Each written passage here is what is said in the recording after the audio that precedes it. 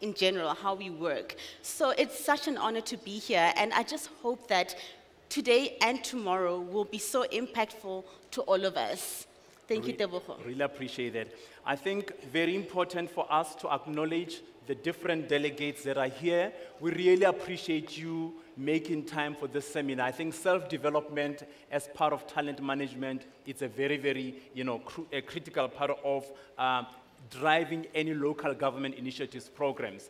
I just want to acknowledge the fact that we have different participants, both online as well as on the venue. Yes. We have some of the portfolio heads that are attending, chairpersons of the HRM portfolio committees. We have managers in the Speaker's office that will be attending this particular event.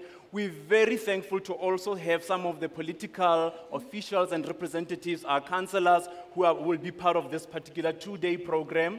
As well, I would love to acknowledge some of the SALGA officials. There's been a lot of men and women behind the scene who've put this together and who've made sure that this comes through to you. So for that, can we please just have a round of applause? I don't know the people virtually that are attending virtually. Can they show us some of the hearts, likes, and thumbs? Some of the thumbs up to show that you are virtually available online and you are with us present? Yes, I see some of them online on the screen, and we welcome you, and it's such a great honor to have you here or joining us online. Thank you. Now, it's always very important. I see some hearts. I see some hearts coming through on there. I saw a thumbs up. Yeah, that's great. Thank you. and a few people, of course, on camera would like that. I see a lot of people have hidden their cameras, but we know you are saving bandwidth. We are in tough and difficult times. Okay? I also do just want to highlight the fact that we have to be mindful of our safety. Yes. We are all converged here, and we want to make sure that everybody who got here safely, they go back home safely. So in case of emergency, I just got a few things that I just want to highlight. In case of emergency, we've been informed that the assembly, if there's an emergency, there will be an announcement made. And with an announcement made, we will all be required to move outside or exit outside on our left. For the people that are on the venue, we'll have to exit outside towards the tent sites. That's our assembly point. When we are in there, there will be Tebogo from SALGA, who's actually a representative who will make sure that he provides all the necessary instructions in case of emergency. There's a medic on site as well in case somebody's not well or in case something goes wrong. Please do know that there is medic services available on site for that. Just in terms of bathrooms, on my right side here, you have marked in green and red, and next to those exit in green and red, there's signage for bathrooms for both male and females. So that is where you can find that. I thought what would be very important, before we speak about this theme for this seminar, I just wanted to compliment you on your beautiful look. You look wonderful, and you've honored the Heritage Month. And so does most of the people that are attending here, really looking good and bright for this morning. Thank you so much, Tebogo. And you've also honored the theme. And we truly appreciate that, because we need to embrace and appreciate our heritage as Africans and as humans as well. So thank you so much. It's a pleasure, ma'am. Talking about the theme for this seminar, repositioning the effectiveness of talent management as a catalyst for local government professionalism. Yes. I thought that was a brilliant theme for this year. What were your, what thoughts occupied you when you saw the theme, when you were asked to be program director and you thought, this is the auspices under which the program will actually be driven? So what came to mind is the fact that we are always in transitions as a nation and as local government, and we need to acknowledge those transitions.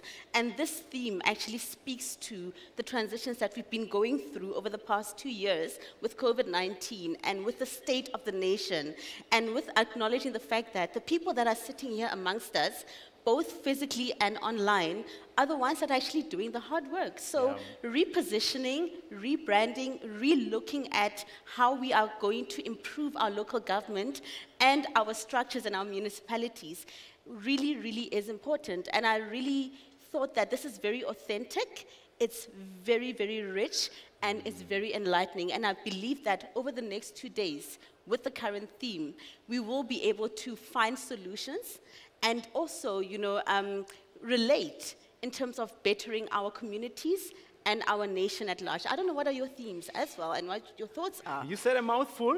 I looked at some of the sub-themes underpinning this theme for the year, for this 4th annual seminar. For me, the sub-themes are so powerful, they're so great, but they're also current with the trends in terms of where we're moving. COVID has propelled organizations to relook how they do things, new ways of work and all of that. But I thought for me at the core of this is, in whatever we do, we continue to be mindful about our well-being and our mental health. And I can't wait I know there are few speakers who will be actually touching on. That is very true. Yeah, just touching on that, I think we've got a great array of speakers as part of the program for the next 2 days that will be packed. Do you just want to talk a little bit about the 2-day program? Okay, so we've got a very, very packed 2-day program, but I believe it's very rich and it's very empowering and enlightening. So we have a lot going on and a lot of sub-themes, as Tebogo touched on, that we need to be very mindful of and we need to be very aware of. And I would like us to also be present about when we address these topics. Yeah. So, there's a lot that we're going to touch on, and we have various topics from sub-themes like, examining the cutting-edge workforce strategies of the modern world of work, which has changed because we are more futuristic as we speak. And then we've got, talent agility as well that we need to touch on. So it's going to be a very, very packed program in terms of themes, but I just believe that with the 2 days that we have, and the amount of time that we have, we'll be able to immerse ourselves. Sounds like a feast to me. It is a feast. Sounds like a good feast So we to will me. immerse ourselves in the next 2 days, and we will come out of here rich and empowered. Okay, Thank I you. think, Kelebogile, before we proceed with our formal program, I would like to urge everybody to stand up for the national anthem. Thank you. And as soon as we've taken the national anthem, we will just go through some of the housekeeping things that we would like to make sure that everybody is aware of, and everybody would like to be cognizant of. So can I ask everybody to rise for the national anthem?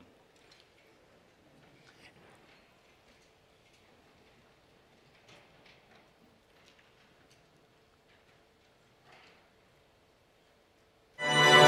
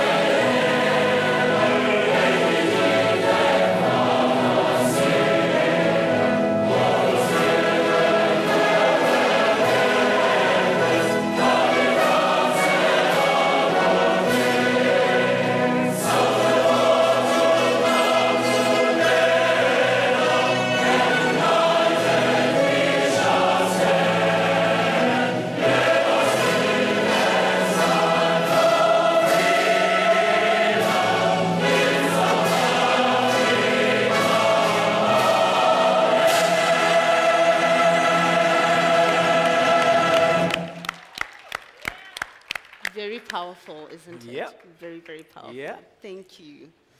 Thank you very much for that. I would just like, before we start with the program, just a few housekeeping items that I'd just like to highlight. Most of you in front of your tables, you would have seen there is, you have available the SALGA seminar app, what do you call it? Barcoding. Yes, the QR code. The QR code, Yes. yes. You can actually be able to, you can use the QR code to download the app from depending on the kind of the phone you're using. We will announce comfort breaks as we move along. Most of you would have received the programs. Yeah. So in the program, it will guide the different type of speakers who will be speaking at what point and all of that. Please take note of that.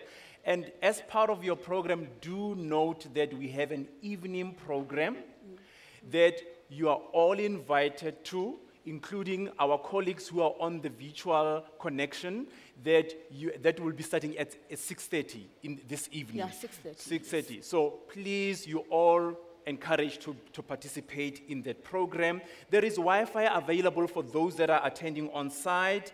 And also very, very important, please do complete your learner take-on form for your CPD points with the LG CETA. There'll be Mentimeter polls either later this morning as well as tomorrow morning. So this will be posted in the chats for you to be able to access, especially for our colleagues who are online. But for those people on site, you'll be able to use the QR code to access that. And then, of course, very important, we're asking our virtual participants to please use the chat if you've got questions or comments that you want to raise based on the different speakers' involvement as we move along with the program. And at any given point in time, as program directors, we will ensure that we give you an opportunity both on-site as well as virtually to ask questions. On-site, on the venue here, there'll be a few mics that will rove around for a Q&A when we get to that point where we take the opportunity for that.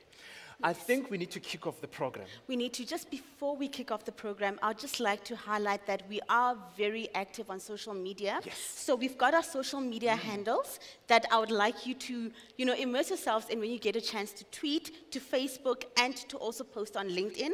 And our social media handles are #InspiringServiceDelivery, because we need to inspire. Repeat that. We need to inspire service delivery. #Inspiring Service Delivery. Love that. #LG Talent Seminar. So LG, Local Government Talent Seminar, and Local Government Transition. So #LG Transition. So just to repeat them for the last time, it's #Inspiring Service Delivery, #LG Talent Seminar, and LG, LG Talent Seminar. Talent Seminar. Thank you for that. All right. Do you want to introduce? Yes, I would like to the man of the introduce hour? the man of the hour, who is our main host for the day. So we are here because of SALGA, as you all know, and I would like to introduce Mr. Rio Noluchungu, who is the CEO of SALGA, and under the position of municipal capabilities as well as governance. Thank you very much, sir. To Mr. Rio.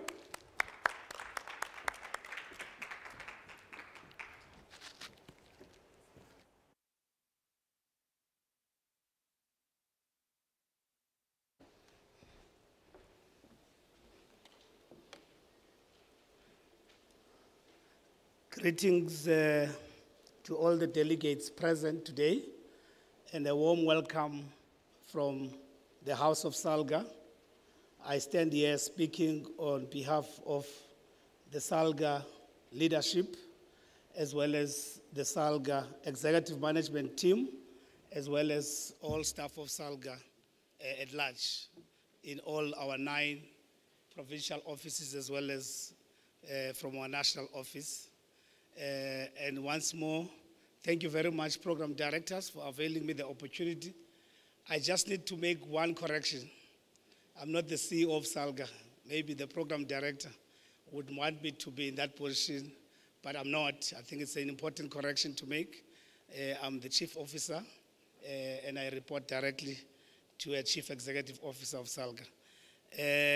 I'm told that I've got 10 minutes to speak, so I'm going to do a speed run through my input, and the input will be available on the app should you want to make reflections on what has been presented from my end as part of setting the scene. It's good to have you back after a hiatus of about 3 or so years as a result of COVID. I want to talk about these things to you as being the backdrop or the background to this seminar, and also welcome, of course, to those that are connected virtually. Of course, we organized this seminar towards the end of the year 2022 against the backdrop of these developments. We've just emerged from a very, very terrible and challenging period, having to deal with COVID with all its manifestations and impacts, which have affected society around the world, and also affected us in our country as well as in our environment of work in municipalities in many ways. We won't get into those details. Infections, we've been challenged by vaccinations, and there's also on the back of that been occupational-related injuries and claims, which we've had to manage over the period. So thankfully we're here against that background, and we are taking lessons as we move forward about that experience and how it can position us to improve as a system of local government, especially at the level of institutions where council and the administrations obviously operate. We also come from just after the local government 2021 elections, which were in November, and out of that, we were given an asset of 9,473 new councillors. 70% of them were new, and those men and women have been discharged the responsibility of leading this sector over the next 5 years, being the current term of municipal administrations. We've also had to prepare for that transition in many ways, helping municipalities to deal with that major change. It's often a painful and major change for all of us, not only at leadership in municipality, but also, you will agree, at the level of the administration. We've had to induct councillors. We've also had to support municipalities, deal with the transitions of contracts of municipal managers and their direct reports, which are ending or are on the verge of ending. We've had to assist them with all sorts of needs from a recruitment and retention point of view. We've also had to deal with issues of governance. Governance being an area of our work which requires business continuity. We've had to make sure that the municipalities don't stop simply because there have been elections and simply because there have been new elected office bearers. And we are also dealing, as we are grappling with that transition, we are also dealing with burning issues. Burning issues, senior managers in the sector who are calling up SALGA to advocate even more for a repurposing and a reform of the regime that regulates their remuneration.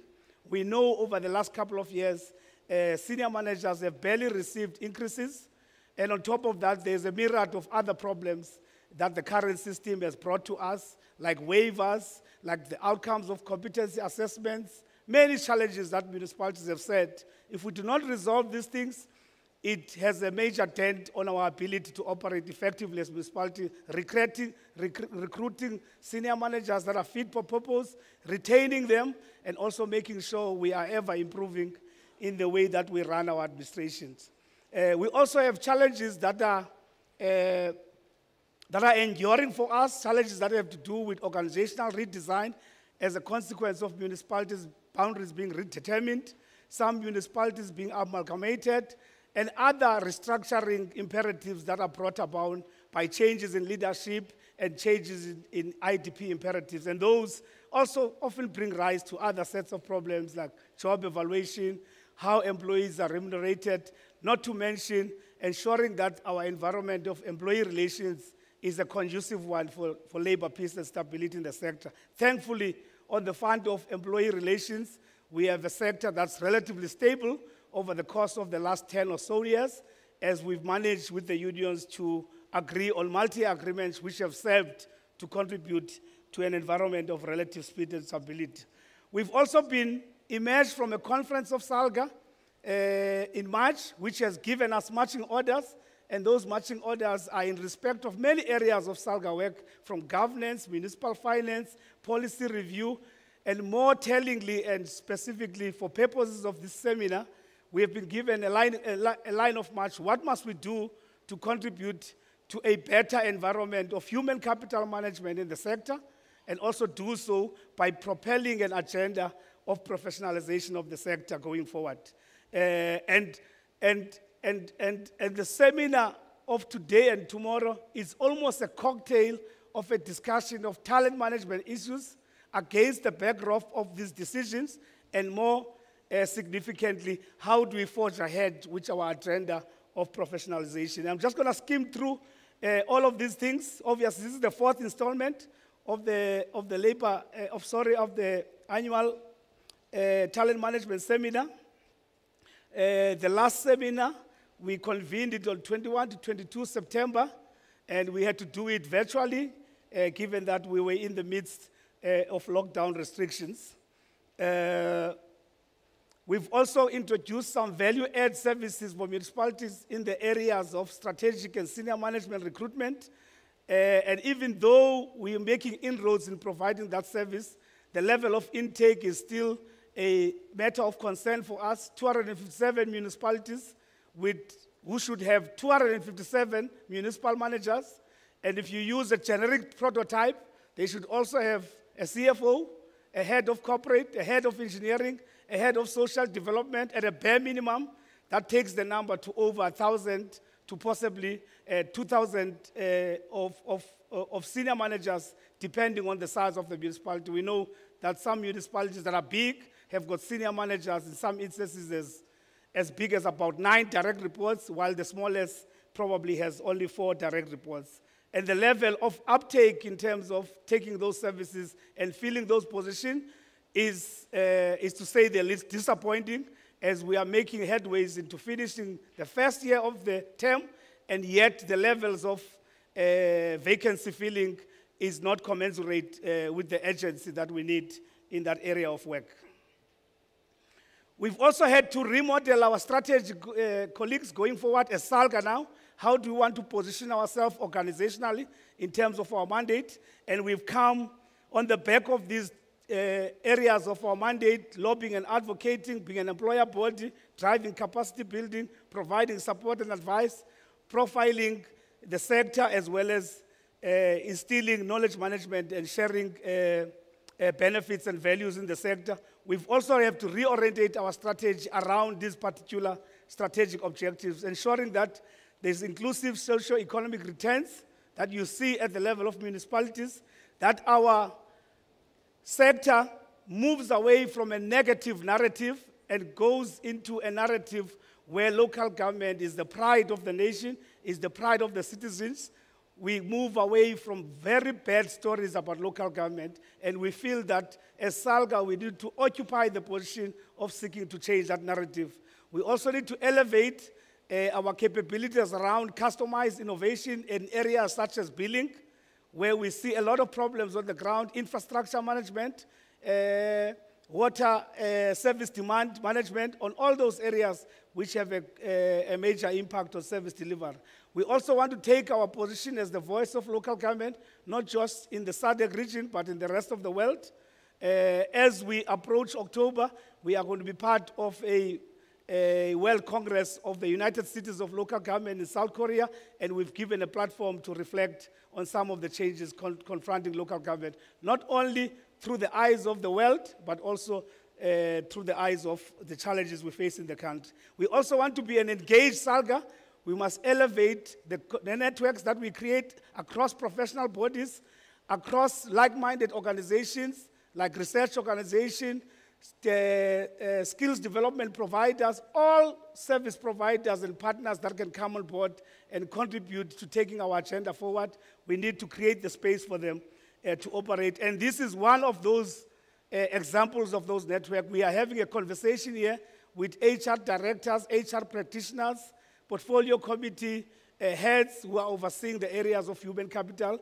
And lastly, we want to ensure that we advocate for a people-centered agenda of governance, taking our representatives to the people, bringing them closer, and trying to change the face of local government over time. And obviously ensuring that we do so through a range of interventions, benchmarking, monitoring and evaluation, so that we cast the spotlight where there's wrong to it, we cast the spotlight when there's opportunity for meaningful change, and we also elevate good practice where we see it.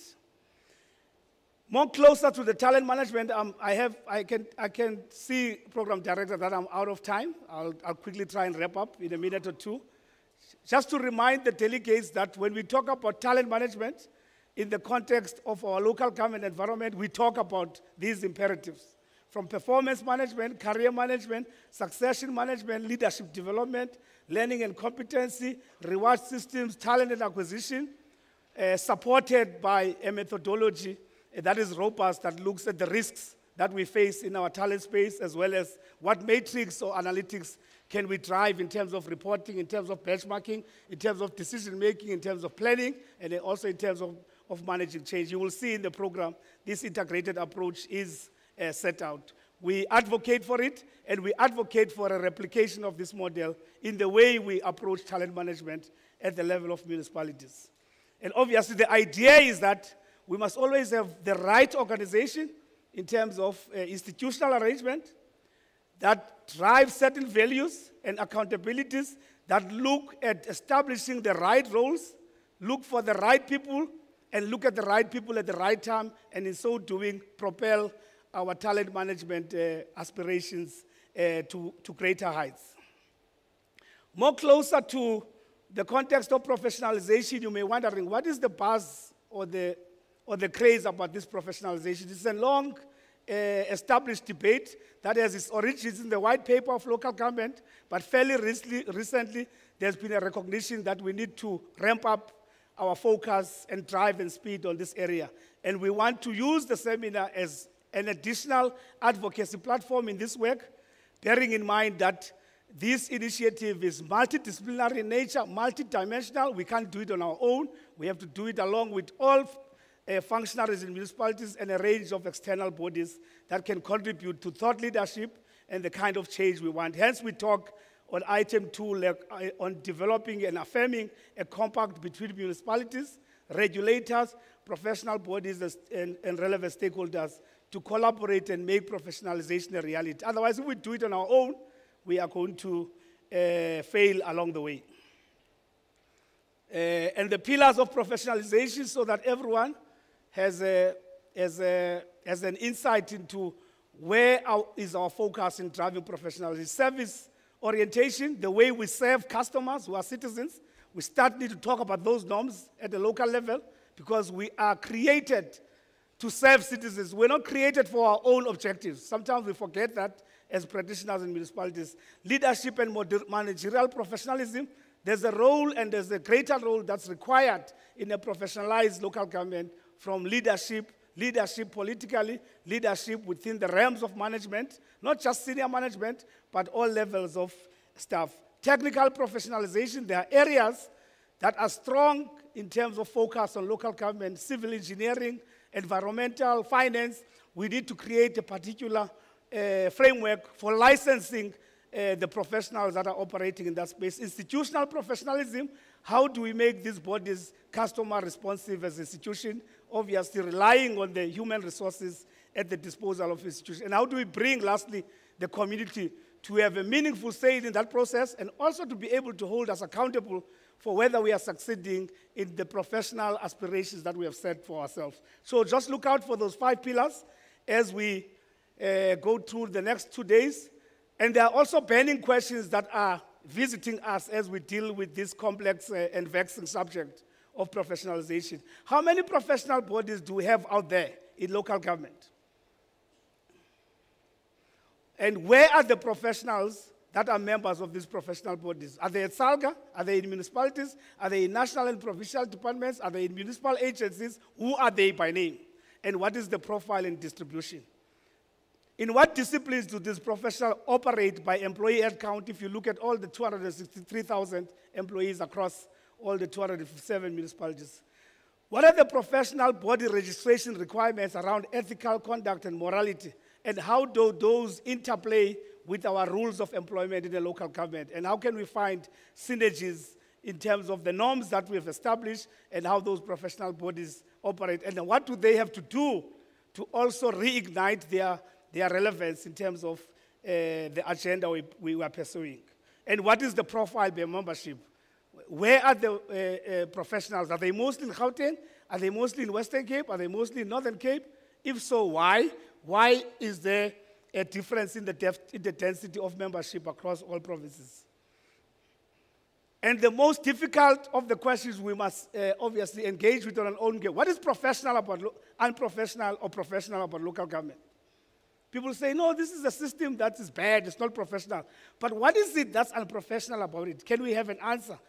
Is it the culture? Is it the systems? Is it the practices? Is it the processes? Is it the structure? Or is it something else? Can we hear those things that are unprofessional? While in the same vein, can we also know what's good about this system so that we know what to retain in this journey of transformational change? And how do the various professional bodies see or envisage themselves how this model of professionalization can work and also bring them into the ecosystem of contribution?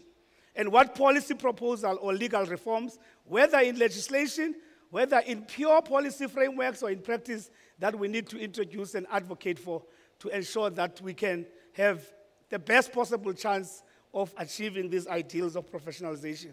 Who are the stakeholders everywhere, and what influence in terms of assets and leverage do they have, and how can we bring them on board?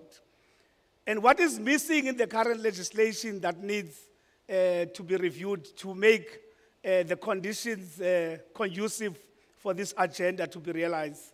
And what is out there in the domain of discourse that we are not seeing properly as SALGA, that we are missing, that the practitioners, both in the body of thought leadership, that they must bring to our attention so that we don't have blind spots in the way we are driving this agenda. So we have got those 10 questions that are serving to guide us as we go forward. As we speak, we've just released an RFP to call upon academics and interested parties to contribute ideas to this initiative that will start with the implementation of professionalization in Daba in March. We've called for papers, and we've called those papers according to particular themes, which when you look at the presentation, you'll reflect on. I will spend time there.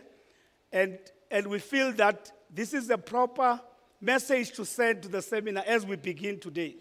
We're going to speak about a lot of things: reward, change, agility, reforms, and we just need to remember that we are doing so under the banner of a talent management platform, but we are doing so for two reasons: to take forward our agenda for improving the talent management and practice, but we are also doing so to propel the talent manager practitioners at the forefront of contributing to the debate and the discourse around professionalization. And we ask that you take the time to enjoy being part of this program, take in all the learnings, engage as much as possible, immerse, take the opportunity to network, and hopefully you will take away a lot of learnings and insights going back to your municipalities, and they will make you a better practitioner for the practice that you are responsible for and the roles that you fulfill in municipalities, and as part of what we call a growing community of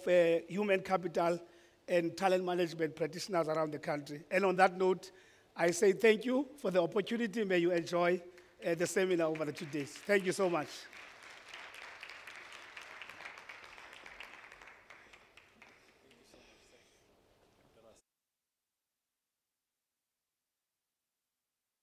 Round of applause, please.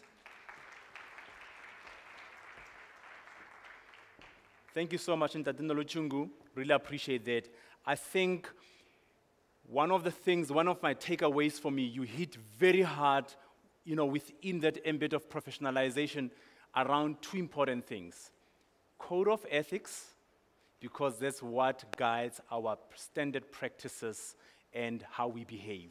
So I think that is very, very important. And I suppose that really what underpins a very good culture around how we deliver at the coal face to different communities that we serve as local government. Thank you very much, sir, for that input.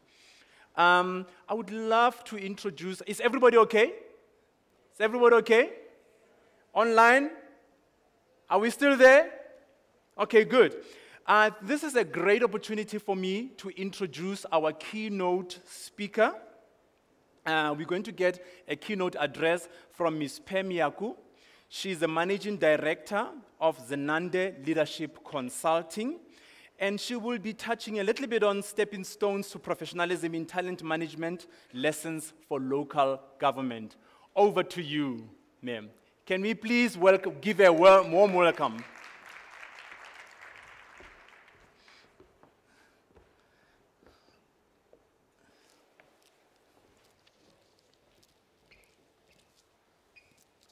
Good morning. Can you hear me? All right. It is a full house. I was sitting more to the front, and when I arrived earlier on, it felt people were still having coffee, I suppose. And when the program directors were saying it is a full house, and I thought, which house they're in?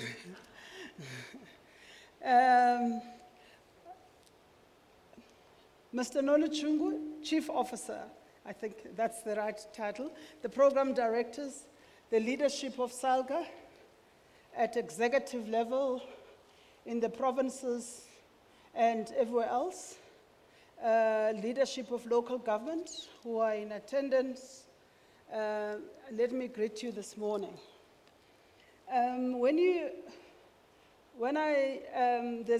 There's a thing when you issue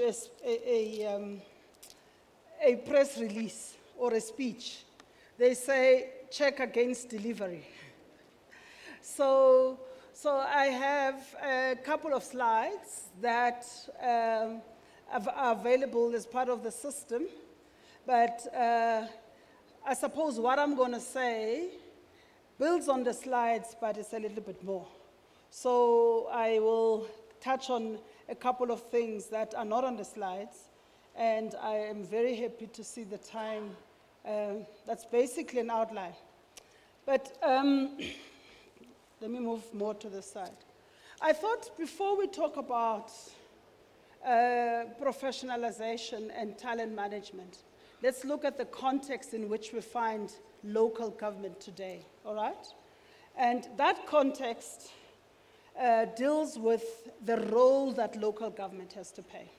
And obviously, by extension, officials in local government or practitioners in local government, whether they are in the political space or in the administrative space, must make sure that they play their part in achieving this notion of developmental local government. Mr. Luluchungu spoke about the genesis of the concept. It came from the white paper, 1996 white paper on local government, where there was a focus, really, a conversation that we need to move away, not just local government looking at just providing services, which is providing services is important, but looking at how do you provide services and more, and you do that in a way that contributes to socio-economic development. And it's about the well-being of our people, it's the livelihoods, all of that combined. It's a growing economy, it's looking after the environment, and all of those things are about taking a developmental approach to more than just the provision of water. Linked to that is that citizens are at the center of what local government does.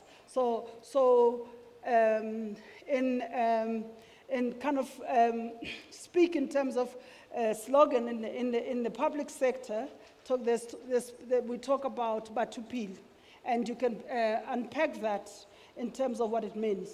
But at the same time, that requires that local government is capacitated to deliver on its mandate. So part of what we're talking about in terms of talent management, we're talking about how do you make sure that you build the capability and the efficacy to make sure that local government not only plays a developmental role, but is alive to some of the issues that are happening in the environment, or the impact or challenges that are happening in the environment. Whether those, as now where we are, is the impact of the pandemic, which we're still recovering from, and whether those are issues around the economy, which we all know when we talk about interest rates going up and how that affects revenue in municipalities, and issues of climate change, and adapting or being climate resilient. If in a municipal space, we saw what happened in eThekwini with the floods. Those are some of the things that the leader in local government today has to be able to be responsive to those things. Attracting and retaining the right skills and talent, and also to make sure that we deal with both objective and subjective factors. And I want to just double click on this, because there are certain things that are beyond the control of local government practitioners, but there are others that are within our control. And some of those things relate to issues of how do we deliver services that's within our control, all right?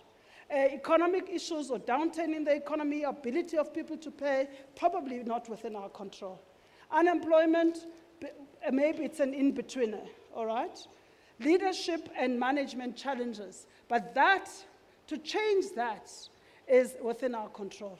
And therefore, when we talk about professionalization, we're talking about bringing a different ethos in terms of how we lead, how we manage. And at the core of that, it's about how do we build the right skills and the right talent and retain those. And also issues around, which is sometimes within our control, depending on your perspective, political instability. And we've seen a lot of this in areas where there is coalition government. And so it requires an agile leader. It requires a leader who thinks outside the box, who leads a leader who is professional, know their story, but at the same time adaptable to some of these changes. So there's, four things for me that are important. I think I've covered with that, some of it already. I keep on harping on this point on developmental local government, that it is at the core, at the foundation. It's not for the sake of it. It's not professionalization for the sake of it. It's professionalization with a heart and with a cause, if you like. So at that cause is, we make sure that we work with citizens and we work with communities. And we need to find ways of delivering in a sustainable way. It is also becoming, it sounds cliche-ish, this issue of employer of choice. Strong employer brand. Now, how do you retain talent if you don't have a strong employer brand? And a strong employer brand is to be an organization that everyone wants to work for. And the people that work in the organization also play a role in terms of their demeanor, because they are also brand ambassadors. So that employer brand is a function of both the employer and, if you like, the employees. And therefore, when we talk about professionalization, what is the posture that we want to give people, and how do we want someone who's looking, or a high school student who has to decide that what is my career path, when they see and hear that I work for Joburg, so I'm going to say the city of Joburg, that I would like to be that. And that's part of the the brand. It's about, Mr. Noluchungu spoke to this, issues of culture. What kind of culture are we talking about? And he asked a question further, and he said, when we are talking about what elements of the system that we want to change so that we are able to professionalize, I think I can't make the point about leadership more than I have. And for me, I would add to those things that part of the questions he asked, issues of transparent communication. And I think all of this has to be driven by professionalism. If you like, we can go back to the basics. And the basics of professionalism, before we talk about professional bodies, people talk about how progressive our Constitution is. And Chapter 10 of the Constitutions talk about that we need to inculcate a high standard of professional ethics, and those must be maintained and promoted. And I just want to add to those things as well, because I thought for me, what that means then, if we're going to inculcate that culture, we must be willing to change and be willing to do things differently. So there's a reframing thing that needs to do the way we were known and the way we used to do things. We have to look at, be willing to change that. And also, we need to subject ourselves to scrutiny now, because we are going to have a code of conduct. We're going to be talking about standards that we subscribe to and adhere to and want to be held by. And we want to be transparent and make ourselves vulnerable. So it's all about, those for me are all elements of building a professional local government practitioner, or professionalizing local government. Because if we are not prepared to subject ourselves to scrutiny or subject ourselves to certain standards, then we are not prepared to professionalize. And in doing so, in line with my theme of just saying, we're not doing it for its sake, we're doing it because there's a need for alignment. Because if we are not aligned to what local government is about, we can talk about, because oftentimes we could say, I belong to a professional body, and that's a good thing, all right? But belonging to a professional body that does not meet, does not serve anything, it doesn't play a developmental role, is a challenge. And that we need to start looking then on when we talk about talent management, what are the components of that strategy? And it must be founded, I'm looking at time, on employee engagement. And it is the extent to which employees value and enjoy and believe in their organization. It must be a robust performance management system. It must be premised on bringing, I've already spoken about a reputable brand, and a reputable brand is at all levels, a value proposition. And this is where I think if anything that I've said, you can forget anything else. Just as the one thing to remember is that we have to, when we are talking about professionalization, we're talking about making ourselves relevant. What is our value proposition? Why do we exist? Why are we taking airtime? And why should people listen to us? And why should people, why should we be placed in certain position? So the value proposition for me is the fundamental stepping stone of professionalization. Because if you know what you're about, if you know why people should, or it makes sense why you do what you do, and then there will be, then there is good foundation of fit for professionalization. And we also need to say, and this is where the transparency piece comes out for me, that we should be able to lead in the spaces that we are in. And leadership is at the core of professionalization. And what is leadership? And leadership is leadership. We can debate what is leadership, but leadership is at the core of it is to. I'm not going to go into the textbook definition of leadership, but leadership is about, for me, being seen and or believe in what you do, and seen to be doing and making a difference, and making a difference in a selfless way, in a way that is about serving, which brings skills like listening, it brings skills like transparency, it brings issues around ethics and subjecting yourself to scrutiny, but more importantly, it's about value that you bring into the system. So if your belong into a professional organization, but there is nothing that society benefits, or you are not part of moving the needle in terms of local government and its developmental role, then it's not worth it. So those things go hand in hand. And performance management, all right? So we must put our money where our mouth is. I spoke about the brand, and I think, am I going the wrong direction? Yeah. So why are we doing this? Why should we talk to people? And I think this being the fourth seminar, it is important because people remain the most valuable. I see there's a word asset missing there in any organization and in municipalities. And we must genuinely invest and seek to nurture talent, all right? And it's not because it's a cliche and everyone else is doing. It's because it's the right thing to do. So you can't be talking about professionalization if we are not investing in doing business differently and doing it better.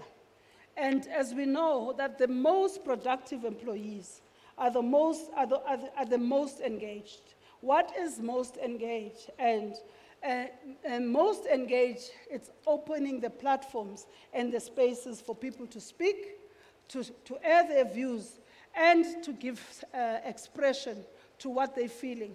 And it's about bringing the heart into leadership. Because we often talk about leadership and results, and we often forget that this is about people, which leads me to my next point, that we must embrace there's an emerging concept called the kindness economy. And that is an economy as public servants that is, and it came out as a result of the pandemic and looking at what people have been going through, that we need to start thinking about what is the impact of, if someone comes to work, what are they going through, all right? Are we prepared to be more flexible? Are we also using, I mean, everyone these days use Teams, for example, and are we flexible enough to be accommodative? And for people to connect as we are doing in this meeting, there are people online, there are people here, and, oh, I see the program. Yeah, okay, I'm looking at that. Is that behind? I must stop now. Oh, okay.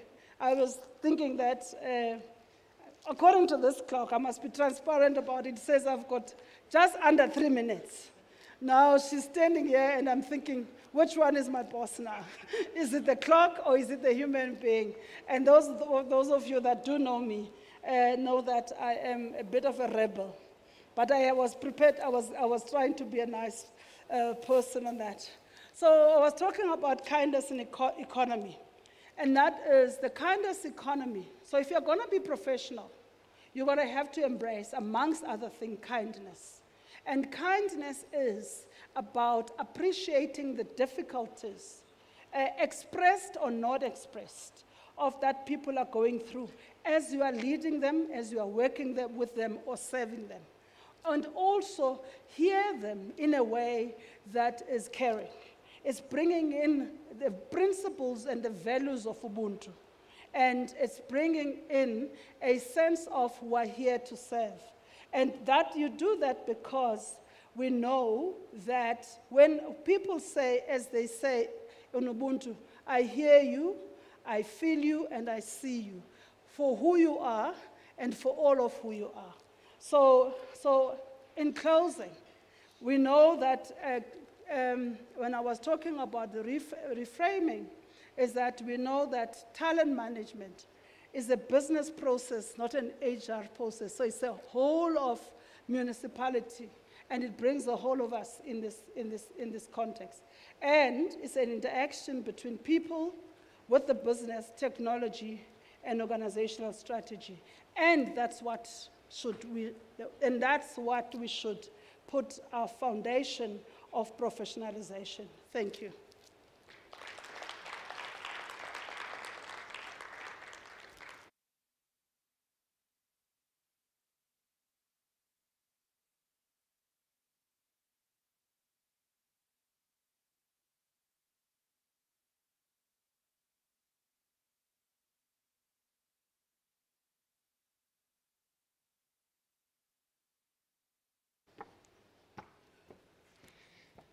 Thank you so much to our keynote for that address. And, she touched on very important topics of authentic leadership and servant leadership. So now we are going to get into the subsections, our sub-themes that we are going to touch on today. And I would like to introduce our very first speaker, who will be touching on, excuse me, let me just open this again. Yes. So who will be touching on the first sub-theme of examining cutting-edge workforce strategies of the modern world of work, the future of work reinvented, because we know that our future of work has been reinvented and revisited and is also under transitions. So the very first speaker is Ms. Diksha Laltij, who's an Associate Director of Talent Transformation for PricewaterhouseCoopers, and she will be touching on talent management for the new world of work and trends and emerging practice. Thank you very much, ma'am. We welcome you on the stage.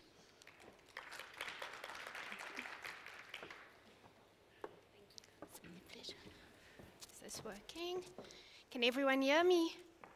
Good morning, colleagues. Morning. It's a pleasure to be with you this morning, and for all of those who are online as well. We are here to talk to you, or at least I'm here to talk to you today about some of the emerging trends in talent management. So there was a lot of conversation that just happened now, or some presentations around the professionalization of talent management. And I urge you to please look at the presentation, participate in the session, and also, most importantly, keep an open mind to how we stretch our limitations that we currently have in enabling the professionalization of talent management. I am going to start off with a quick video, and I hope this will play, just to give you some context of some of the emerging trends that we're seeing in talent management, and then we'll go into some of the details.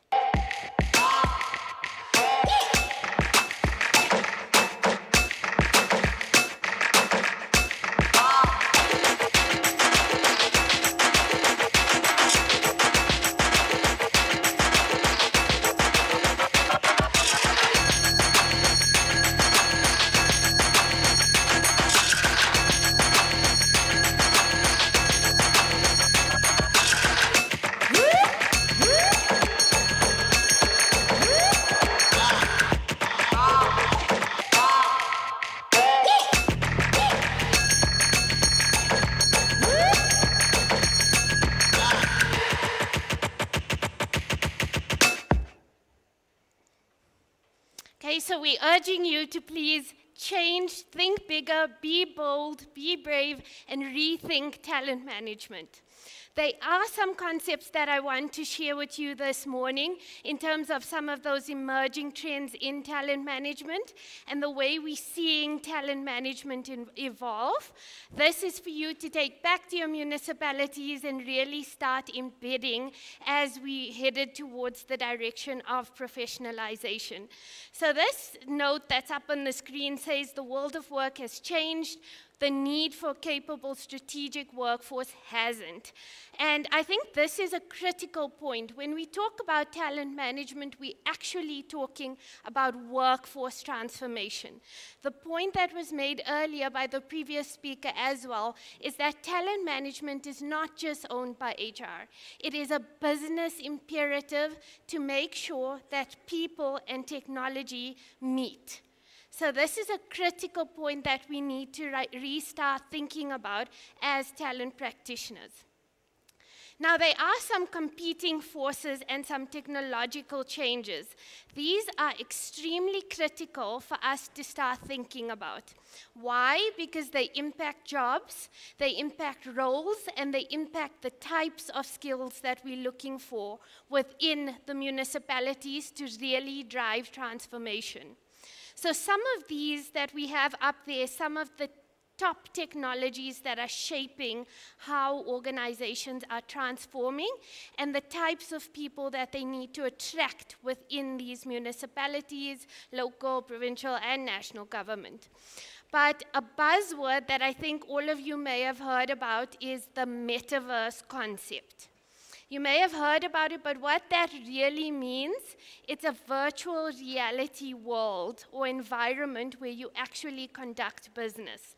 So when we restart thinking about things like hybrid working patterns, technology has changed and has transformed so immensely over the last 2 years that just using MS Teams or using Google or using, what's the other one, Zoom, that's now become outdated. We're looking at different, almost virtual worlds in which we can collaborate and do business.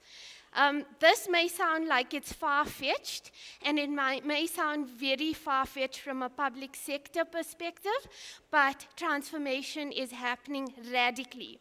And the point I want to make is if you take something like the pandemic that we went through, COVID, it forced us to transform rapidly. If something again hits and we aren't prepared and our workforce aren't prepared, our talent isn't planned for, we are going to end in a very similar situation that we were in 2 years ago or 2.5 years ago when that unforeseen mega trend hit us. So it's very critical to start planning. Some of the other things is the Internet of Things, blockchain, artificial intelligence, and the one I really want to highlight that's being leveraged as a critical technology for learning and development is your augmented and virtual reality. So I was at an education conference about 2 weeks ago, and universities are starting to leverage these technologies to develop students. What is the difference between using the technologies to really rapidly upskill employees? And this is something we need to restart or start thinking about, is how do we practically leverage these technologies that are now available to us? Okay, so there are a number of challenges, and everyone in the room is talent management practitioners within the HR faculty or business. And I know we're struggling with some core areas of issues as we look at the workforce. And critical one, especially from a public sector perspective, has been this hybrid working debacle, if I can put it in that way. If we go back to the pandemic, and I keep going back there because it was a major disruptor that pushed us to transform, a lot of municipalities didn't have the technology for their staff to go home and work. So productivity levels dropped way below the way it's supposed to be. This is a key consideration because now that employees got used to working from home, it's become an expectation. And if they're not being afforded those opportunities, we find that they're leaving the municipalities. They're looking for a different way of life. They're looking for meaningful work and more value. So this is critical to when we're building talent strategies to take the human part of it into account. What do staff need and value in order for us to retain them? Some of the other things that you would have noticed is the great resignation. Both private, public sectors are having this drain of skills because individuals are looking for their life purpose, their value. They want meaningful work. So if you have staff members who are, for example, capturing attendance registers all day long, they are going to become demoralized, demotivated, and eventually they aren't really contributing to productivity. Those are considerations we need to start thinking about. Repeatable tasks can easily, at low cost, be automated. And how do we use employees in a better way to do the tasks that machines and technology can't do? Because we have specific human skills that a machine or any type of technology can never have. So let's think about that in our talent management strategies. Change and culture is a critical factor to actually driving transformation. Now, if you look at those issues that I've kind of raised, there are 4 key reasons why these issues are happening, and we call them the 4 upheavals. The first one is around specialization. A lot of the jobs and the roles that we see are emerging require specialists, but also the type of skills that people are looking for or that we need are no longer just generalist skills. So you'll recall we used to just have generalist skills, and then we used to have our specialists. Then skills started transforming, and what we had was T-shaped skills, where you could have an individual with a generalist career path and then a specialist track. Now it's become even more complicated, where a few years ago it transformed to E-shaped skills. An individual had a generalist path and multiple specialist paths. This has become ridiculous more complex at this point in time, because it's changed to hashtag skills. Now that I can't even do with my hands, but it's numerous generalist paths and then specialist tracks that cut across it. This is the sweet spot of how we ensure that we have skills that are agile and that are flexible enough to move within municipalities if a disruption such as COVID hit that we couldn't predict. So specialization is a critical one, and it's also the reason why we aren't able to attract the critical skills we need, because we're not grooming or building those skills in the complex way that they require. The next one is around rivalry. Rivalry in the context of local government is where municipalities are working in silos to develop talent management strategies and to progress. But I love forums like this, because this is the type of connections we need to make and engagements to contribute to each other and to collaborate, to share knowledge, what is working, what is not working, how did you go about doing something, where did you change direction. And that's the only way we're going to make movement, is not to be in silos working in your individual municipalities, but to collaborate and learn from each other. I think when you're planning for the future, you can't sit anymore and just produce a 3-year plan or a 5-year plan. That plan has to be revisited and built on the move. So as you roll out activities, you feed it back into your plan. You try something, it doesn't work, you test it, you change direction, and you try something new. So this rivalry part in working together is critical to drive talent management and the professionalization aspect of it. The next one is humanity, and I spoke about this before. From a talent perspective, people want valuable, meaningful work. And from a local government perspective, the biggest thing that we've seen or feedback we receive from some of the surveys we conduct is that people are in those roles because they want to make a contribution to our country. They want to help citizens. If they are put in a role where they aren't able to do what they value and is important to them, we are going to lose their motivation. And no matter what type of talent management activities you put in place, you are not going to see movement on it. So it's always to keep that humanity part of everything we do central to our planning. And then the last one is around scarcity. So here I just want to touch on skills. We understand that certain municipalities, departments have a skill scarcity. But do we actually know what the skills gaps are? Have we determined exactly, is it technical skills that we're missing? Is it managerial, leadership skills? Because how are training and development initiatives focused if you don't know what you're missing? So my advice, or from my work in skills development, I would say that the starting point is always to take the time to see what you actually have before you can plan for what you don't have. Okay, colleagues, I'm not going to go through all of this detail, but some of the major trends that we're seeing emerging from a talent management perspective is firstly around learning. Learning is critical, but the structure of learning is completely changed. From old school classroom type of learning, a lot of people go for the training for lunch, they come back, they don't implement what they've learned, and then they forget it. So that training is not actually producing efficiencies and effectiveness.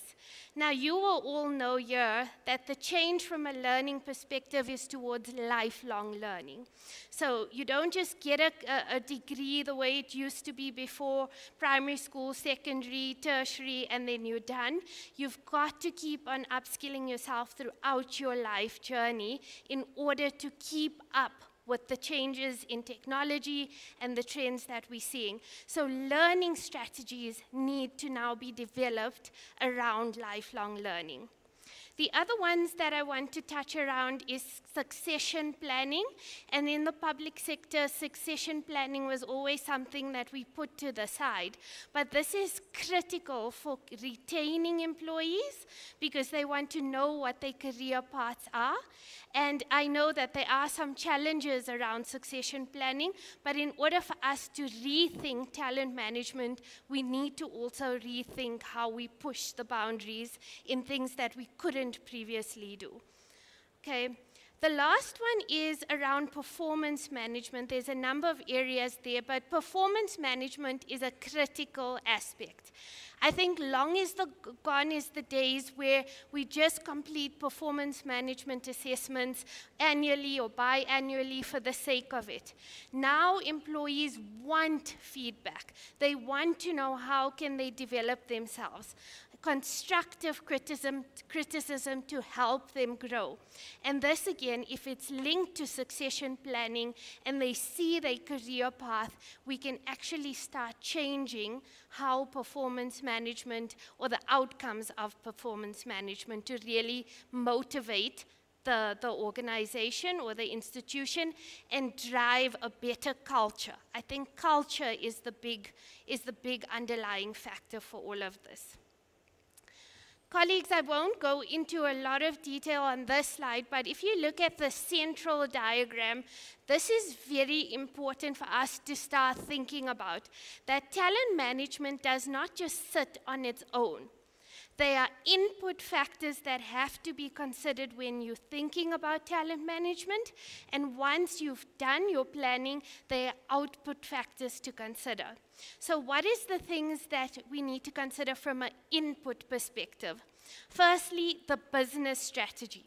Developing a people strategy or a talent strategy without considering what is your municipal objectives, what is the growth aspirations, there will always be a misalignment if those two don't speak to each other.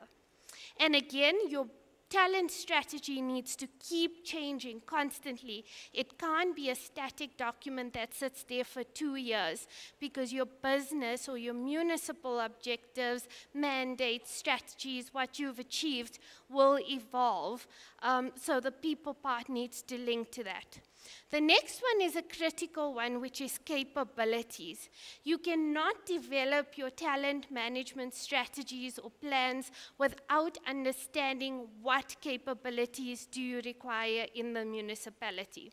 Now, when we talk about capabilities, we talk about what are the new capabilities, say from a tech perspective.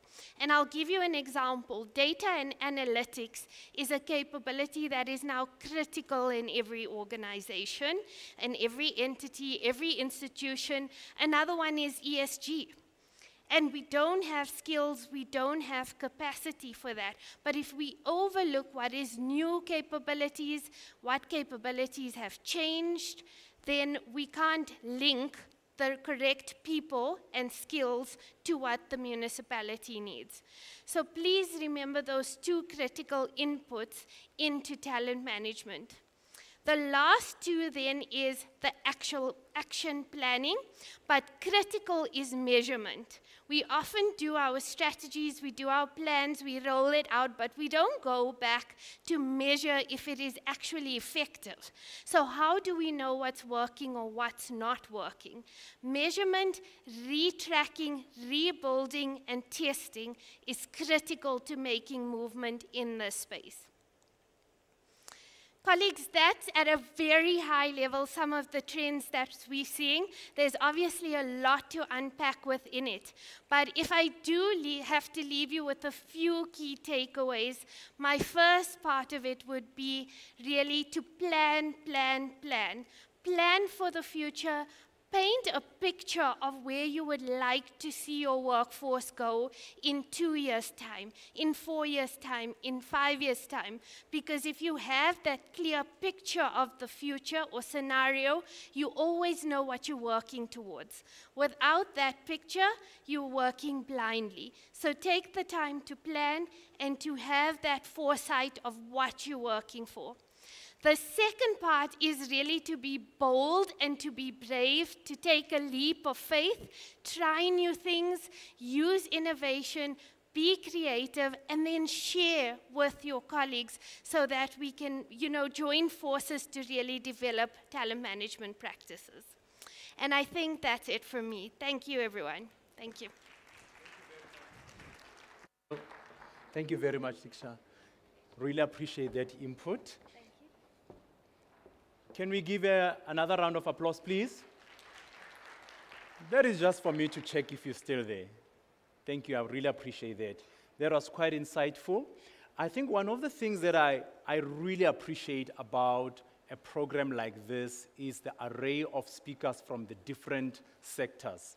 And I think I'm appreciating the partnership. You can see the partnership between private, public, sectors coming together. So some of those inputs are quite important. I think, Diksha, coming from PwC, we need local government to work, right? And some of these practices is what informs new knowledge that we are creating. So I really appreciate that. Moving along the same theme of looking at cutting-edge workforce strategies, I also want to call upon somebody from Deloitte, from another consulting environment, to come please address us on the role of modern data analytics for optimized talent mobility. I would like to call upon on stage Mr. Sthembiso Phakathi. Please give him a warm welcome. Sthembiso, over to you.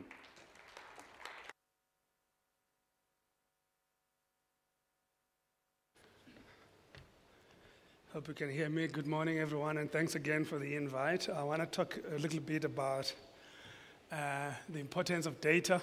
I always say that, my last slide's going to come up, I hope. I always say that the importance of data in the talent management space is amazing. And also the importance of this is that I always say that HR sits in a mine of data. And we always take advantage of making use of that employee data. Are my slides up?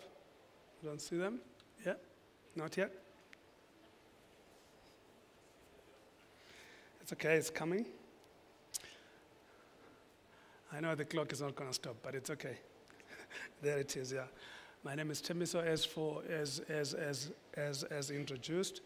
I think what we see from the picture there is that a lot of organizations are actually taking advantage of the data analytics, and they're asking the question, how can we use employee data to make better decisions? You can see some of the statistics that's telling us that, in fact, a lot of organizations are not using the data to their advantage. In fact, about 40% or 41% of HR functions have got sufficient information and data, and actually tech to utilize data, but they don't take their advantage. And this is, the stuff in the middle of the page is quite important for me. That's 70% of executives viewing analytics as a main priority for their businesses. In fact, data is not for HR, but it's for HR to use the data to help business or line leaders to make better decisions. In fact, you can see that on the right-hand side of your picture that actually data sitting in HR helps both small and medium-sized organizations actually to adopt a new way of thinking about mining and utilizing data, and also innovating or actually taking advantage of innovation. A lot of our clients always ask us who owns the data and where it should sit. In fact, there's quite a few of options there. You can see that some organizations actually have a hybrid fashion of some data sitting in the center and some sitting in the businesses. It just depends how easy it's going to be to access that data. So some of it can be centralized in an HR function, and some of it can be decentralized or federated, as we can see. So it doesn't matter where the data sits, as long as employees and managers alike are going to be able to access that data. Building a data-driven HR function means that you actually have to identify a few things. I think the first one is around identifying tools, artifacts, as well as technology to actually collect that data. I think it's always useful to, I think a lot of clients always think that they want to hoard data and keep data in HR, but they don't want to synthesize, consume it so that it can be used for, by business. Organizations and teams need to understand how to collect employee data and how to synthesize it to be utilized by business. The second one in the middle of the picture there is around HR practitioners. Whether talent or COEs or organizational development, you need to be able to have comfort levels in terms of capability to be able to synthesize the data and analyze it in such a way that it can be used across the enterprise. I always say to clients that sometimes clients will say, if you look at attrition or sick leave as an example, and the business leaders will say, what is this data telling me? As long as you analyze data in such a way that it begins to tell a story. So data on its own, in its raw format, is almost useless. So practitioners need to understand that organizing data, making sure that you analyze it in such a way that it begins to tell a story. And also you need to think about data as telling a story through patterns and trends. For instance, people that tend to take leave only on Monday and Friday, and then you look at the pattern of that individual or teams, and then you need to think about, what is that data telling me? And a lot of people always say, yeah, sick leave data or attrition data is useless. But if you look at patterns and how often and when those things happen, it begins to tell a story. HR and line leaders can just ask the person, we noticed that you happen to take leave on Mondays or Fridays, can you tell us what's going on? Or sick leave for that matter. So that analytical capability by HR practitioner is very important. I think the last one on the page there is around creating a data-driven culture. And again, HR is notorious for keeping data and not wanting to share it. Of course, because of the POPI Act and the confidentiality of some of the data, you don't share everything. But the data, most of the data for employees is accessible and should be shared. And by creating that culture of accessibility and making use of the line leaders to make decisions has to start with HR as an example. I want to talk a little bit about how HR can support business. By business, I mean department leaders, line managers, or managers to utilize data. I think the first one is around governance. Decide who's got access to what kind of information. I think the first one there is around creating that data governance to understand that what are the protocols and the escalations and who has got access to what. Because obviously if administrators, managers, and HR all have got the same access to the same information, you compromise credibility and integrity of that data. I think the second one, I've talked briefly about it around capability. Ask a question, do we have got the knowledge, skills, and capability to digest that data and understand what it means to be consumed by the people across the enterprise? I think the last one on that one, I think most of HR business partners talk about data adoption, but if if you don't take the data at when employees actually join the company or join the department, you're going to lose it. So during the recruitment process, development process, and employee life cycle, you need to ask yourself a question. How can we utilize this data so that we can use it in the later to make business decisions? One of my clients approached me the other day, and they said that we're seeing a lot of attrition over the past 20 months of the pandemic. And what does this mean? And help us understand it. So, and then again, we had to ask questions. What kind of people are leaving? What kind of skills are you losing?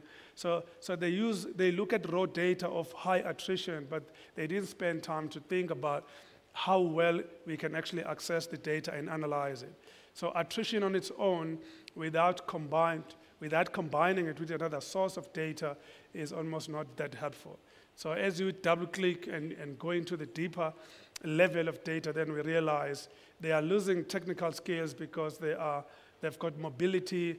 In fact, most of the companies we work with, they've got 60% to 70% of their staff are millennials and Gen Zs.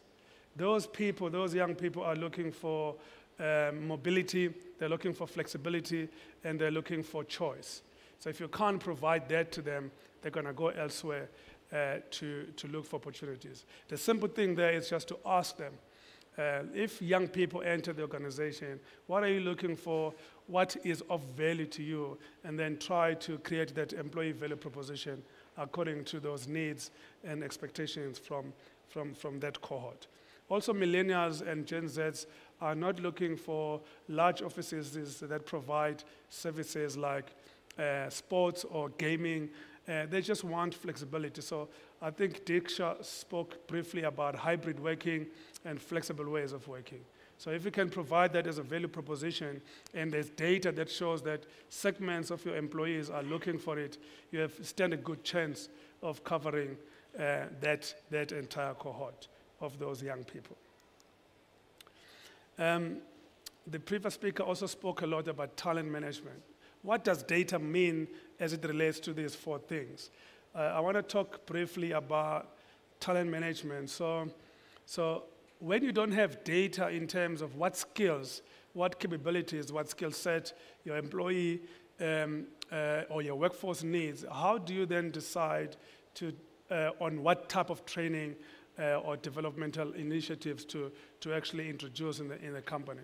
So talent management is not about skills, talent. It's also about understanding how people can contribute for the greater good of the company across the business.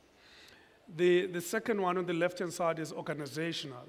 So that one is also important because I don't know how many of you are aware of the Balanced Scorecard.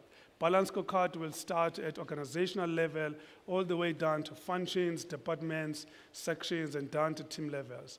If the data at Balanced Scorecard level, at organizational level, is not available, how do you begin to measure the effectiveness and efficiency of teams, departments, as well as individuals? Data-driven HR also means that you need to think about well-being. I think I saw on the program there's going to be a lot of speakers talking about wellness, well-being, and mental health. A lot of companies look at well-being as an event or a campaign. If you look at it that way, you've just missed the point. Because after that campaign or event, people go back to the old ways of working. I always say that integrate well-being into the ordinary ways of working on day-to-day in the jobs themselves. Also, when you conduct wellness surveys, and then you get a lot of data coming from those surveys, but HR should have the capability to analyze. One of my clients said, I want my team to start the day on Monday together and finish the week on Monday and finish the week together on Friday. So they decide people must come to work on Mondays and be anywhere between those 3 days in the middle and then be at work again on Friday. And I asked the client, what makes you think that that is actually going to increase engagement? Because there was no data that supports that thinking. They just decided if you come to work on Mondays and then you come again on Fridays, you're going to increase engagement. And again, there was no insight or data or evidence that supports that thinking. And by the way, I went to that client on a specific Monday for a meeting. I found a lot of people in the office, they've got an open plan like this room, and then a lot of people were sitting behind their laptops having meetings on Zooms or Teams. So what have you done? I just think that the culture of a company is not rooted in the office. It was never like that. There's a notion that when you come together in the office and you do individual things, you promote engagement. I just think use the data that you collect from individuals formally or informally to make decisions around why should people come to the office. Be intentional and deliberate about the work that you do at the office. If you're going to come to the office to sit behind laptops, probably is not going to increase any engagement or collaboration. In fact, I say to my clients, whatever you can do at home, you should do at home. Be intentional about what you come to the office to do, and to be deliberate about whether collaboration, teaming, brainstorming, client interaction, those kinds of things. The stuff that you can do via meetings, you can do elsewhere. The last thing on that picture is around performance management. How do you measure performance management when people are working in a hybrid fashion? And think about it. Work is not about activities. Work is an input, but also think about measuring work outcomes, not input activities. A lot of your managers measure your performance based on when you get online and when you get offline, via a laptop, via a computer. Some of the managers measure you against what or when you come to the office and when you leave the office. And those times are outdated now. So you need to think about measuring outputs and goals. And Diksha said this, people are looking for meaningful work and work of value. And just give them that and leave them alone. In fact, I always say to my clients, if you give people meaningful work and meaningful goals, and then you measure their outcomes, when and how and where they work is irrelevant. So, but the data shows us that during the 27 months of the pandemic, productivity increased by 17% when people began to work remotely and in a hybrid fashion. How is that possible? So over-the-shoulder supervision is no longer needed, and data shows us that it's actually relevant to supervise people. I don't know how many people in this room likes to be managed. I always say to my clients, manage work and lead people. No one likes to be managed, but people like to be led, inspired, coached, mentored, and the like. But manage work outcomes as opposed to people. The last thing that I want to talk about is we have done a lot of studies at Deloitte looking at those companies that are doing different things around data. You can see Google as an example. They've commissioned a team that looks at people management decisions using accurate data day to day. And that data does not sit in HR, by the way. That data is consumed and shared across the enterprise. Walmart, one of our key clients, is actually using people analytics to promote employee performance in terms of the examples that I've just given you. They are basically saying, your work is an input, the activities are inputs, we're going to measure work outcomes, and then these are the KPIs and the data that we're going to look at, and goals and meaningful goals is what matters for them. And lastly, Microsoft is also one of our key clients globally. In fact, I think my colleague is coming later to talk about employee experience. In fact, we find that when people are empowered by data, they don't always go to HR to ask meaningless information because they've got information on their fingertips, they can make decisions. In fact, Microsoft, as an example, is empowering leaders, managers on the ground by giving them access to information, talent information that they need to make their decisions. The last thing that I want to say is that talent management and people management is not a job of HR. HR consume, keep data, but managers day-to-day need that information to make talent decisions. Whether it's exits, whether it's recruitment, whether it's training, leadership development, leaders need data to help them make those better talent decisions. In fact, both at Walmart and Microsoft, they're using ACM tools in their mobile phones where people can actually, when people can For instance, access leave applications using SCM tools and SSD. They can approve applications on their phones. They don't have to be on their laptops. And they can access employee data via their phones, tablets. And one person asked me, why do leaders need to know the age and gender of their employees? I don't know what you guys think. Is gender and age a confidential data point in terms of HR and line managers? And we had this debate at a different conference. Why should leaders know that? How do you do succession planning if you don't know the age of your staff, as an example? So how can that be confidential? So be clear about what becomes confidential, what becomes business need when it comes, because a line manager needs to know, so-and-so is retiring in 2 years' time, do I've got someone to fill the shoes in that period of time? So obviously with your ID number, people can figure out your age, but in other business areas, people use passport numbers, not ID numbers. So those data points are important, so don't be selfish about employee data as HR. Make sure that you keep what's confidential, you share what's not confidential, and let people have access to that information. And I hope I challenge all of you before I step down, I take a seat, to think about how you use the information that you sit on as HR and how you share it, so that people and managers don't always have to come to you to ask for useless information like, when is the birthday for this person? They must be able to access it themselves, and we have got that ability to share it with them. I'd like to thank you. Thank you so much.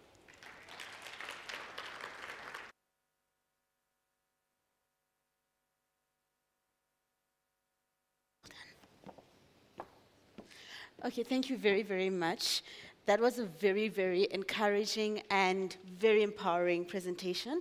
And one thing that I just want to reflect on based on, the key points that he shared was that, we are changing the narrative, and we as, employers and employees are part of a huge transition that is leading from a space of empathy, authenticity, and also, recognition of human beings, because we work with people on a day-to-day basis, but we don't always want to adopt the changes that are taking place, whether it's in our environment and also, in the macro environment as well. So thank you so much, Thembiso, for highlighting all of that. I would like to now call upon our next speaker, who will be touching on the issue of rewards and recognition. And I'm calling upon Dr. Pat Smythe, who is the Executive Chairman of the Emergence Human Capital, and he will be speaking on the topic of developing a reward and recognition strategy for talent recognition. We welcome you, Doctor. Thank you. Round of applause.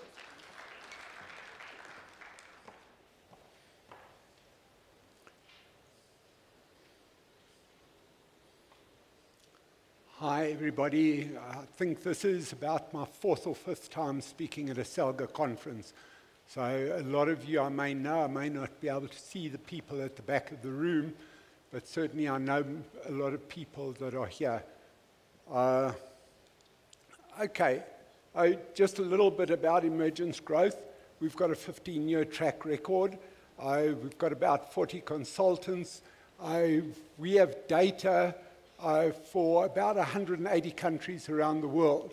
So we're not short of data, and a lot of you here have participated in our engagement survey, which is going out within the next week, and we collect data all over the place.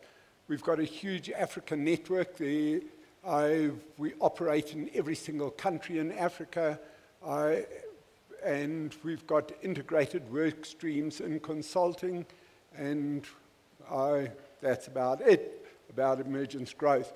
Wherever you can see the orange, that's where we've got offices. In the green, we fly in and fly out. Okay, so the first thing is having a look at the pay approach. So a lot of companies have now moved to what is called cost to company.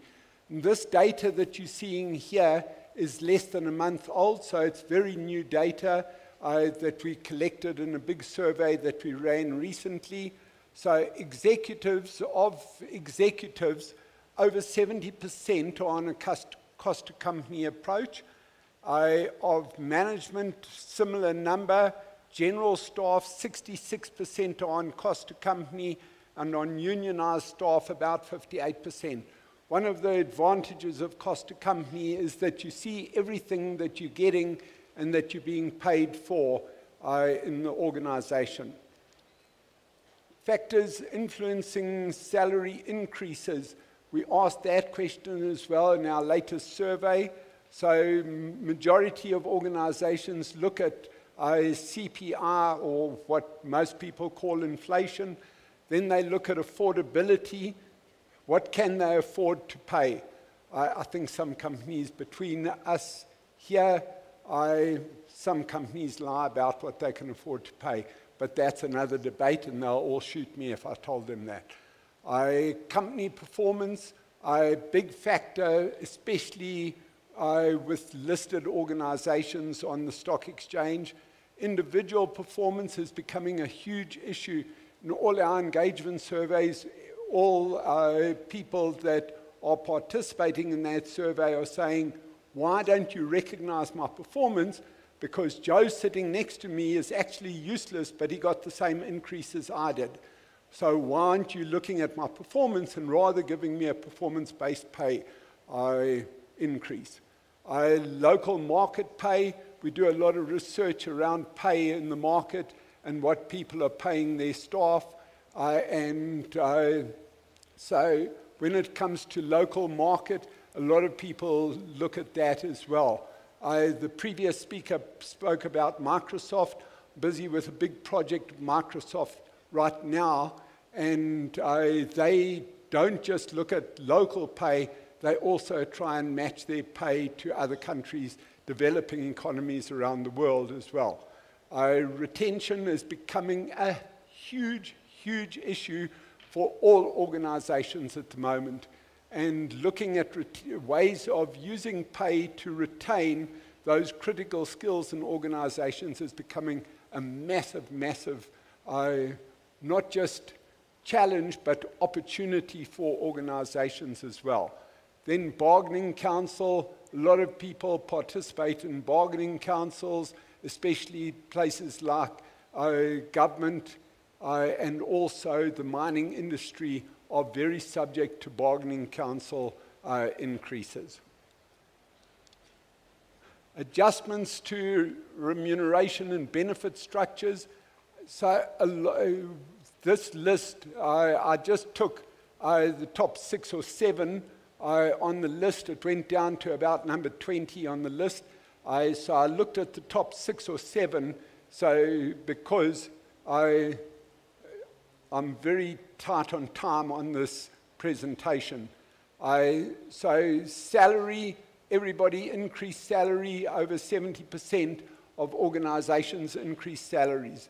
Use of cutting-edge technology is becoming a huge issue, as raised by the previous speaker as well, is that a lot of organizations, including places like Microsoft and other organizations, are starting to look at technology and how they can use that as part of their service offering and their employee value proposition, which I'll talk about just now. Learning opportunities. This has sort of come out of nowhere about 7 or 8 years ago. Generation Z suddenly started exerting influence in the workplace. Those are people, for those of you that don't know Generation Z, anybody under the age of 27 is Generation Z. So about 6 or 7 years ago, they started coming into the workplace and they started saying to the employers, I want development. I want fair pay, that's a given. But what I really want is to be developed for my career going forward, because I see myself as a CEO by the age of 30. Whether that's true or not, and whether they have false hopes, I don't know. But certainly they are now really hammering on HR's desk for that recognition that they want in terms of development. For those of you that don't know, it fits in very well with this conference. Today is HR Professionals Day globally. So to all of you in HR, happy HR Professionals Day. A message came through on my phone as I was sitting outside. Then flexibility in working hours. We've seen a slight increase in this area as well, in this flexibility in working hours with the pandemic and people working from home. A thing that irritates me is the new normal. I think it's now the old normal. But a lot of people are now saying, why can't I work from home? I was more productive. I worked at least an hour longer every day because I didn't have to travel through traffic to get to work. Wellness and employee assistance programs. This has started coming through also with the lockdown, where people are saying, I'm more stressed than I was before because I can't go to the smoking corner with all my friends and catch up what we did over the weekend. So the millennials and the Gen Zs are taking a huge amount of strain over this, both working from home, especially the more outgoing of the Gen Zs are taking a lot of strain. Globally, there is a huge risk now of people that are now starting to show psychological problems from working from home as well, because what is happening is that in the past, they would be able to chat to all their friends. Now they're not chatting to them face-to-face anymore. And then performance bonuses. This has come through very strongly, not just in South Africa, but across the entire continent. We're seeing a big push, especially by the younger people in the organizations, around performance bonuses. I saw somebody nodding just now when I was talking about that. So I'm guessing that that lady that was nodding is under the age of 26. So what we've seen also is this whole thing of migration out of the country, out of different areas. And one of our executive consultants actually what they call semigrated. I'm never sure what that actually means. But he moved down to a place near George, a place called Stilbaai, and he gets up every morning and walks along the beach, and then he starts working at about 8 o'clock. He's busy with the Microsoft project with me at the moment. And he moved from Pretoria down to Stilbaai, and he says he's more productive working out of Stilbaai than any other place. So between 1950 and 2022, the migration rate was 1.97 per thousand population. Doesn't sound a lot, but if you multiply it by that number of years, it's a huge number of talented people that have left the country. If we go right to the bottom, or the next one down, in 2021, it was 2.18 per thousand people. Of people that I know, especially in the reward space, about 8 people have left the country just in the last year to places, and everybody thinks people go to the UK or they go to America. Well, of those, only 2 people went to those countries out of the 8. The others went to the Netherlands, Australia, and other places as well. The top elements affecting retention in organization, number 1 is always salary. So if I go and work in the UK or in the USA, you're multiplying what I'm getting by 20 as a comparison, and that gives us a huge problem in retaining those business imperative skills.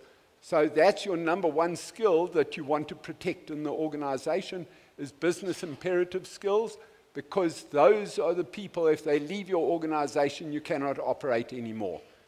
Career growth opportunities came out at number 2. So are you actually supporting me and developing me for the next level in the organization? If you're not, I'm going to leave the organization and go and look for another place. Guy that I knew very well, I got this big increase, a 40% increase in pay to go to a competitor. He got to the competitor and he said, okay, I want to be developed. They said, what are you going to be developed in? Well, for my next level in the organization. They said, but you're at the top of where you should be in the organization, so why do you want to be developed? 3 months later, he went back to his previous organization because they were developing him, and he had a career path there. We're seeing a lot of places starting to develop career paths.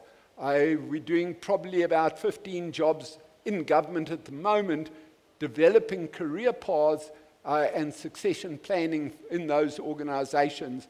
Places like Sasria and Sanral are very involved in developing career paths for everybody as well. Immediate superior, is my immediate superior developing me and mentoring me and coaching me? Because if they're not, then I'm actually going to go to another organization that is going to do that.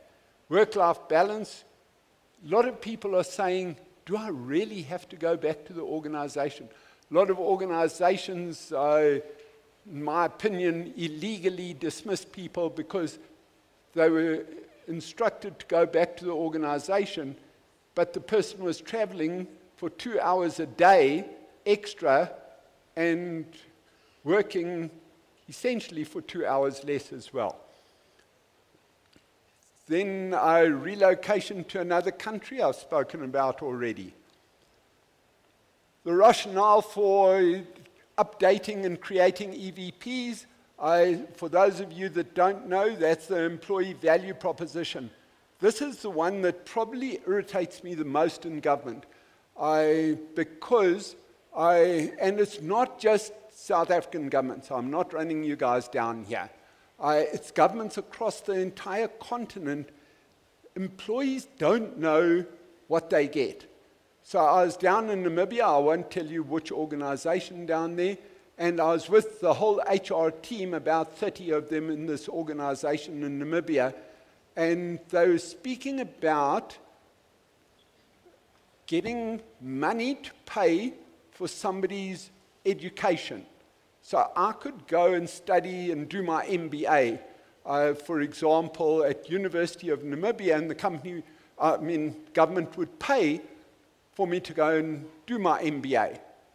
And somebody in HR, this is HR, somebody says, I didn't know we could get money to study. Why didn't somebody tell me? Well, you're in HR, you're supposed to know that. And it's just one example out of about 10 things that people said, we didn't know we got that. So it's about time that government and local government as well started looking at what is the service offering that you're giving to your employees, because those are your clients.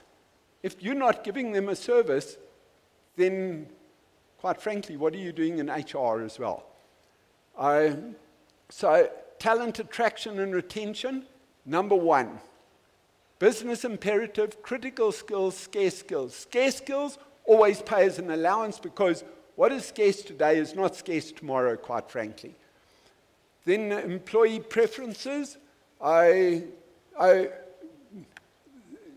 here does not eat pork? Okay, one lady, sorry, you are a lady? Yeah? Okay. So one person put up their hand. If I said to you, I'm giving recognition and I'm giving everybody a shoulder of pork, that lady is going to say, are you absolutely insane? Why would I want pork when I don't even eat pork? Always match the reward, the recognition that you're giving to the person as well. And it comes to data then. Do you really know your employees? If you don't know what their preferences are and what turns them on, then what are you doing in HR? Cultural needs, just done a massive job in this regard. We're working with both DPSA and AT&S, who control the aeroplanes flying over us every day. And I was standing outside just now, and an aeroplane came over, and I thought, hope AT&S are doing their jobs. And they looking at the culture to try and change the culture to high-performing cultures. So government is starting to look at professionalism and higher performance as well, especially at central government level. Then employer of choice. If you've developed your employee value proposition properly and it's on your website, then people can go to your website and they say, oh, I didn't know they would pay for my education or my training, or they developed me. I need to go and work for them. Reward and benefits. To scale reward and benefits expense within the markets. Are you paying market-related pay? And can you really compare what is in the market? Because if you are not on cost to company, and you look at your pay against your friend who you're having a drink with at the pub tomorrow evening, they say, I'm earning 200,000. You say, 200,000? I'm only on 150. But what they're saying is that they're 200,000 on cost to company and not their total package. Okay, reward is not an annual event. Reward is ongoing all the time, every time. So it's all about communication. What is available to you from a total rewards perspective? What are you giving to your employees? Are you communicating to them what is available to them as well? Organizations need to understand what employees want as well, because if you're not giving them what they want, they are going to find another job as well. Organizations need to go beyond industry benchmarks and benefits and customize for level of outputs based on performance. Workers need to understand that rewards may change in different roles. A lot of unions and employees do not understand that that person there, we may be on the same level, but they earn more than me. Maybe that's a scarce skill that the person has. Then there's about lifestyle and life stage rewards. The future of reward is there's going to be more emphasis now on organizational purpose, career growth and development, not just reward. Very few leaders understand the concept of reward. In fact, almost none. Getting there. Companies will recover from COVID and the Ukraine global financial crisis, but salaries are not keeping up with the cost of living. Salaries were cut, or they were just given zero increases. I know of a number of organizations that cut salaries by up to 50%. Companies extended non-cash benefits such as well-being, etc. Workforce is seen as an expense, not as an asset. I get very irritated with CEOs when they stand up and they say to people, my employees are my greatest assets. They can't even spell employees, let alone assets. So, surveys have shown that permanent workforce want work above money, but money must be fair as well. The nature of work is what's important to them, and the ability to learn, grow, and progress. Best fit, my reward, helping employees deal with debt, frequent reward review cycles. So we're seeing people, reward is not just about your annual increase in April or May, whenever you get it every year, that increase. Reward is ongoing all the time, and we're seeing more frequent reward cycles as well. Allow employees to choose what they want. Do they want everything in cash? Do they want housing? Do they want learning and development? How can you structure the reward package to suit them? Then, how do we make HR and government more professional? The first thing, EVP, easy, it doesn't cost you anything apart from a little bit of time. Standardization, standardize stuff, share. Quite often, we did some work with a municipality down on the eastern side of the country. If you carry on down this road very far, you eventually get there with the district municipality there. But it's the best kept secret in the world, that. How many of you actually share with the municipality next door to you what you're doing and exchange ideas? Then data, the previous speaker spoke about data. There is more data than we know what to do with. It's absolutely 100% correct what he said. Microsoft had a dedicated data expert. I deal with her at least 3-4 times a week. And all she does is run data for the organization. Employer of choice, do your EVP, employer of choice comes with that. And then the human element. We see a lot of stuff coming through on the human element now. Is that, are your people just numbers? Do you know everybody in the organization?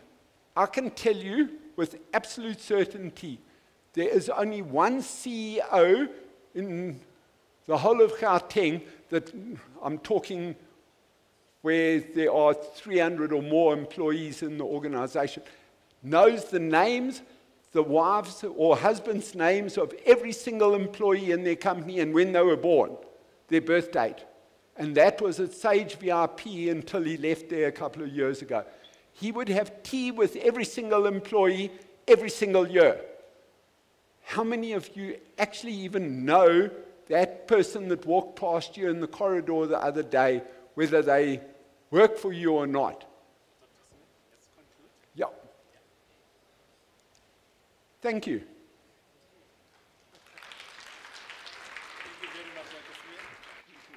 I can tell you're very passionate about this, and you can talk about this the whole day, and you do tell it like it is.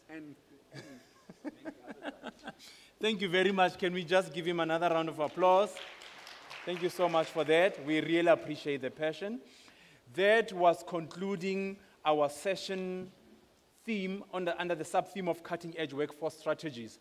We are going to move straight along into the first panel conversation. Maybe just a quick note, Dr. Smith, and the rest of the other guest presenters.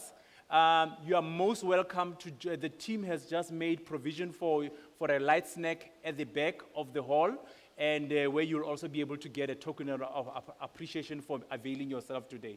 So please proceed to the end of the room. We're now moving into the first panel discussion. I'm going to invite on stage for the following panel discussion, which is going to be focusing on deploying effective talent assessment tools in local government. I'm going to invite the following panel members, Ms. Wanda Tennyson, Ms. Mareike Mare, as well as Ms. Nompumela Loshezi, and this panel discussion will be moderated by Ms. Rulani Makubela. Can I please invite all of them to the stage, please? We are trying to stay within our allocated time, so I'm going to keep everybody to the allocated time for the panel discussions. Welcome, ladies.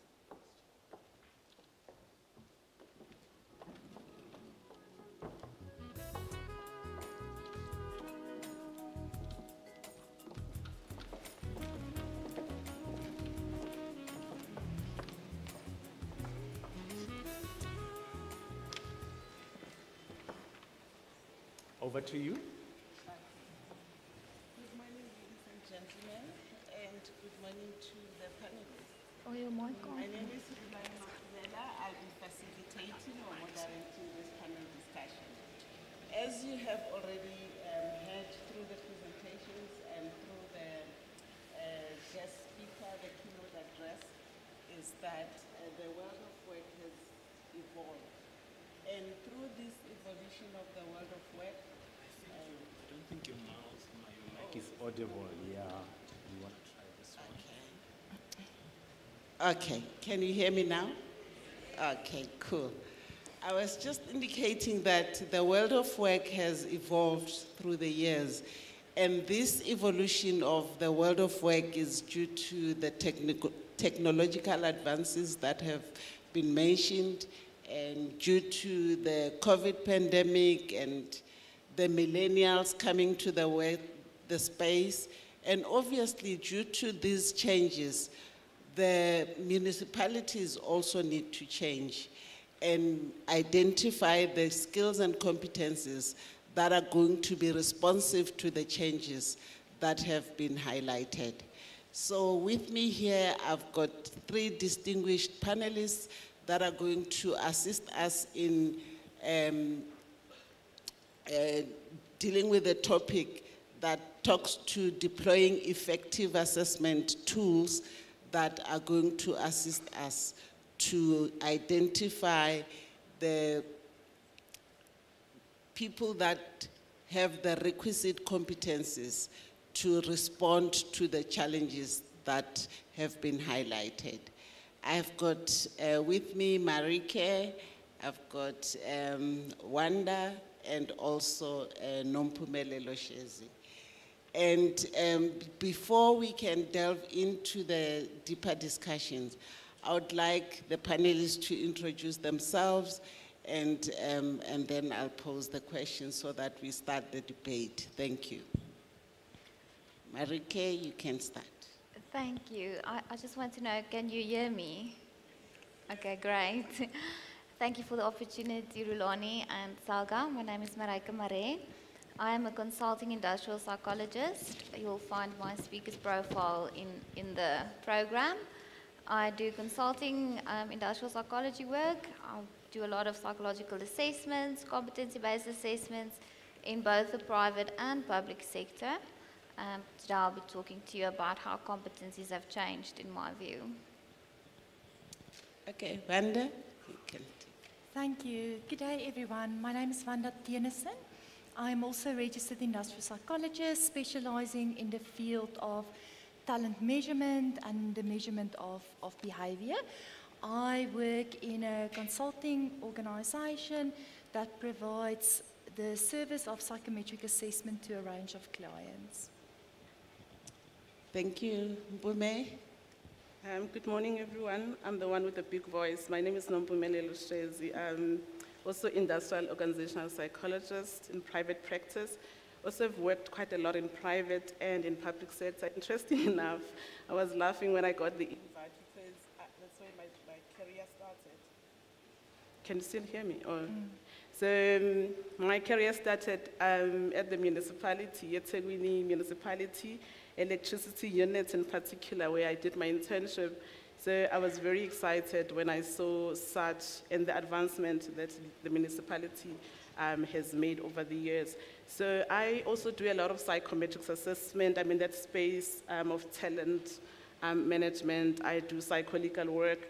I'm coaching, executive coaching, and the likes. We can go on for the whole day. So as a behavioral scientist, you kind of tap into everything human. Thank you very much.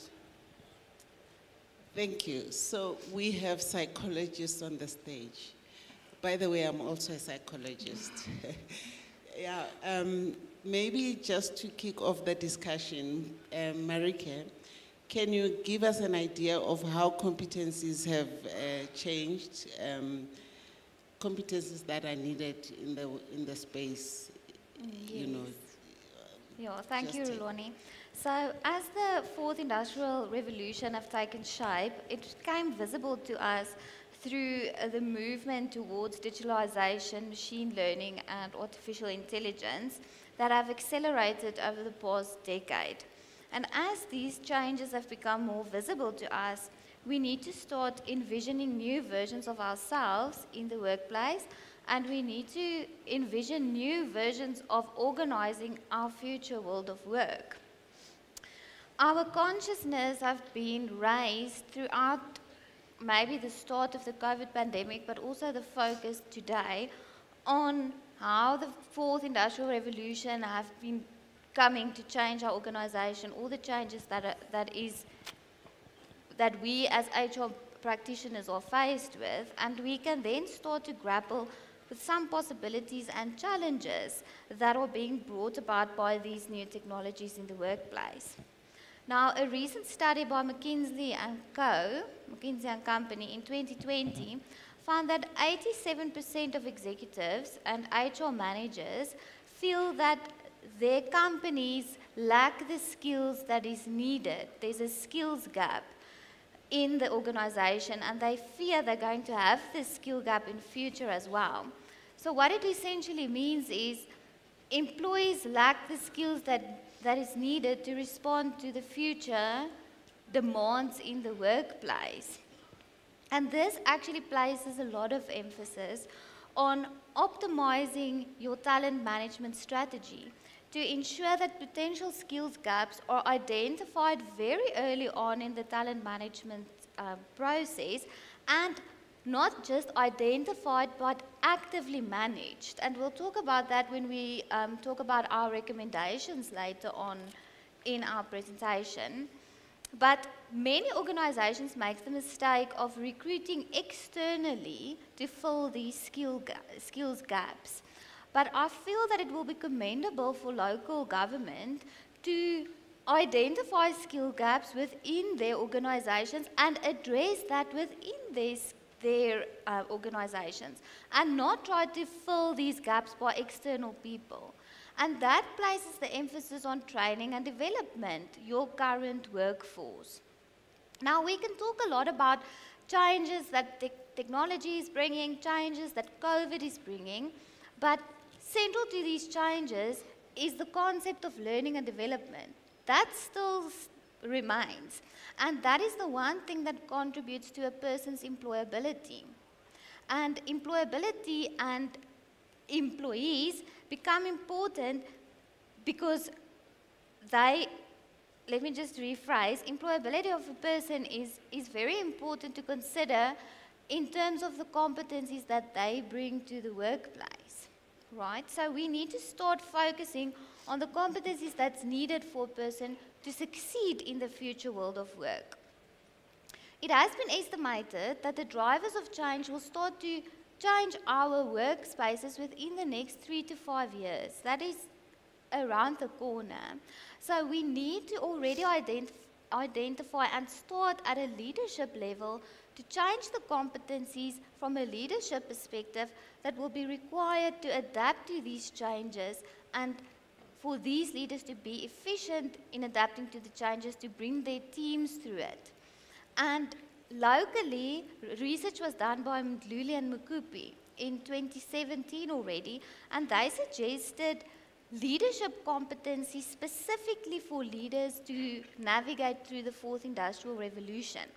And they highlighted emotional intelligence, EQ, which is important because we need to place ourselves effectively within change and navigate ourselves effectively through change. If you don't have that level of emotional intelligence, you will not be able to respond positively to the changes that you are faced with. They also suggest things like digital quotation.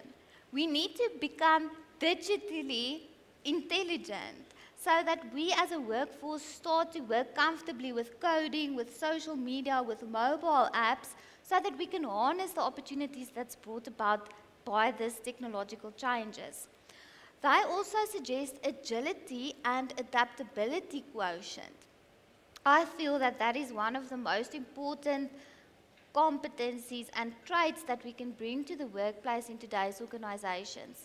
Agility requires us to effectively respond to changes in a positive way and learn from the changes that we are faced with. They also suggest socio-cultural intelligence, for us to have cross-cultural knowledge, social skills, and a sensitivity that we bring to the workplace when we deal with a diverse environment. Lastly, they also suggest creativity and innovative quotient. They say leaders must become creative and innovative when they start to implement new business models. And maybe Wanda will also touch on that, but creativity and innovation will become so important for our future leaders and organizational leaders to ensure that we come up with totally renewed business models to respond to this world of work that is changing. And then lastly from my side, Rulani, the World Economic Forum, it will be great if the delegates can maybe read up about the future of jobs reports that they bring out every year. Now, the World Economic Forum has suggested already in 2020 that within 5 years, so that's 2025, that's 3 years from now, some of the critical skills that will be required to respond to the workplace of 2025 will be things like problem solving, but not just problem solving as we know it, actually critical problem solving, complex problem solving, and then bringing the element of creativity in terms of solving problems into that process. Because as the world of work becomes more complex, we are going to be faced with more complex problems that we will need to be able to firstly identify and secondly solve in a creative way in order for us to move forward. They also suggest that self-management is going to become very important, and that was already indicated by the previous research I cited. Working with people is going to be important, and the use of technology and technological development will become important as we move. Thank you very much, Marike. I think that was quite insightful. What we need to understand is that obviously the old ways of identifying competencies have changed over the years to respond to these new challenges. Before we can also take on the questions and answers, I'll request Wanda to give us an idea in terms of looking at how we professionalize the government, the local government sector.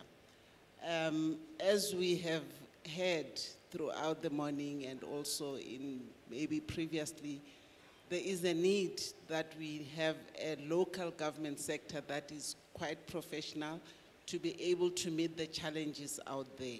So, Wanda, can you give us a little bit of input on how we can localize the government, deal with competencies that will professionalize the local government sectors?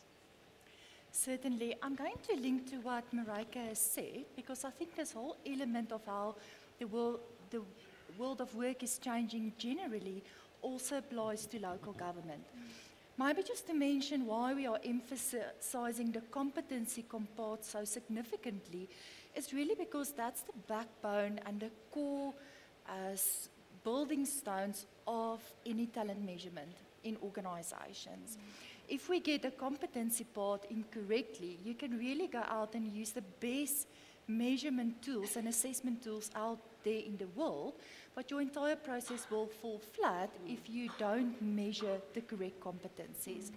Now, just to zoom in a little bit on how we get to competencies and how do we decide what's relevant to any organization or to the local government environment, I want to emphasize a few points. The first being that we need to be considerate of the strategic objectives. We also need to understand the mandate of the institution, because that's really how we create a link between what we need to deliver on and our employees and how they link to our strategic objectives. We do it through the process of competencies. We also need to keep in mind the culture, the values that we are trying to embed, because competencies will support us in that area as well. Competencies also need to be considerate of our external environments. We spoke about digitalization today. We are all aware of globalization, the world of work becoming more complex, and we really cannot ignore those factors if we consider what our employees should look like to be successful. And then very lastly, I also want to mention the matter of having impactful competencies. I often see in practice that line managers have a really good idea of what we need of our people and our talent, but often it becomes a long wish list, and we make it almost impossible for any individual to meet all those requirements.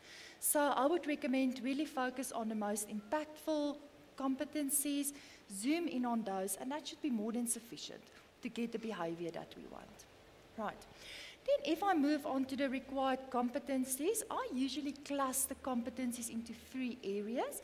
The first one being our core competencies. So those are the typical competencies that we already know. They are familiar, we've been using it in our institutions for a long time, and they are typically competencies like our planning, like decision making, like quality orientation. They are familiar to all of us, and they will typically remain important in the work of work going forward. I also then have my second cluster, which is called our existing or our known competencies, but these competencies come with a new meaning, suggesting that we can't be doing work the way we did it maybe 10 years or 5 years ago, because we need to keep up with what's going on in the world environment. To give you one example would be leadership. So leadership has been practiced for many, many years. And typically, traditionally, if we were able to have a certain level of management of people, be able to get our employees to fulfill most of their tasks, that would have been more than sufficient. However, considering all the challenges that we face, the elements of leadership are also evolving. We are referring to inspirational leadership, where we really inspire, get the commitment, get engagement from our employees to deliver on what's expected of them, as well as elements of authentic leadership, where we really bring our true self to the table and in that way encourage our employees to deliver. You would have heard the saying that people leave managers or leaders. They typically don't leave our institutions or organizations, and that places even higher emphasis on the elements of leadership. A few other points I can maybe mention would be resilience, very familiar concept, but with all the uncertainty in the workspaces, mental health, that remains a challenge in society as general. It's not just our usual resilience. It's really expecting our employees to bring sound emotional intelligence to the table and really be able to cope with different elements of uncertainty. Another example here would be communication. It's a very familiar competency, but with people practicing selective hearing, selective reading, we have to, because that helps us to cope with the complexity and the amount and volumes of information that we need to digest. But what is important is that we start to facilitate and implement communication with impact. How do we really get a message across? When is it the right time to communicate a message, and also what would be the best platform to communicate? And that is a whole different skill. It's at a whole new level, and that's the kind of expectations we have of our leaders. The last segment that I quickly want to touch on would be our new and emerging competencies. And this is really to cope with the uncertainty and the complexity that we are faced with, and to deal with the elements that we spoke of earlier. The first element I want to talk about would be agility. Agility is about rapidly responding to a fast-paced environment and responding at a very fast pace. We talk about mental agility, so having the mental capability to very quickly adjust our approaches, but also the leadership agility and the behavioral agility to adjust to situations. I want to even take it further and talk about a workforce agility, where as a workforce we are able to move very quickly into a different role, into a different project, fulfilling different responsibilities and elements of a role if the need arises. So really making our workforces more agile, and it starts with the individuals. A few other points that I can maybe mention would be the ability to navigate the uncertainty and the ambiguity of the work environment, because that will really help us to cope with the uncertainty that we need to face with. Striving towards a greater purpose, so coming to work every day just to get our paychecks at the end of the month will really not be the kind of behavior that gets us to a professional local government. So really striving to a greater purpose, maybe it can be impacting the livelihoods of other individuals, but really understanding what I do on a daily basis really has a greater purpose, and that is what I need to strive to. I also want to mention digital capability. Marika spoke about it, we spoke about it, the importance of keeping up with digitalization. And then the last area I want to mention would be adapting a growth mindset. As adults, we need to keep on learning, we need to strive to constantly improve ourselves. And I've really just mentioned a few competencies, but I think a combination of these will really aid us to get to a point of becoming a more professional workforce. Thank you, Vanda. Mpume, all these competencies have been highlighted. I'm just wondering, can you give us an idea of the tools that we can deploy within the local government space to assess these competencies, so that when we get the individuals that we are going to recruit or develop are going to be responsive to, the situation that we will be faced with. So if you could assist us in identifying the tools and the assessment approach, if you can, that we can deploy within the local government sphere. Thank you very much. Absolutely. So because of time, if I lose you guys at any point in time, because I also tend to speak very fast, two things for me that are important throughout the entire conversation today is the holistic and the integrated approach, which I believe that we have missed a lot for the longest time, particularly in South Africa, where we do certain things in isolation. And hence, for me, I'm not going to speak about a specific tool, Nompumelele's personality assessment, for example, but how do you go about selecting these tools that are going to tap into these competencies that we're speaking about? So for me, the most important thing for when we're selecting these tools is to select a tool that tap into the construct or constructs that are said to be driving high performance in organization across, because basically at the end of the day, we all want our organization to perform efficiently and effectively, and that will be accomplished by the same individuals that we want to assess. So that's the first biggest thing for me. And then the second thing, also, your tool must be able to provide you with very clear and well-articulated levels of work, which a lot of research has been done by Elliot.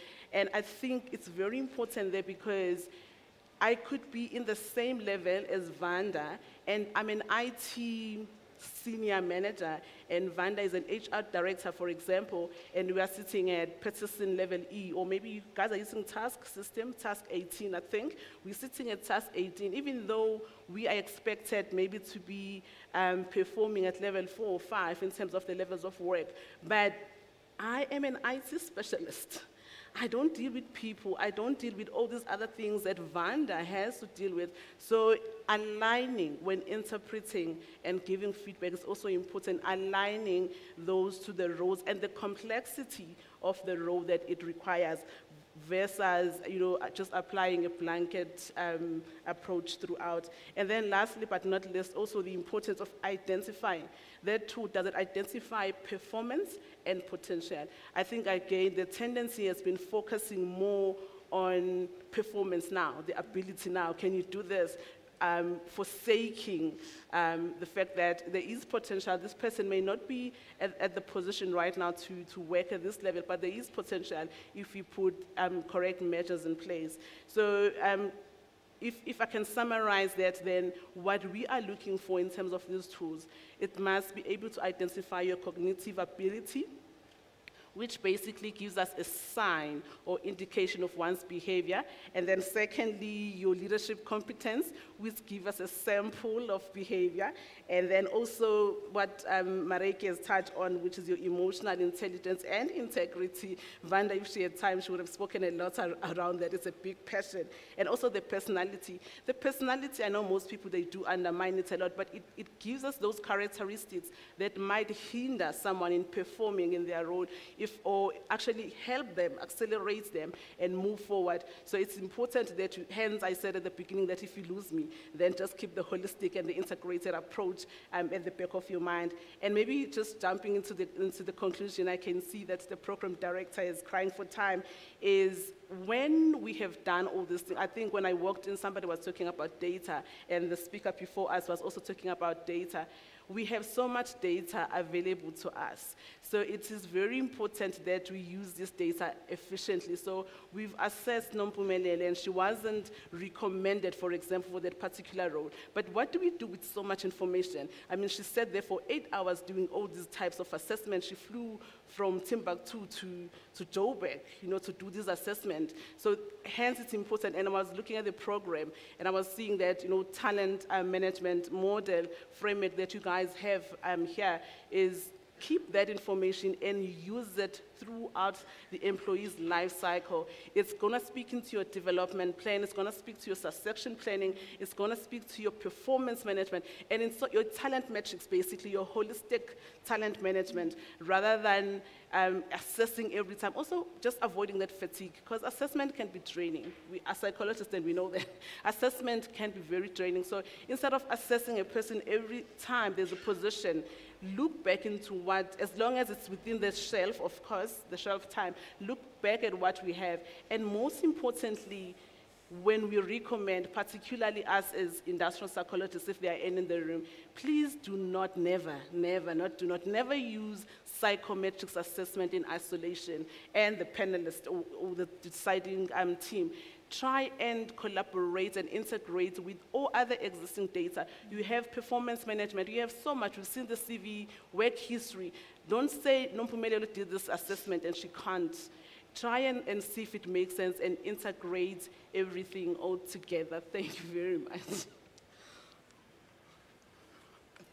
Thank you to my panelists. I'm just wondering, can we take a few questions from the floor, maybe 1 or 2 questions, and also online if there are people that would want to pose questions? So that it's not only us giving the information. Can I identify?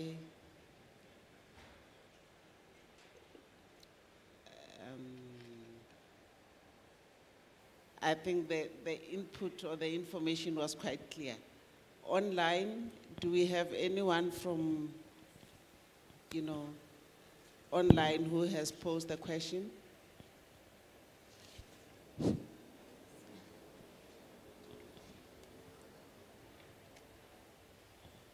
Okay, I can take your question, ma'am. Thank you very much for the opportunity, and thank you for the presentations made. My name is Lomave Mtembu. I come from eThekwini municipality. My keen interest here is around the competencies that you have. Some comments. Sorry. Hello, can you hear me now? A little bit, okay.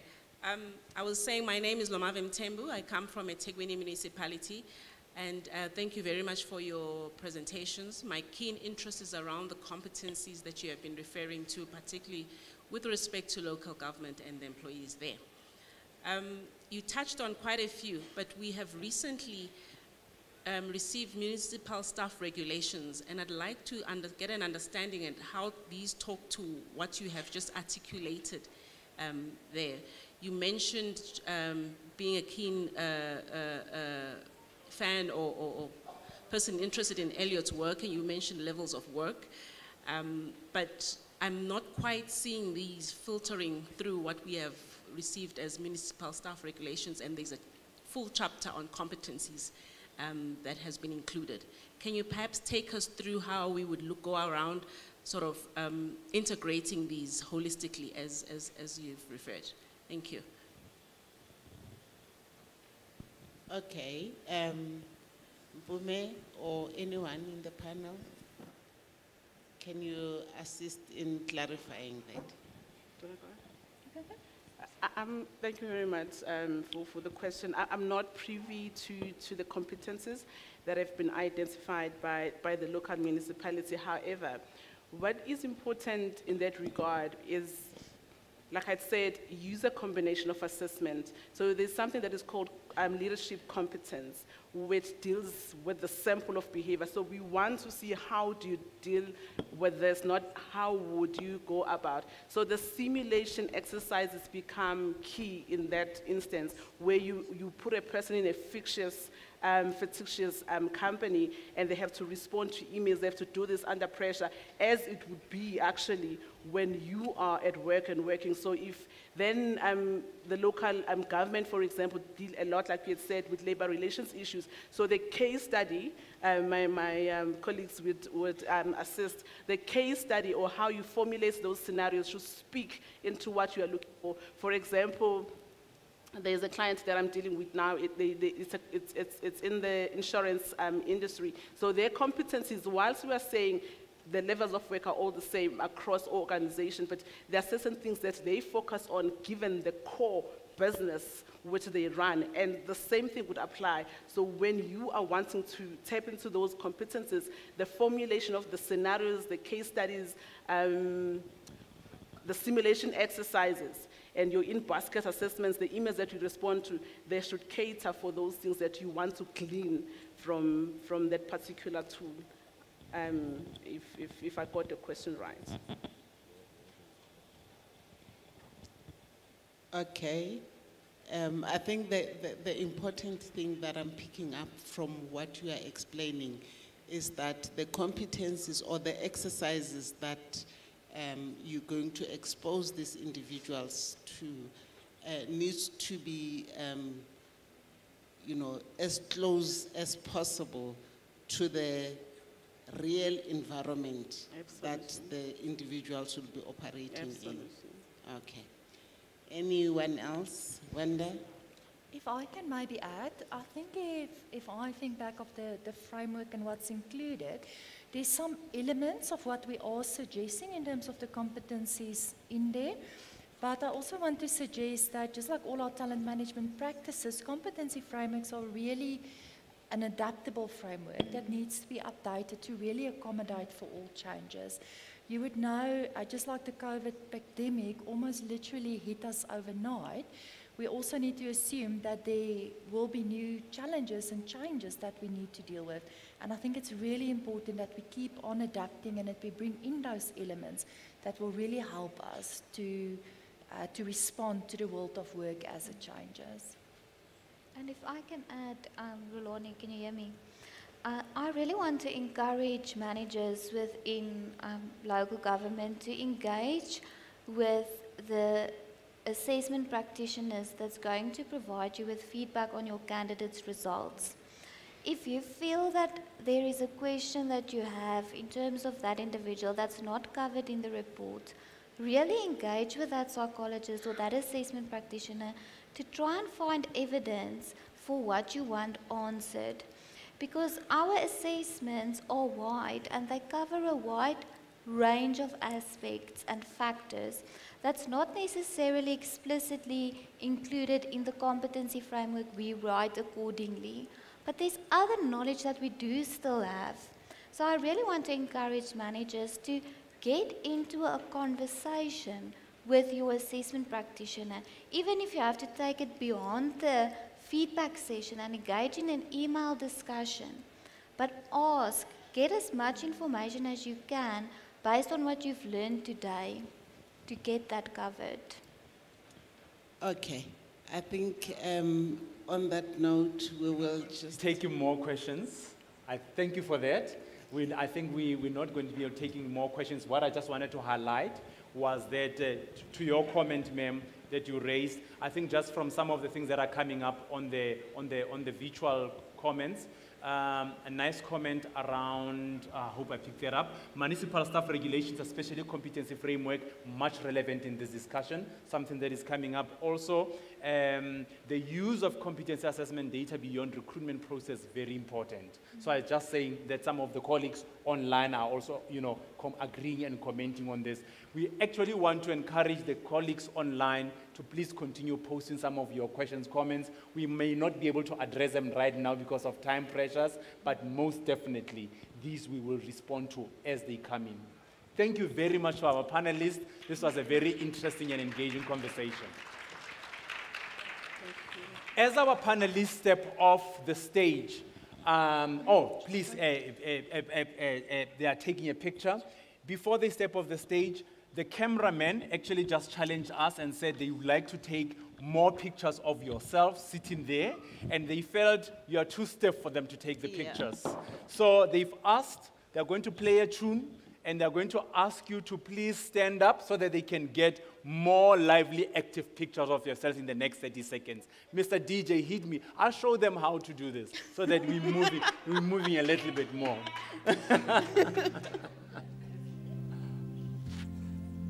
There we Can go. we get up and dance and just be in the moment? Hey, cameraman, your time to capture them. Capture them as they stand up. Capture them. Capture them, cameraman. There you go. There you go. There you go. There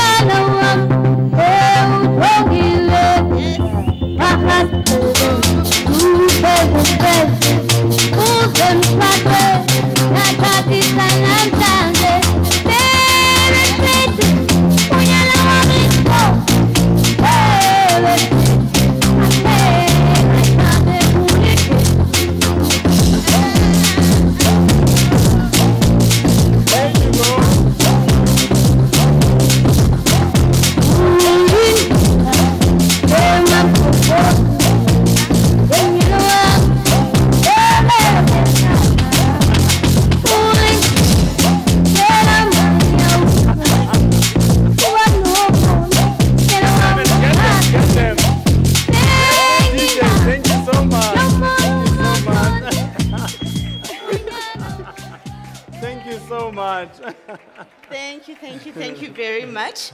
And with the energy rising like this, we'd like to now introduce the second session that is on talent agility and resilience in turbulent times.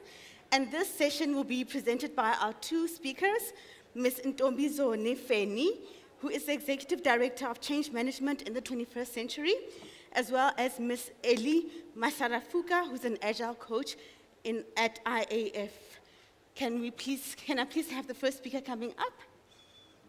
While we're waiting for Mefeni to come here, can I just say that we're not going to have a formal break, but please, as you need to take leg stretch or move into the bathroom, comfort break, please do so as the program continues. Let's please welcome on stage our next speaker. Please give a round of applause. Thank you very much. Thank you. Welcome. Thank you. Good morning. Is it still morning or is it afternoon? Molweni. Sanibonani. Great. Thank you for the opportunity. My name is Ntombizone Feni, and everyone calls me Zone. I'm from 21st Century, which is the largest remuneration and reward consultancy. Also, recently with the growth of end-to-end human capital capability. At 21st Century, I head up our, thank you, paparazzi. At 21st Century, I head up our change management subsidiary. So I'm here to provide a lot of content, background, but also thought leadership around the subject of human-centricness, human-centeredness, as a change management specialist, but also someone who's very passionate about humanity.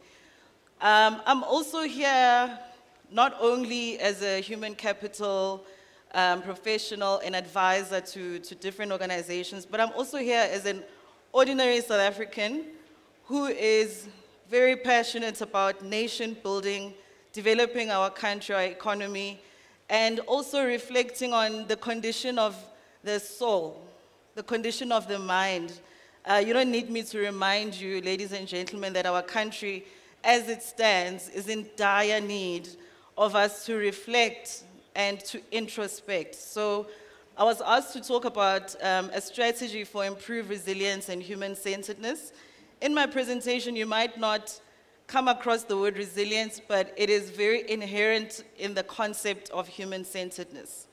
So I'm going to take you through a journey in terms of this subject. So I've been doing a lot of work looking at material online, having conversations with people, and a lot of our clients that cut across the JSE-listed environment, private sector, but also a lot in the public sector. We work with a lot of municipalities and state-owned entities. And there's a dilemma when it comes to the subject of human-centeredness, because the information that you find out there, the material, seems to talk about human-centeredness in terms of models.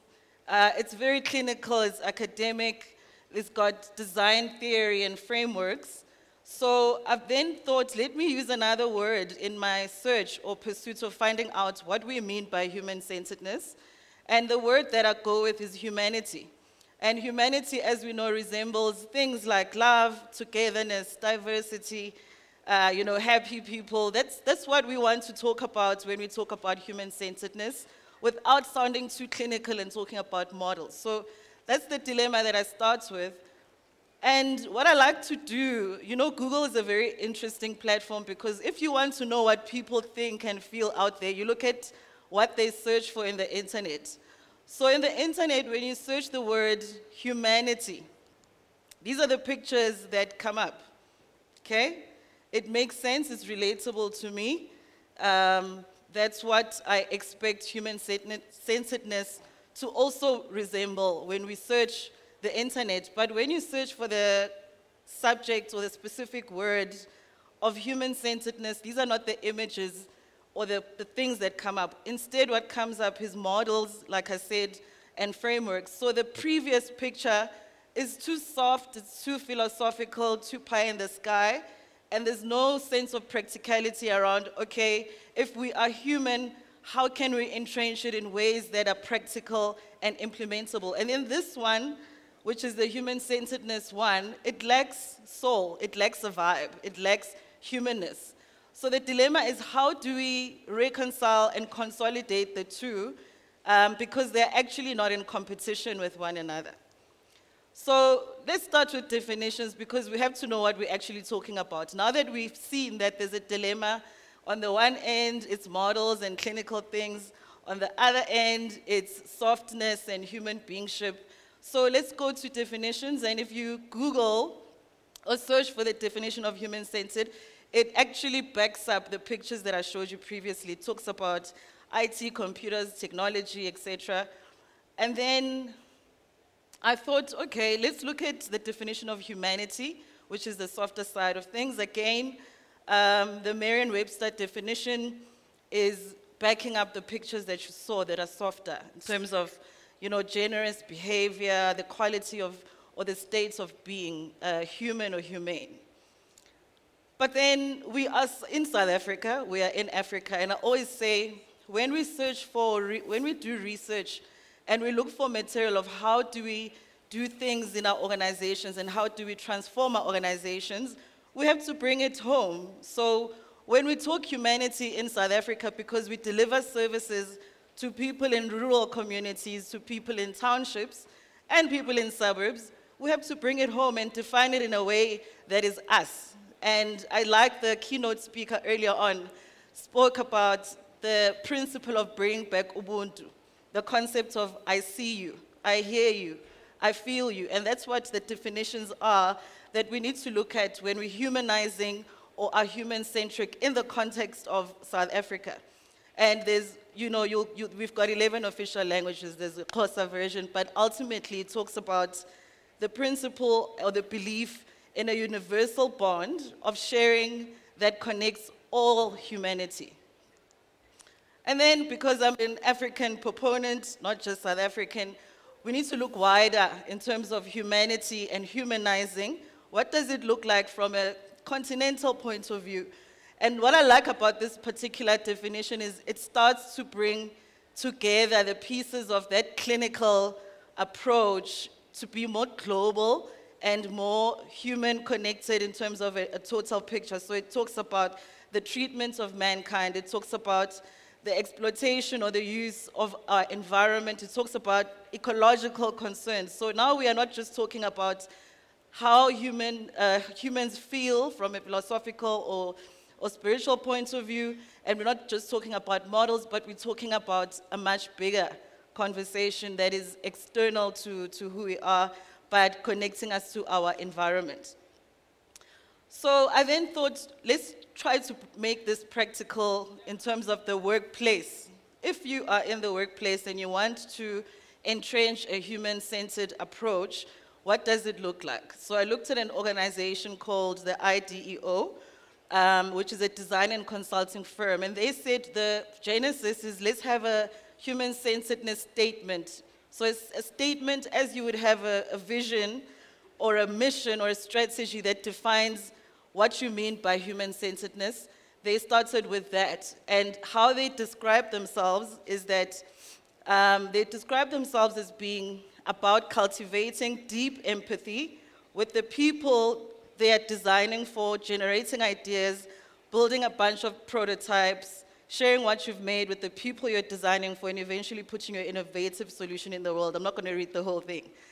But what I did is I said, let's translate this into local government language. If you are to start and depart from a place of saying, let's have a human-centric purpose statement or impact statement, what would the translation be?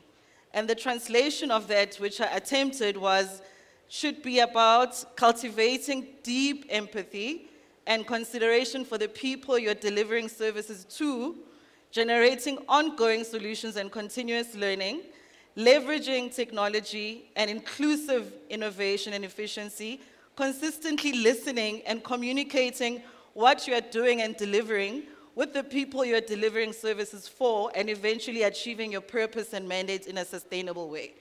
So that's like the big total purpose statement around how local government should approach and look at a human-centric approach. So now we are starting to put together the clinical pieces with the humanness pieces, and I'm going to try and summarize it in a picture for you. What are we actually talking about? You would have, if you've attended a lot of HR conferences or conversations lately, or in the recent past, you've come across the concept of people, planet, profit, which I like now, is talking about people, planet, prosperity, and power. So if we look at a human-centeredness approach, we have to talk about all these elements.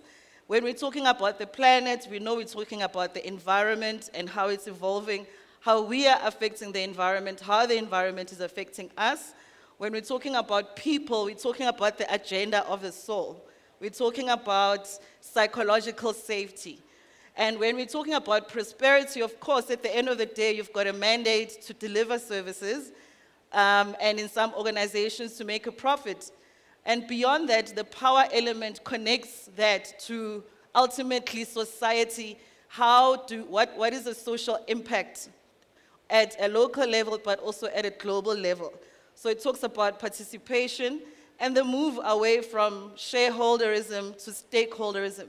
So we shouldn't just focus on, for example, council and ministry in terms of who we are accountable to, but beyond that, society, the people that you're actually impacting through service delivery. It's a total picture that marries both of the concepts. And then I want to say, moving forward to how do we do this? For me, the elephant in the room, not just in local government, but in our country, is leadership. Ladies and gentlemen, we have a leadership, I wouldn't say a deficit, but it's a problem, and we must address the elephant in the room. So we must talk about it in order to address it and not avoid the subject of leadership, which has become or which has been a recurring theme throughout the discussions and the presentations today. So what does human-centered leadership look like? What are the characteristics of human-centered leadership? They talk about building trust and psychological safety, which is a big term that everyone is using today. And people ask, what's psychological safety? It's creating and enabling a safe space for people to have the confidence and ability to speak and contribute and participate without feeling like they're going to be punished or they're going to be, just creating that opportunity and safe space for people to actually have a voice, because we don't want robotic people. We want people to show up as who they are and people to contribute beyond the technical job description, technical requirements. We want you to bring your feminine disposition. We want you to bring what you've learned from your grandmothers that is different about you. So that's important where psychological safety is concerned. And the ability to recognize and align meaning and purpose. Purpose is another huge concept when we're talking about human-centric approach. The younger generation of people are more concerned about being aligned to an organization that has a purpose that is communicated, that has a leadership team that is serious about implementing that purpose through strategy, etc. They're not interested about other things. They want to know that you've got a just cause, that the services that you're delivering in the different communities are actually being delivered, how they are being delivered, what's the stakeholder management and the relationship with the communities. That's what matters. And the ability to grow and develop people. When we're talking about leadership development, mentoring and coaching, it's usually at executive senior management level, but there's a need to mentor and coach people at ground level and employees. Everyone needs coaching, everyone needs mentoring. So from a skills development investment point of view, that's where we need to make the transformation as well. And the ability to empathize and take action. Also, a keynote speaker earlier on spoke about that. Part of the transformation requires local government to be vulnerable, to accept and also be open to feedback and constructive feedback. So that empathy has to work two ways, and the ability to take action, to say that we recognize that we are not doing well in these areas, so we'll put our hands up and say, things are not going well, but we're going to take action. What does the action look like? We have to put action in terms of that empathy as well. So these are the different characteristics of what it means to be a leader that is human-centric, and I'm not going to read all of them, but you can see that it talks about inspirational leadership. The panel members that were here earlier on and the previous speakers also spoke about that. A leader who walks the talk, so not a talk shop person who then, always inspirational in terms of speech and rhetoric, but there's no follow-through. There's no action. And these are the different, I'm not going to read all of them, but these are the different characteristics. And then, technology sabotage, okay, no. So I also wanted to share some golden nuggets that really inspire me in terms of, we have to have a good picture of what our utopia is, so that when we take steps to get there, we've got the picture of the future with so much clarity as if we are already there. So what does that look like? And I love these golden nuggets of human-centric approach or human organizations. The workplace isn't a place for work, but a place to do something meaningful. The workplace isn't just a place for work, but a place for building connections. The workplace isn't just about creating rules, but trusting one another to do our parts. It isn't just about having power, but being able to empower. It's not just about holding pointless meetings, but creating opportunities to build community. It's not just about, sure, there's a lot of them, I didn't think this through. It isn't just about pushing your agenda, but learning from others. So I'm just going to highlight the ones that stick out the most. And it isn't just about getting by, but bringing value by everything that you do. So those are the golden nuggets that you can take away. Just in my last under 4 minutes, I'm going to talk to you about a program that I'm fiercely passionate about, that I've just designed, about humanizing organizations. And it's a journey. So this program doesn't matter if you take leadership through it, or just the HR department, or finance department, or the problematic group of people. It's a program that really takes you through a journey from purpose and consciousness, so self, and then strategy, because we have to come up with actions, but then also sustainable impact, because we have to make sure that we measure ourselves and that there's actual growth. So the first part of the journey in the program is, it talks about the genesis, the beginning of who am I and who are you. We are all conditioned differently, indoctrinated differently, socialized differently. So that's what makes up who we are and why we are so different. And because we are so different, we tend to have inherent bias. So I love Xhosa people because I'm Xhosa. So it's hard for Xhosa people to come across as in a funny way.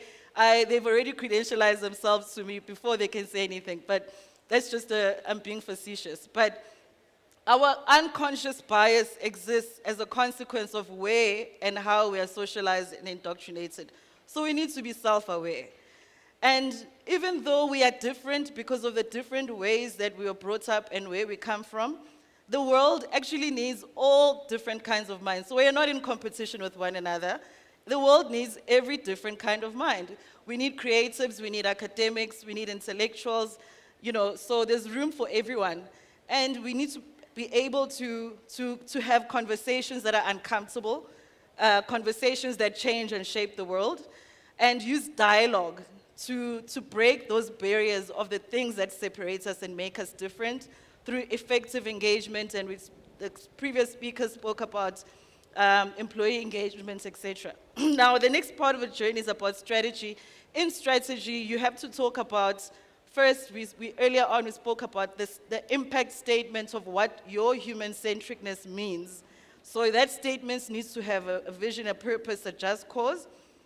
You also need to be aware externally of who are all the stakeholders that are affected in this great pursuit of human-centricness or human-centeredness.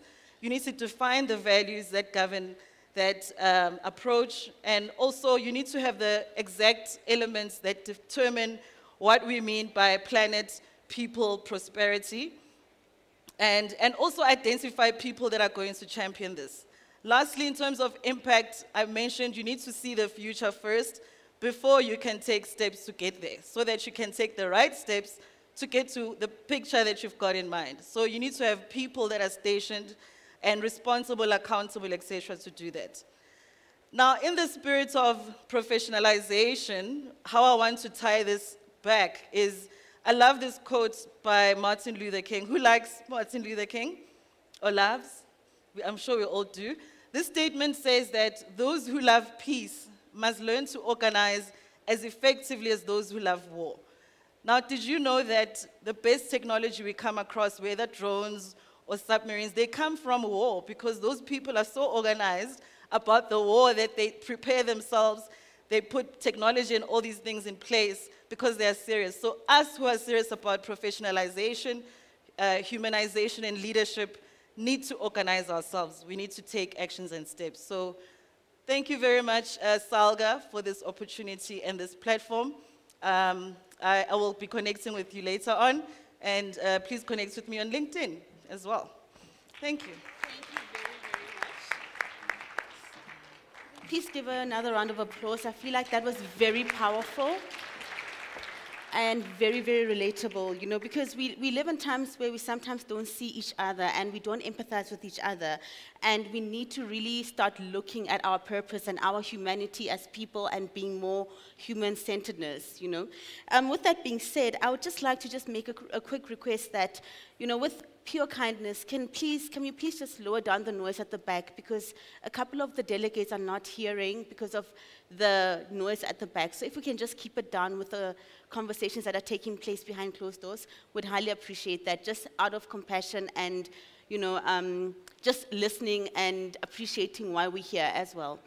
And then with that being said, I would like to introduce our next speaker, Ms. Eli Masarakufa, who's an Agile coach representing IAF, and she will be speaking on the topic of supporting an Agile workforce from a perspective of an Agile coach. Please give a round of applause.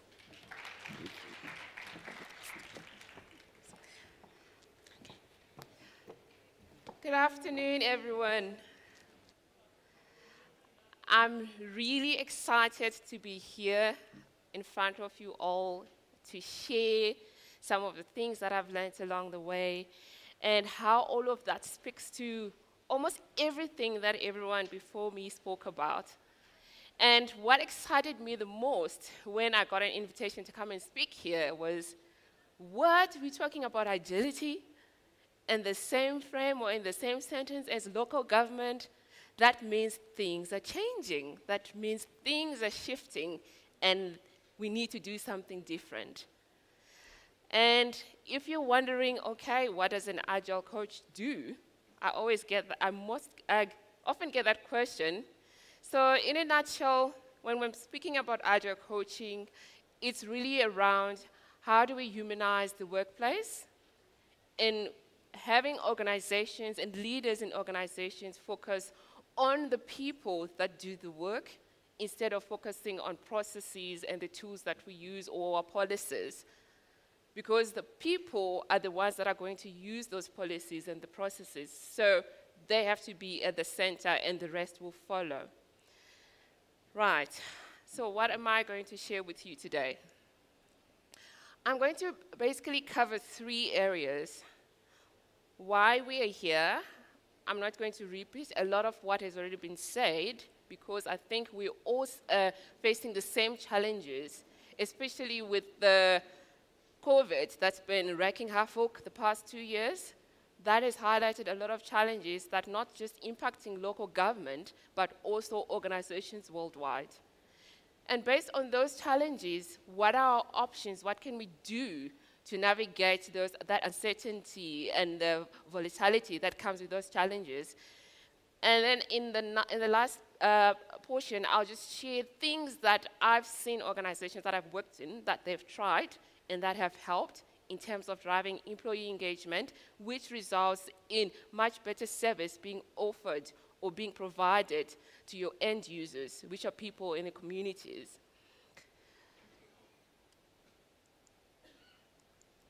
So most people spoke about VUCA, volatility, uncertainty, complexity, and ambiguity, and that could be as a result of a lot of things. COVID, number one factor, but on top of that, we also have things that are coming on the left side that are adding on top of that. So we've got changing workforce. I mean, if you look at the job market right now compared to 2 years ago, it's an employees market. Employees have the upper hand versus the employer, because the opportunities that are out there now are endless. And you're not limited to just our local South African market. People have the opportunity to work virtually for any company anywhere in the world. So that added challenge. And then there's also the need for innovation. Due to agile competitors that are coming up, startups that are coming up, we have a lot of digitization that we need to keep abreast of. And it's difficult. If we look at local government, I'm going to use an example of the place that I work. I work at Old Mutual. It's a 176-year-old organization. And to digitize certain things, you have to jump through certain hoops. And because of those long existing policies or processes, things sometimes move at a snail pace. And it's really difficult to now navigate how can we get our people engaged, how can we get our people excited about our legacy items that we're working with versus the new exciting tool that startups are using. And you end up losing talent because of that. So I spoke about some of the disconnected employee experience because of legacy policies, legacy processes. And you also have to look at some of the things that we have in place, like siloed HR functions. If we are to be honest, a lot of our HR functions are actually, if you think about it, it's almost as if they're being put together for robots, not for humans. Because if something happens and you need to have a hearing, what's the first thing that's going to happen? Oh, let's go and check what our HR policy says. When it could just be a conversation because everyone is aligned around that policy. And then we've got centralized decision-making. That is quite disempowering to people on the ground, because for me to be able to do task A or task B, I have to ask for permission. But imagine a world where some of those tasks, if you decentralize them and you empower and you give autonomy to the people doing the work, and you can just imagine the many cool things and exciting things that can come out in terms of innovation, in terms of people experimenting with things that could possibly work versus what is currently happening or working in your systems. The rigid policies are already touched on. So then the question to ask is, what needs to shift? What can we do differently versus what we've always done to make that shift? To get to have people that are engaged, to have a large talent pool that has got the right skill set that we need to be in place. So for me, and based on what I've experienced and things that I've seen happen, it's around we need to be agile. I think 2 previous speakers already spoke about what is agility, is the ability to move quickly or to move nimbly and to be able to make the right choice at the right time so that you can make the necessary pivots that you need. So when we talk about agility, in most companies, when they do go on that agile transformation, they always make the mistake of, okay, let's make our processes agile so that we can have things move on quicker. Or let's make our tools agile so that we can move on quicker. And then we forget the one key thing again, which is around people. People must be at the center and the focus of what any organization does. Because guess what? Your best customer are your employees. Your best customer are the people that work for you. Because can you imagine a scenario where you've got an engaged employee, you've got engaged people who are providing services in our communities. What does that do to your brand as an employer, as local government? It shoots up, right? Because people are excited about going to work on a Monday. Because I matter in the work that I do, and I matter in the policies that our local government or you as an organization come up with. And my voice matters in how that is shaped. So that diagram just literally speaks about make people awesome. Happy people can do world of wonders. Deliver value continuously. When people are engaged, you'll be amazed at the things that they can come up with to make your processes better, or things that you can try that they've been thinking about. And also make safety a prerequisite. The previous speaker spoke about psychological safety. And I'll mention that in my later slide when I go into a bit more detail around psychological safety. And it keeps coming up, right? Because it's important. And last but not least, you need to learn to experiment and learn rapidly.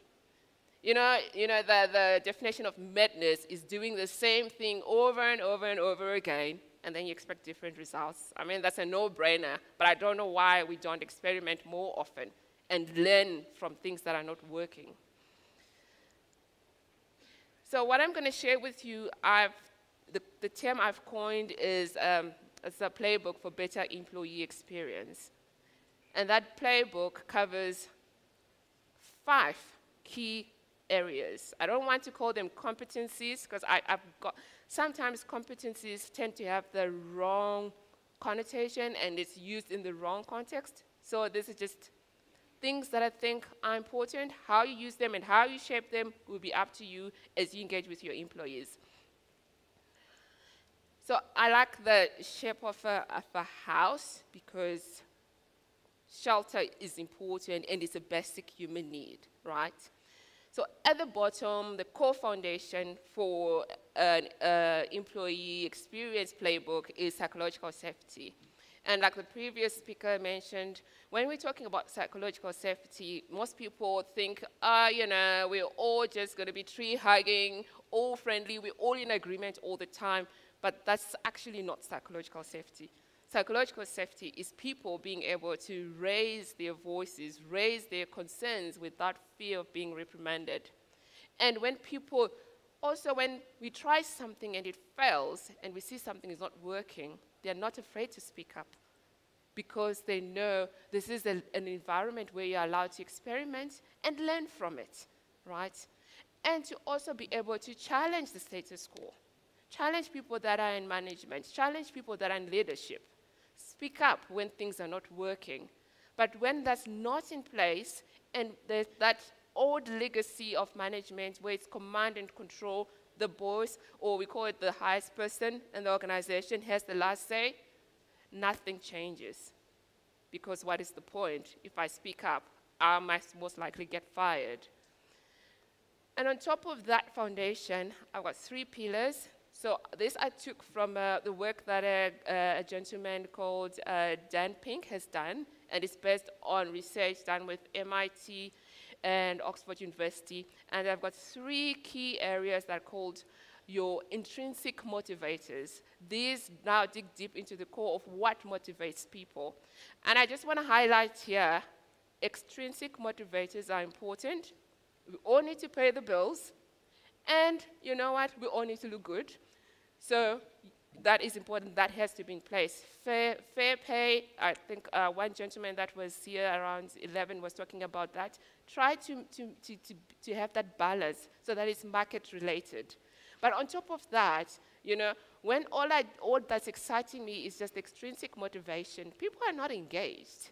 People just turn up for my 9 to 5, and I do what I can to either make sure that I get my bonus at the end of the year, or that I do my job and that's it. But when you address the next 3 things, which the first one being autonomy, when we talk about autonomy, we're talking about trusting that the people you've hired to do the work can do the work properly. You do not need to micromanage. Give some flexibility.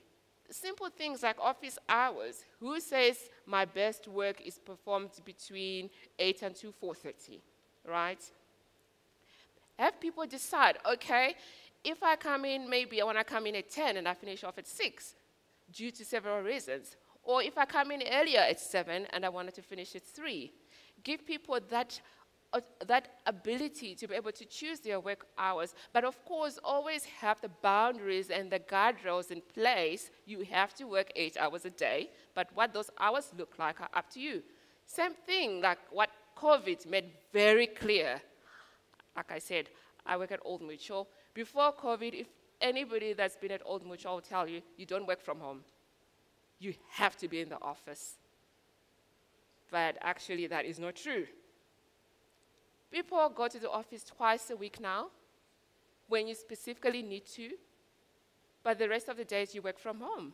And the office is not the best place for me to work, because maybe I'm busy stressing about, oh, now I need to get my child collected from school, or now I've got people that I'm expecting to come and do things at my house. But when you have that flexibility of organizing your life around what's important to you as an individual and your work, you'll be surprised, small shifts like that, at how people will respond to it.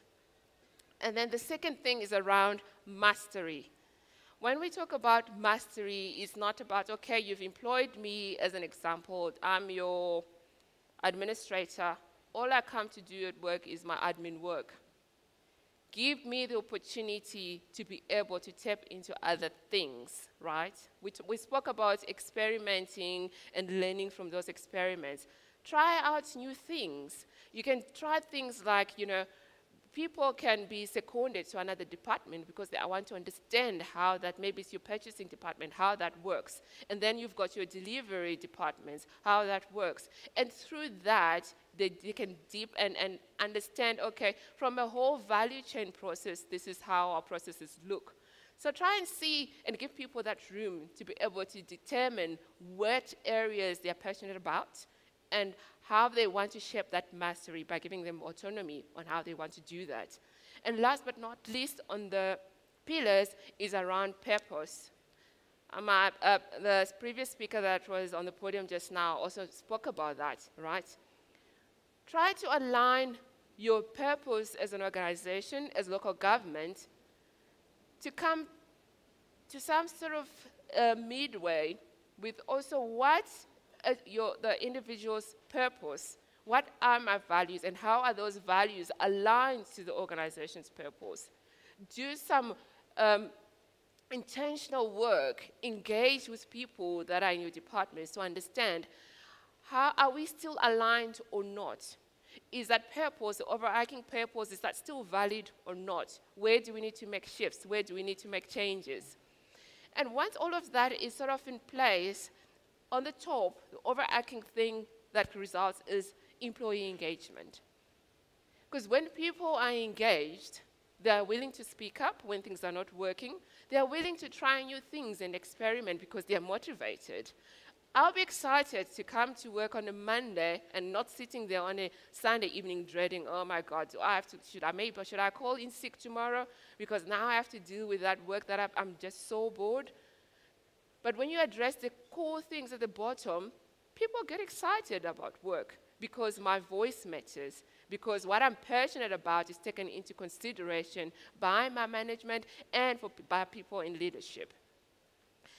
So it's good and well that I talk about these things, like, okay, it needs to look like this, but in actual practical way, how does that look? Things you can try to actually start tapping into those pillars and the foundation and then the roof of the overarching thing is co-design culture plans with people on the ground, right? Values, personal values needs to be aligned with company values. And have people actually draft what their culture plan needs to look like. Each department will have a different culture plan depending on the people that are there, depending on what motivates them, but have some sort of alignment at the top. And when people are part of crafting your culture and what that culture needs to look like, again, it helps to increase your brand as an employer because people are happy. When the culture is great, you even have people that are working for you, recruiting on your behalf because things are great. And if people that I associate with see that I'm happy and I get excited about my work, they are bound to get curious. So try to include that as part of your recruitment or onboarding process. People that have drafted the culture and this is what it looks like. And when you have people that come in and you do the 3-month onboarding process, most organizations do that, always try to tap in. Is that culture that was part of our onboarding, is it living up to how we've hyped it? And if it's not, where do we need to make changes? Have some flexibility, balance work and life, right? Have people do things that are meaningful to them from a work perspective and from a life perspective.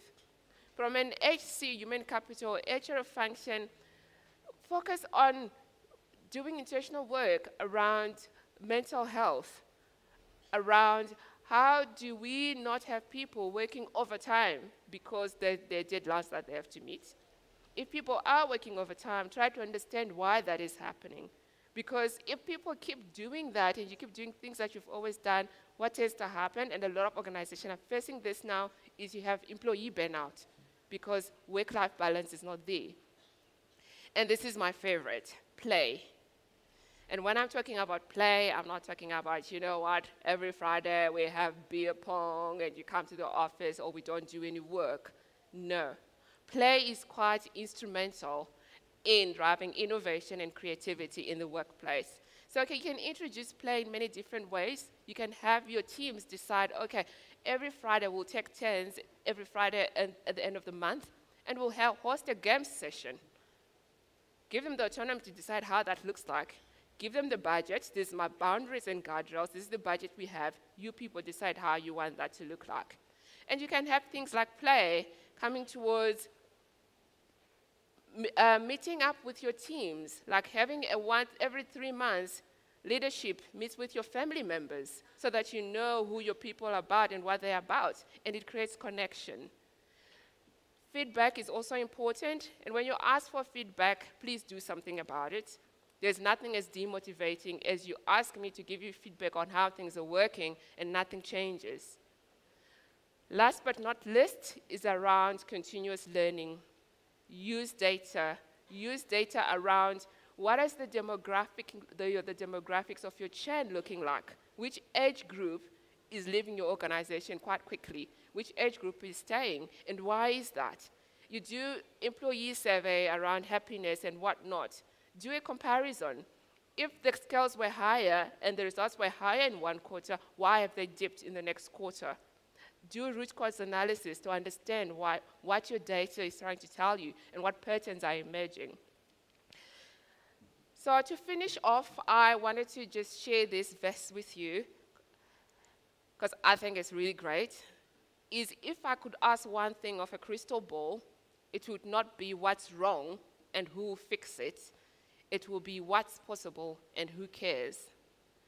Why focus on what's possible and who cares is because you encourage and you unlock long-term thinking, you unlock creativity, and you unlock motivated people that are engaged to care about how they shape their future going forward. Thank you. It's a pleasure. Oh, thank you very much, Ellie. Really appreciate it. Ellie, it sounds like agility in turbulent times is not a nice to have, right? If I heard you. Ellie? I'm saying it sounds like agility in turbulent times is not a nice to have. It is the capability that organizations need to build. And exactly, and tying into the last speaker, change is here to stay. So it's what we work with, it's not what we make, we try to avert and run away from. You have to embrace change and find ways to figure it out. Thank you very much for that. Really, I would like us to give another round of applause. Thank you very much. Thank you for being such a great audience. We're moving into the next program, or part of the program that is taking us into lunch. So that is great. It's a great way of moving us into the lunch. Earlier on, we had the first panel, and we had such a vibrant panel on stage, and we had so many questions and interest from the floor. And we're going to now take us into lunch, another great panel that we're bringing onto the stage, which is going to be answering a key question. What does optimized state of human capital look like? And that's what this panel is going to be looking at. And just to let you know who's going to be coming onto the stage, let me welcome Ms. Kubeshni Govender-Jones. She's a consulting coach from Black Earth Consulting. Let me also invite onto stage Dr. Brenda Kubeka. She's the MD and founder of Health IQ Consulting. May I also invite to the stage Ms. Valerie Hammond. She's senior manager at Deloitte, as well as Mr. Siveno Dada, who's an executive consultant from 21st Century. Please give them a round of applause. Panel, over to you, Kubeshni. Thank you so much. Thank you so much. Am I audible? Brilliant. Welcome. Thank you. I'm particularly excited about this topic because oftentimes in the local government sector, we can get so overwhelmed with the challenges that it stops our thinking about what could be. And everything that I look at from a human optimization perspective gives me a sense that there's something that's perhaps aspirational that we can work towards. So I'm so keen to hear what some of these perspectives are. Welcome. Thank you. So I'm going to change the order a little bit, you'll forgive me. I was keen to start with Mr. Nodada Sive. Yeah. Because my understanding is that this notion of optimization is multifaceted. And you're going to talk to us a little bit about the organizational design aspect of it. So over to you. Absolutely. Thank you very much. Usually we say ladies first. So it is quite astonishing to sit with 3 ladies on a stage and speak first. Privilege, it's a privilege. It is a bit of the opposite of what I was taught at home and in school, but nonetheless, I will start us off. Good afternoon, everyone in the room. We're so glad to be here and speak at SALGA today. One of the key areas that I'm discussing today is organizational design, so forgive me if I address this to the room. And I'm just going to discuss 3 very quick topics and at the end finish off with future proofing. The first thing is, what are the core principles of organizational design and what is it that you need to look at? So I'll discuss the first thing is strategy. Your strategy must be aligned to your organization's vision and mission, and it must be aligned to all of your business processes. The second is your structure. It is good to always observe best practice. In terms of manager to employee or reporting line ratio, you never go above it usually sits between 3 and 6 employees to 1 manager. The next principle of org design is people. You must have strategic alignment for service delivery within your people and how you structure them. And everything should be designed towards the improvement of human competencies and capacity to deliver their services. So, yeah, in that way, you look to professionalize the human being. So you need to be human-centric in terms of understanding where there are competency shortfalls or gaps and ensuring that you're able to meet them within your structures.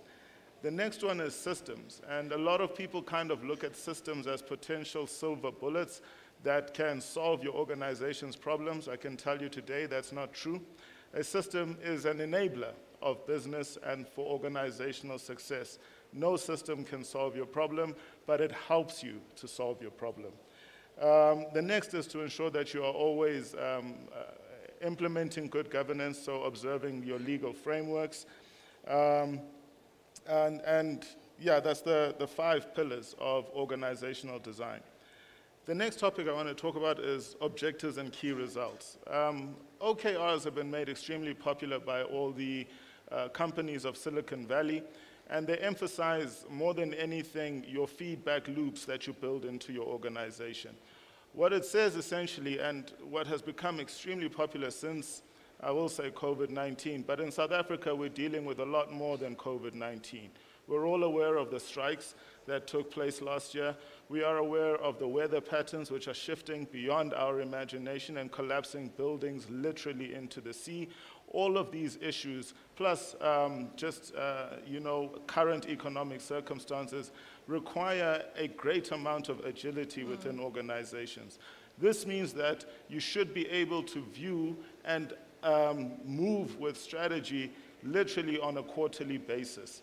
When you build this into an organization, if you say you're going to review and assess strategy on a quarterly basis, that means that managers need to be viewing their results on a monthly basis, which means when you get to your lower management levels, you need to be running sprints, which happen every 2 weeks, and at an individual employee, you need to be looking at weekly scrums. And this is how anyone developing technology has been implementing their strategies and their projects in organizations. And this is the direction that the world is going in.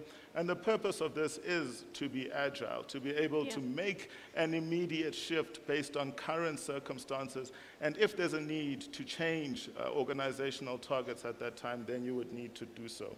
And then, of course, that leads into the parts that I'm sure you are all much more familiar with, which is your smart performance agreements. So this needs to now be bedded down in a way that all the employees can agree with and are signed onto.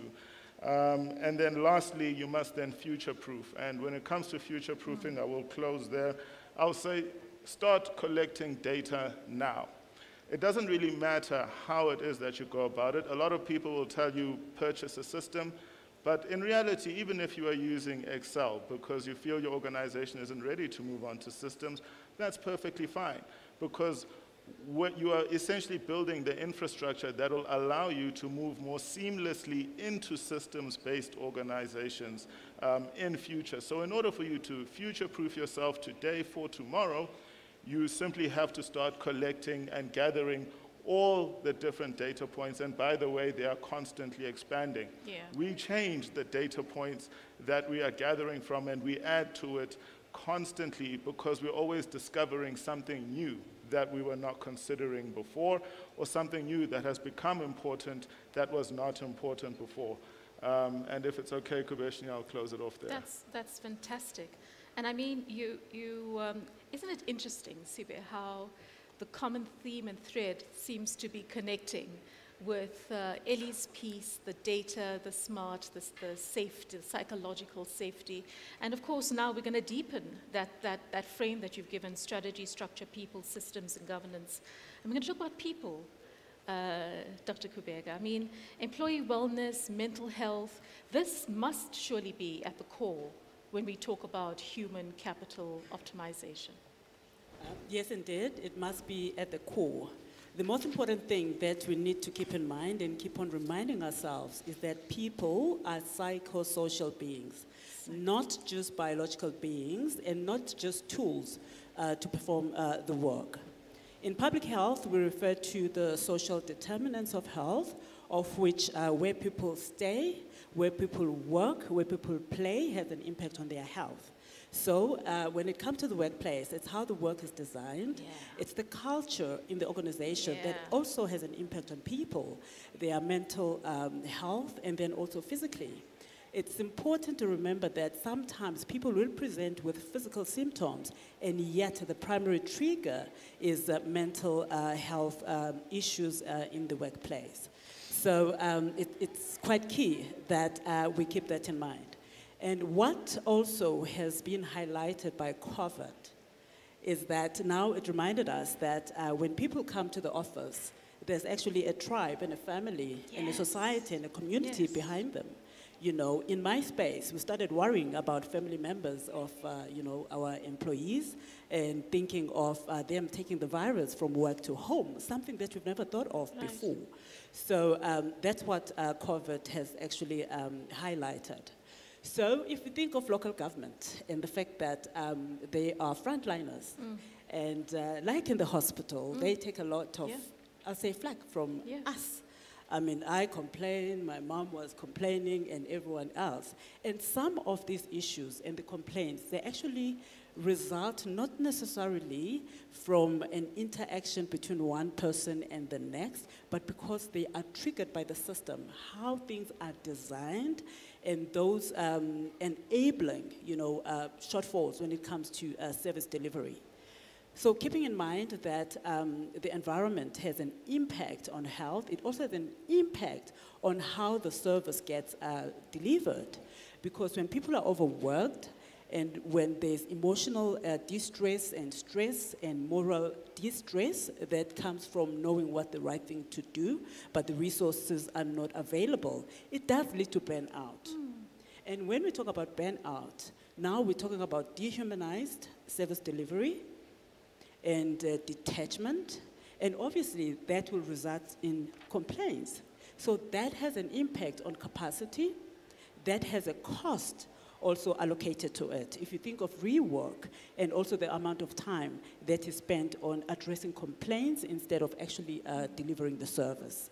So leadership is a common thread and a critical factor, because leaders need to create that environment that enables employees to reach their full potential, that also protects and creates a safe environment for the employees, not just physical environment. I mean, we've been talking about psychological safety, so it's that kind of an environment as well.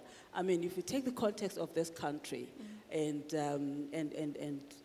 structural racism also finds itself in the workplace, and we can't turn a blind eye to such and how it impacts on mental well-being. We talk about microaggressions, where you're female and you have been appointed into a senior position, and there's remarks that because you're black and you're female, and yet you're capable and you can do the work.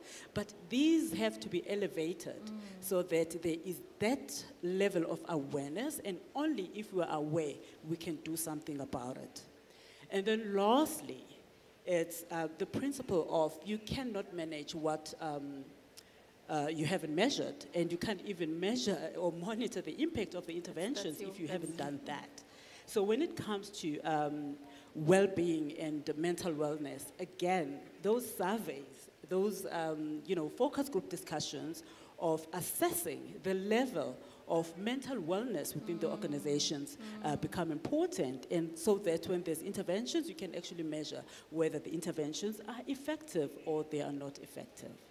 Thank you. That's incredibly powerful and incredibly complex. You know, I mean, the human systems are perhaps the most complex ones that we would have to deal with. But oftentimes when we ourselves as managers are overwhelmed, as leaders we're dealing with lots of things, we tend to forget these pieces about psychological safety. And it's interesting, I'm reading this book by Dr. Perry, What Happened to You? And he talks about the fact that actually when we're feeling unsafe, we can't learn, because learning happens in our cortex, you know, and so a lot of times, you know, every time we have a challenge, we throw capacity development into it, but you can't capacitate somebody who's feeling unsafe and unprotected and unwell and not connected to each other, to the tribe, you know. Thank you. That lovely, lovely, lovely insights. Valerie, a lived employee experience in an aspirational context. Thanks, Kabeshni. Yeah, so I want to talk to you about the employee experience. And this, you know, it sounds like a fluffy thing to discuss, but there's actually quite a strong business rationale for deliberately creating a compelling employee experience for every employee in your organization. And it really goes to how does the employee feel about working in your organization? Every touch point that the employee has, from before they apply for the role till they exit the organization, what are those moments that matter, that have enhanced their experience of the organization? And in creating a simply irresistible organization, an organization where employees want to come and they want to stay, we see better business results. So employee experience has its roots in customer experience, which actually started in marketing way back in the 1960s, when companies worked out that, you know, if you create a better experience for your customers, they will be more loyal, they will buy more, and therefore your business will do more. Obviously, in local government, in a non-competitive situation, it's slightly different, but the rationale is the same. When we enhance the experience of our citizens, they are more loyal, public trust is enhanced, and one of the very practical ways we do that to enhance the customer experience is to first and foremost treat our employees as customers of our organization. Nice. Because they are the ones who deal directly with the citizens. They then need to be enabled optimally to be able to do that, and then the rest of the organization basically needs to support our frontline employees. So employee experience is created by looking at 8 different relationships that the employee would have with the organization, and the first really is with the work that I do. Is it fulfilling? Am I interested in it? Do I like it? Do I feel like I can? Do I have the skills and capabilities? The second is really talking to Dr. Brenda's points about how does my work affect my life, my sense of well-being. The third one is, do I connect with the organization's purpose? And do I find personal meaning in what the organization does? And I know a lot of you in this room will really be drawn to government and local government because it's a cause. It's wanting to make the country better for its citizens. Then the fourth one is opportunities for learning and growth.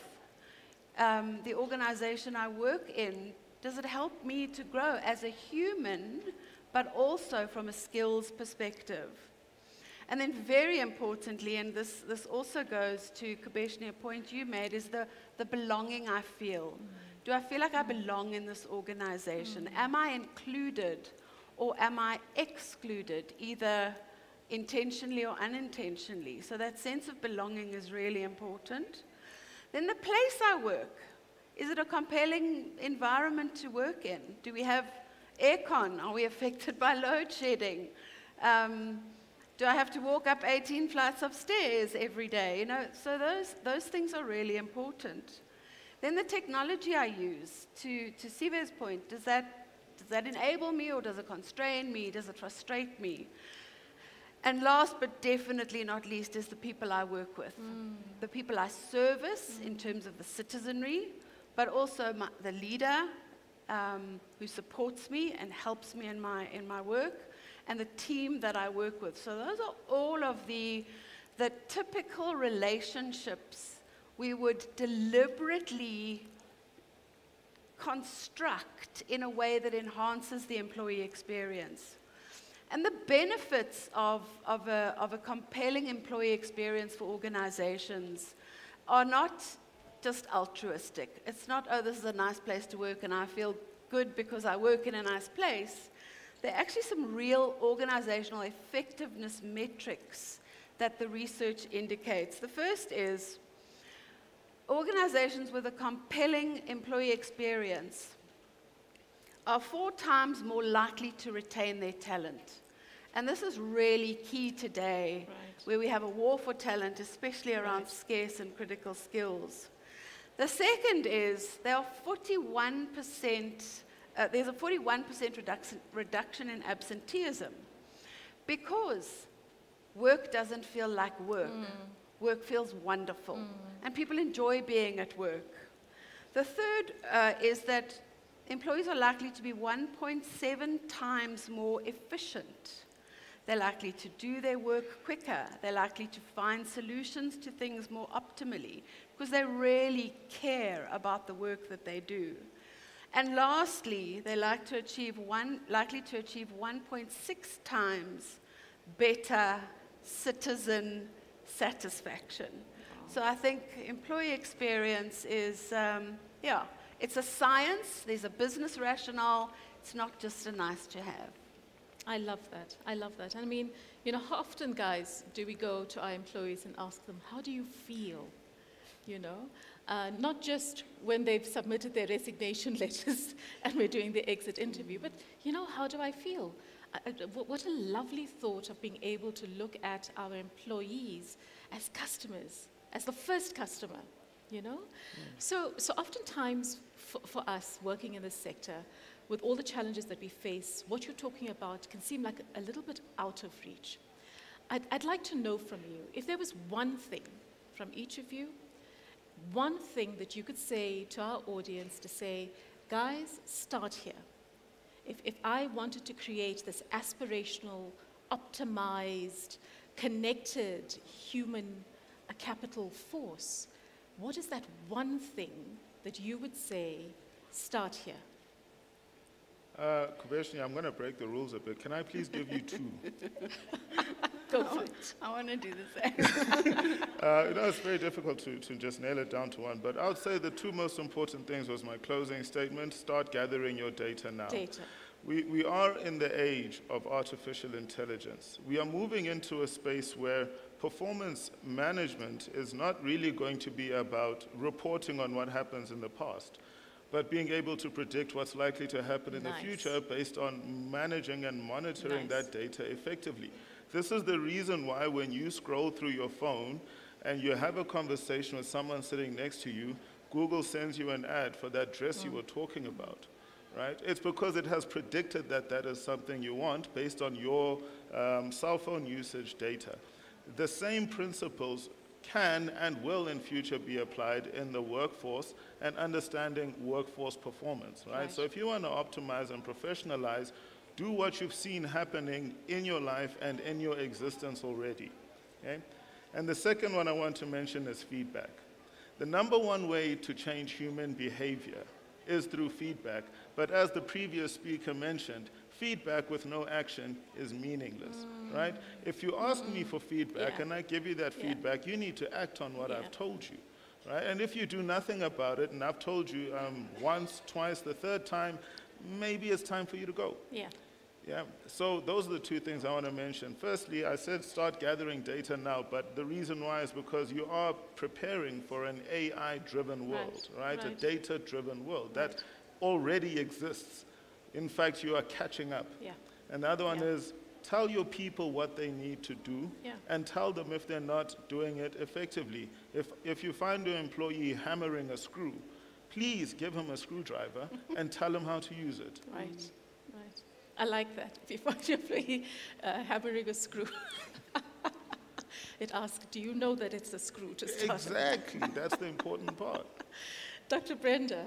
Okay, no, mine is simplify and clarify, you know, simplify and clarify. And secondly, it's in relation to what Siva said with the issue of AI, and we're moving to a data-driven future. I also want to say that there is always a story behind data, and we always have to keep that in mind. You know, when you look at data, you also have to ask questions. What is the data saying to you? What is the data not telling you, especially when it comes to issues of equity and stuff like that? You know, when we look at productivity and you compare someone that studied, let's say, computer or was exposed to computers from age 6 months compared to someone that never owned a computer until they finished a university. So we are so you know, looking forward to a data-driven world, but at the same time we're saying, let us be cautious. As leaders, we need to ensure that you understand the story behind the data, and it is your responsibility as a leader also to make sure that you have diversity, you know, within your team so that they can ask the questions that need to be asked. Nice. Valerie. I think from my side, I have 3 things. So I'm totally breaking the rules. But I think the first point is to Sive's point around collect the data. And when you're creating a compelling employee experience in your organization, the first thing to do is listen to your employees. Understand how they see your current culture and what they would desire the culture to be. Second thing would then be to clearly define your values in the context of the culture you'd like to create. And less is more when it comes to values. So no more than 6, but also very clearly define what the behavior underpinnings are to each of those values. And then thirdly, align the leaders. Because your leaders are your change agents in your organization. They are your role models. So align your leaders on the behaviors you want to drive in the organization to create that compelling employee experience. And I would focus only on those 3 things. That's incredibly powerful. That's incredibly powerful. Thank you so much. Now, what we're going to do is, on the theme of technology, we're going to do a little bit of tech. I'm going to ask you to sit with me because we've got this Menti poll, guys. I'm going to pop a link into the chat, and I'm going to do it by firstly sharing my screen. So for the guys in the room, you're going to look out for a code that's going to come up in a little bit when I screen share. And I'm going to share, copy, and just paste it in. For our online people, it's in the chat. For our people in the room, you'll see it come up now. You're going to go to www.menti.com.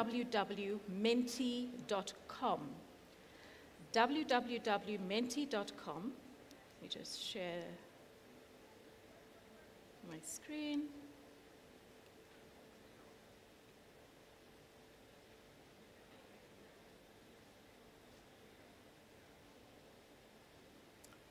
We started at the wrong one. Give me a second. I'm going to exit that.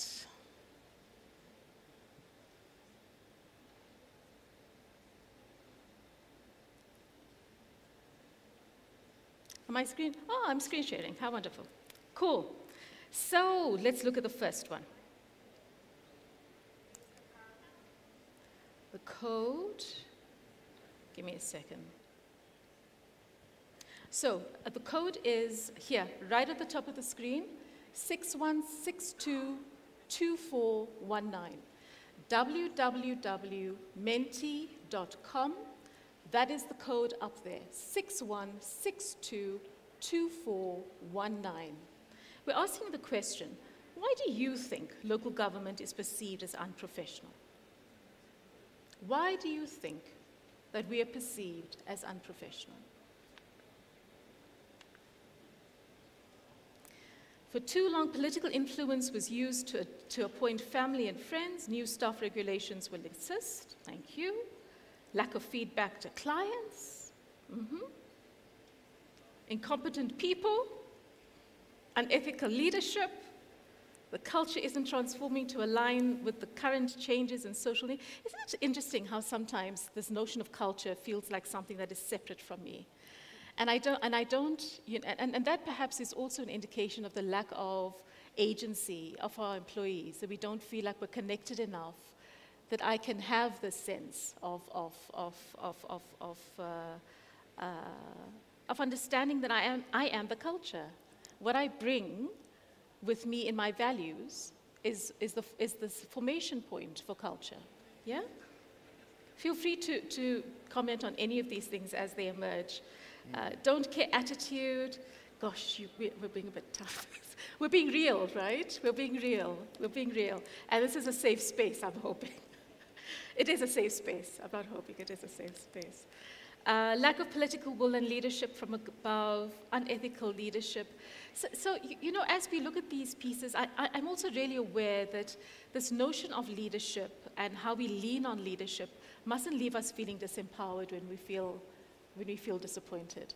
How do we, guys, as we look at these pieces, how do we lead up?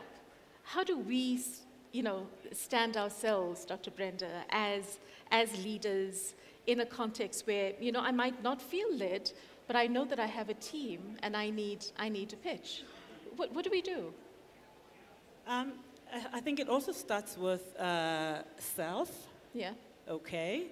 And obviously you find yourself in a certain context and there are factors that you have no control over. But the fact that you're there and you're leading a team, you can start by looking at what is it that you bring into that environment to actually create an enabling environment, for the team to achieve what is, the objectives that have been set for them. And then, obviously, being in that kind of an environment, it might come with, emotional distress, etc.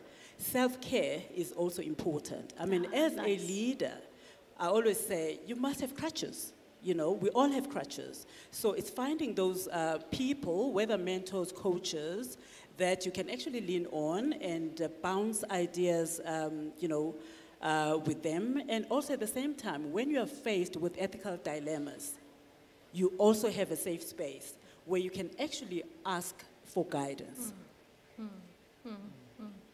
Thank you. Let's go to the next one. We've got 7, so we'll have lots of opportunity to pop in here. So guys, we know that these 4 pillars of professionalization are with us, right? But I'm curious to understand, if we were to prioritize these, right? As saying, so where do we start?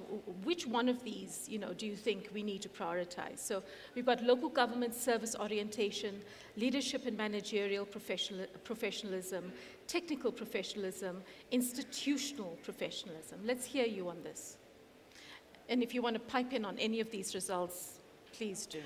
I don't know if I'll bias anybody, but my perspective is always, we work first with the leaders, so we transform leaders so they can transform their organizations. So no prizes for guessing which one I would vote for, but I really do think that leadership and management professionalization is absolutely critical, because once you've got that right, the other things become easy. Right. Without that strong role modeling sense of leadership, and I'm talking about inclusive, vulnerable leadership that creates that space for psychological safety, where the leader actually distributes leadership, enlists the ideas and opinions of others, that's the kind of leadership you need to be able to then drive the other three priorities. And you've used the word modeling a couple of times, Valerie. And that notion of modeling, Sive, is about how I look at these things and I make them part of my behavior with the understanding that the people that I'm with will see me embody this value set. Which one of these resonate most with you, Sive? You know, I do have a tendency to agree with Valerie. However, I'm just thinking now of a comment that was made by a colleague of mine when he said that, you know, culture happens when you walk into your bathroom or the toilets at your office and you find them filthy and you kind of walk in, you see it, and you walk back out again, or you shrug your shoulders, or you do whatever. So what you're supposed to do in order for you to uphold the values in that situation is do something about it. Yeah. Whether you write down a complaint, whether you decide I'm going to take matters into my own hands and make sure that the space is clean. So this speaks to now the whole everybody needs to become part of that culture. Right. It is what you find acceptable when you walk in there every single day. What you don't, what you choose to keep quiet about, what you don't speak up on, that is what becomes your organization's culture. So when it comes now to, you know, designing strategy and creating that organizational culture, one of the key factors that I literally had a discussion about this in a meeting yesterday, I was asking the question of, if you are finding it easy to get your executives on board with strategy and your senior management, but you're struggling with middle management and going down. My question is, to what extent did you involve that middle management in the formulation of strategy? To what extent did you give them the opportunity to tell you how they can contribute to the organization's objectives, as opposed to making high-level convoluted discussions and cascading them and then imposing them upon your staff? You see, because that's not how you get buy-in. That is not how you build culture. Everyone should be involved, and everyone needs to be, you know, directly stating how they believe.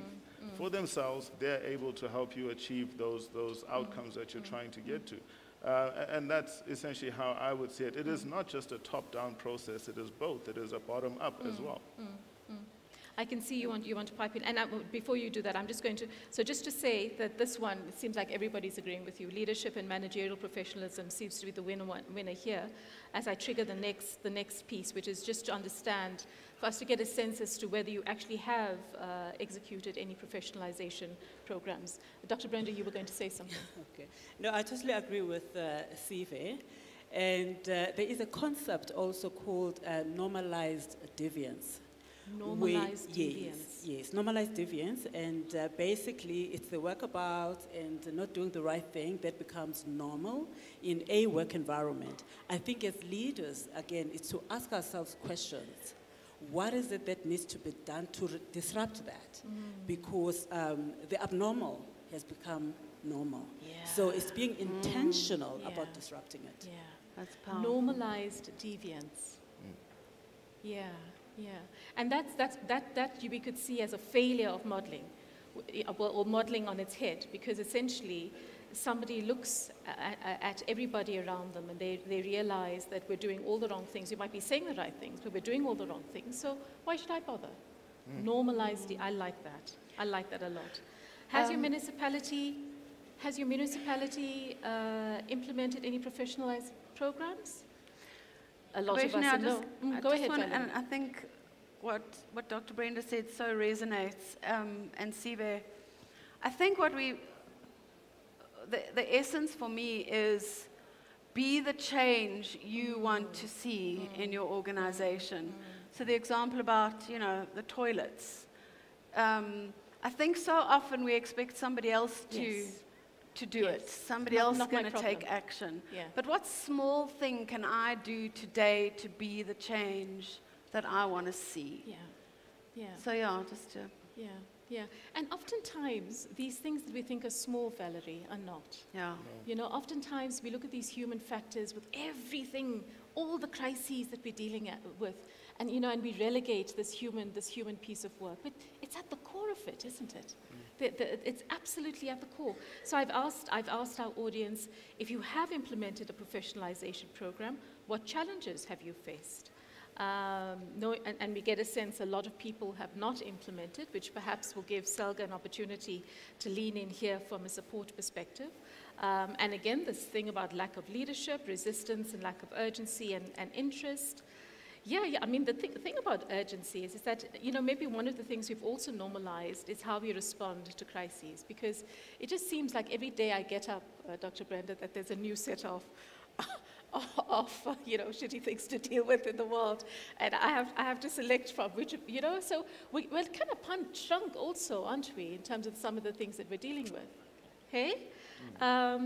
Resistance, transitioning to effective approaches, moving towards sustainable change. So this change management piece is coming up as a byline here as well.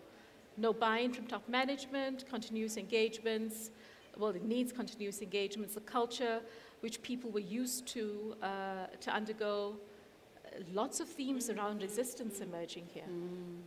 It's quite interesting, you know. Looking at the theme, the common theme is resistance. Resistance. And if you think of top leadership, they're supposed to be change catalysts. So now is that maybe just changing the script and looking at, I don't know, maybe some program where, one, it starts with assessing the leaders, what kind of change catalysts they are, and how they're perceived, and how they facilitate change in the workplace, and then they get capacitated. We always think that change management, change facilitation, you know, it's like second nature. It's not, it's a science. So we have to assess, we have to intervene, and then measure. But if a leader is not aware of the type of change leader or transformational leader they are, how are they going to, you know, do things differently? I think there is value in those assessments, and also, you know, professionalizing also change facilitation and management. And what I'm hearing you say inadvertently is that, you know, perhaps there's a piece of work about me knowing me. And if I know me, then I can know who I am in relation to you. If I know who we are, I know who we can be in relation to the whole. Some lovely, lovely themes. We are winding up. I know we have about 7 minutes to go. Now we're asking, you know, and the all. How are we going to know who all is? Please name the stakeholders. we may need to redo that one. Which stakeholders are critical to lead and drive professionalization in local government? I mean, we've got the hierarchical stakeholders, there can be independent stakeholders, you know. I mean, from the conversation we've had, we're saying that this piece of work isn't just about when I pitch and I put my employee badge on and I get to work. It's about everything that has brought me there, everything I'm going to experience while I'm there, everything that I'm going to go back home to, everything I'm going to go hold in the context of my life as a whole. Hey, Sive, the systems piece. No, absolutely. You know, just as I'm reading these comments, I'm thinking to myself, I was in boarding school, and what they emphasize for us is polish your shoes, look neat and tidy, make your bed. But one thing they used to do was if you were seen walking past litter and not picking it up, my father applied the same practice. If you were seen walking past litter and not picking it up, you would be punished. But you wouldn't be punished alone. You would be punished with everybody else in your boarding house. Okay? Now, your punishment does not arrive with the punishment that everyone receives. It comes afterwards, when everyone else has had to suffer as a result of your inability to keep up with the school's culture, right? And that's where this thing comes in, you know. They made it so basic and simple for us, because they ensure that you point to the smallest little factor. Because once you take care of the tiniest little thing and you are extremely strict about the small stuff, the big stuff takes care of itself, you know. It's like punishing people for jaywalking, right? That is non-existent in this country. For me, the first time I heard that you can go to, you can be jailed for public indecency, which means going outside and peeing outside, was when I came to Joburg. In the Eastern Cape, I didn't even know that existed. Okay? So you can imagine such a thing. But if you are strict on all these smaller components. Yeah. They are Yeah. what makes up the Yeah. whole. Yeah. And the rest of everything else will take care of itself. Yeah, yeah. And it's interesting because, you know, sometimes this might be a cultural thing. I'm aware that in, for instance, Japanese culture, you know, when you are sick and you take time off, it is customary for you to come back and apologize to your colleagues for the fact that you let them down. And that, I mean, it's a little bit extreme. But there is this notion of me being accountable to the whole. Exactly. Yes? Yes, it's me. Yes, I'm getting paid. Yes, there's my individual contract. But I am connected to the whole. And how do I frame the whole? Who is the whole in relation to my piece of work? But I love that one. You know, you can get arrested for chewing gum in Singapore.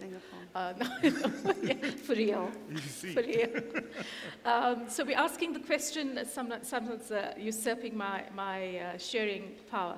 This piece about professional bodies, guys, because, you know, we work with professional bodies. We know that this is not just our piece of work, it's not just your piece of work, and that professional bodies have an important role to play. We just want to tease out how you think that they can play a greater role in the professionalization piece. Just a couple more and then we're done. What more must SELGA do to promote professionalization in local government? And I'll leave you with that one. I'm hoping that it is our last slide. Just your thoughts on what more SELGA could do. And as they're doing that, let me just check, is it our last slide? Yes, it is our last slide. Let me go back. There you go. While we're thinking about that, let me give a quick round of closing comments. Let's start with you, Sylvia. It always starts with me. Sure. I'm not really sure at this stage, Kubeshni. I think those last two things that you had asked us to say, what we think are the two most important things are really the core of it. But more and more, I think we've shifted to a culture conversation and culture adoption. And if there's one thing I can say to it, it's culture doesn't happen when you point fingers. Say that again, culture? Culture won't happen with you pointing fingers, Yeah. right? When you talk about collective accountability and your accountability to the whole, right? For as long as you are pointing a finger, you are not accountable, correct? So yeah, the transformation will happen when you take it upon yourself. It will not happen. You will not professionalize because the leadership said you can't. You will professionalize because you began to believe you can't. Yes, yes. And that's a very powerful thing that you're saying, you know what I mean? Do I actually believe in this stuff? Can I believe in you? Do I believe in me? Can I believe in us, you know? Valerie. I think what's coming up for me is thinking back to the 2010 World Cup. And nobody could say during the World Cup that we were not a professional nation. It's true. I mean, we staged we did that. An awesome World Cup, and it took every facet of both, you know, national, provincial, and local government to pull that off. So we can do it. And I think to, you know, my point links to Sive's point is really, what can I do to be that, change? But I still think we need the leadership will to really drive it. I mean, from a leadership perspective, we changed overnight when Cyril had his first family meeting and said, we're going into lockdown. We did that immediately. So I think it's both the power of the leadership, but then also what can I do to be that change? And you're right, Valerie. I mean, as South Africans, we have done some amazing things. We can. Dr. Brenda. Yes. For me, people are the heart of an organization. And leaders have a critical role to play when it comes to enabling the culture and setting the behavioral standards that are aligned to the values of the organization. But on the flip side of that comes accountability to ensure, or facilitate at least consistency when it comes to accountability and the behavior that is acceptable. Wonderful. This has been an amazing conversation. I hope you agree. please help me thank our amazing panel. Thank you. Thank you very, very, very much. Thank you very much. And thank you for these amazing feedback you're giving us. We will leave this Menti poll open. So if you want to have another go, you want to restart it, you forgot something, help yourself. Over to you, Program Director. Thank you very much. This has been a very great session, and we've seen with look at the rolling comments on Mentimeter and some of the great comments actually that have been coming through on the chat. Thank you very much, panel. Thank you. Please, let's give them a round of applause. Very good conversation. Thank you, guys. Colleagues, we're about to break for lunch. It's been a long morning, I know. It's been a long half day. Thank you very much for your captive audience and for showing interest and for sticking around. We really appreciate that. We're going to release everybody for lunch. Lunch is going to be served right behind those black curtains. That's where lunch is going to be served. We're going to break for lunch. We're going to be coming back into this room exactly at 2:15 to carry on with the afternoon program. What is very nice with the afternoon program is that a lot of local government practical content that will be in the program this afternoon. So we really look forward to engaging with you in that particular session.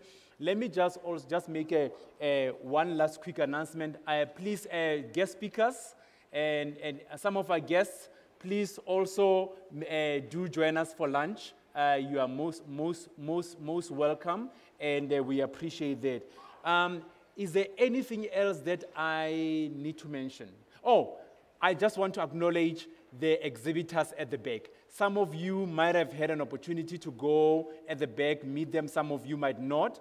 Please, if you do get a chance, just go to the back and meet some of our exhibitors at the back. They are a great part of the program. They are a great part of the partnership with SALGA, so we really appreciate their presence here. Ladies and gentlemen, can we just have a good round of applause to the speakers and to yourselves for being a captive audience this day. Thank you very much, and see you at 2:15. Enjoy your lunch.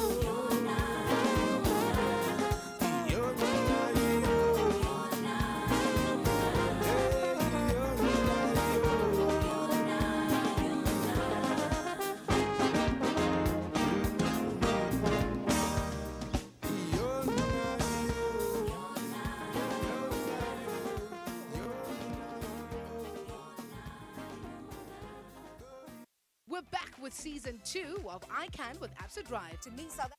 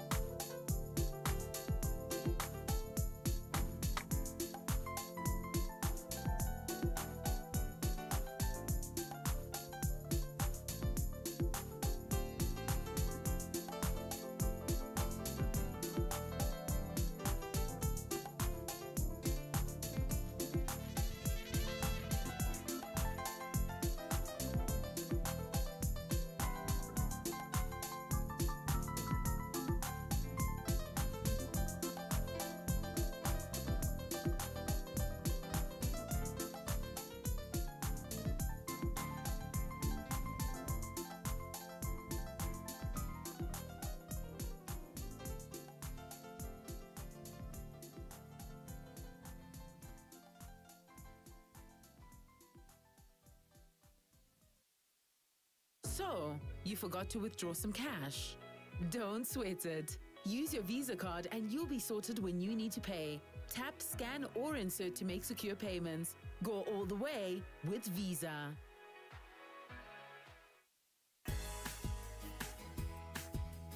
I'm Marinette. I've got a secret. Time to transform. Marinette's secret is at your fingertips. Fashion flip and transform her into Ladybug. Magical? No. Miraculous. Fashion flip Ladybug again? Back to Marinette, or give Marinette your own look. Fashion flip Ladybug from Playmates Toys.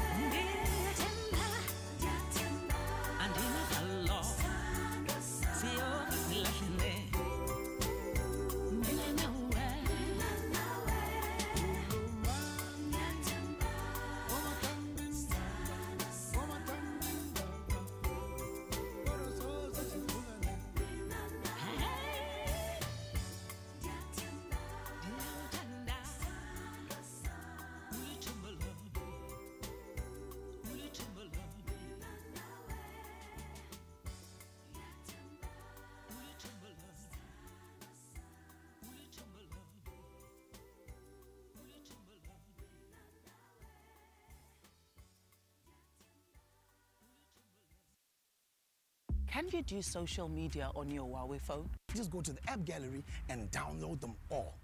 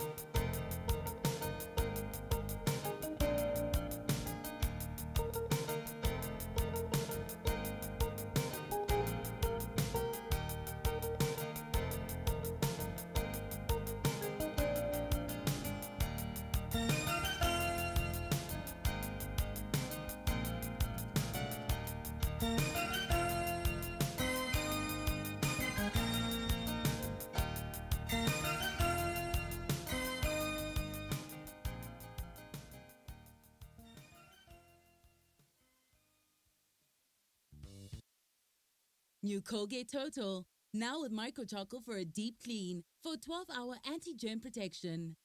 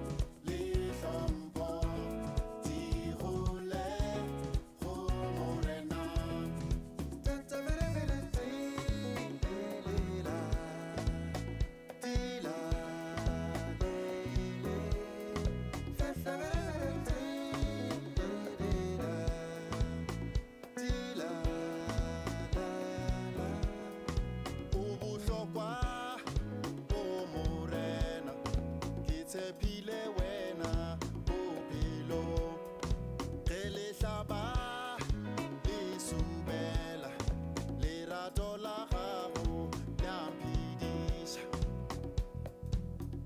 ke tla bitsa mang na ge se wena ke tla kwa ke mang na ge se wena nakalo ke bone go wena o modimo torišo le hlompho di gole go morena nakalo ke bone go wena o modimo torišo le hlompho di gole go morena.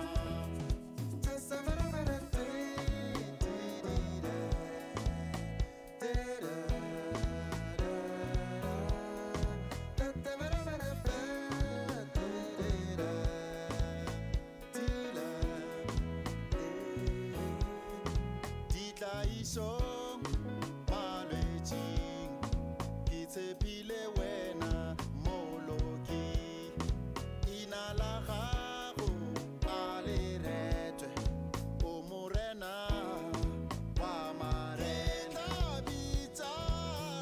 ke tla bitsa mang na ge se wena moloki wa ka ke tla kwa ke mang na ge se wena yakalo ke bone go wena o modimo torišo le hlompho di gole go morena yakalo ke bone nyaka wena o modimo torišo le hlompho di gole go morena yakalo ke bone yakalo wena o modimo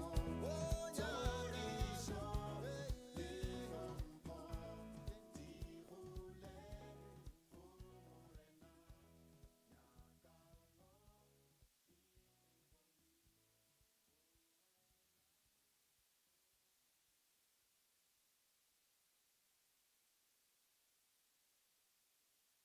Like big picture investors, we also want to impact the world. If it could protest and sign petitions, your money would. Your money can do more. Stanlib. Announcement. We will be commencing in the next 5 minutes. We request everybody to start making their way back into the seminar room. Thank you.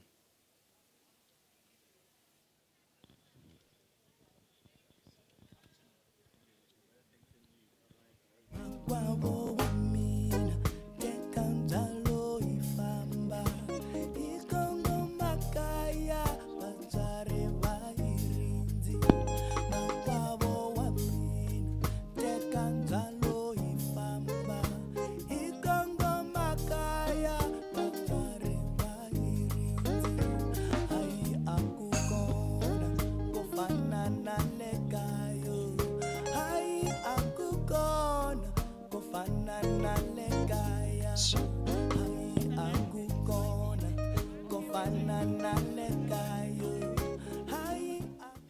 Announcement. We are ready to commence in the next 3 minutes. We request that you start heading to the seminar room. Thank you. Wabo wamina tekanjalo ifamba ikongo makaya bachare bairinzi ai akukona kofanana lekaya ai akukona kofanana lekaya ai akukona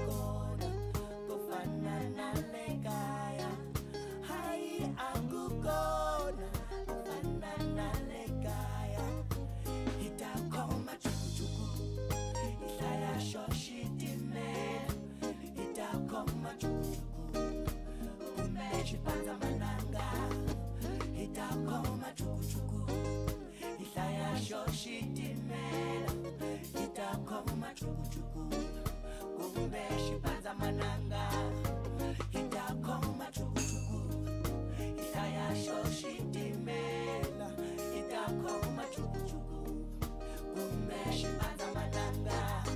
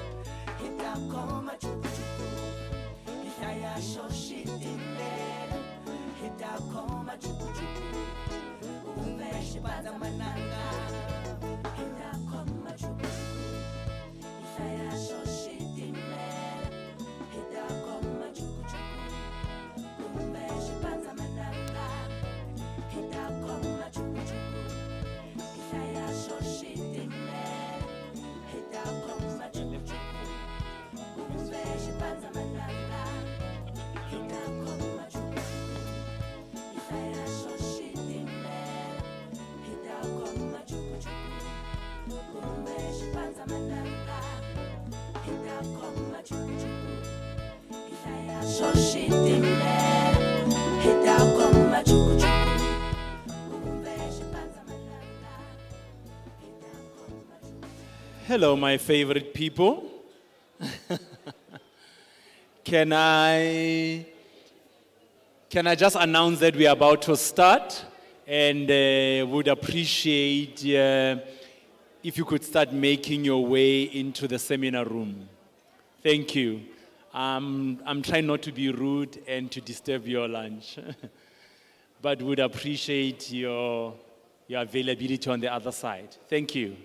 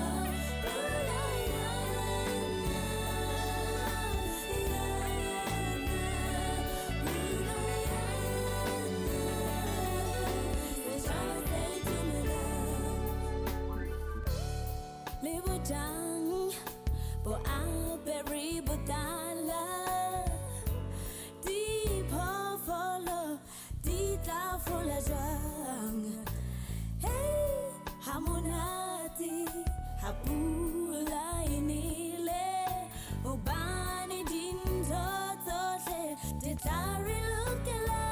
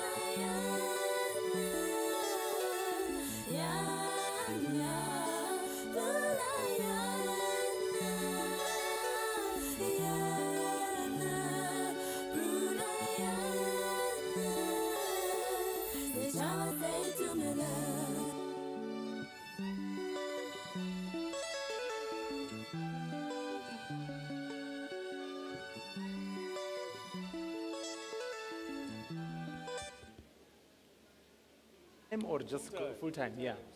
Where?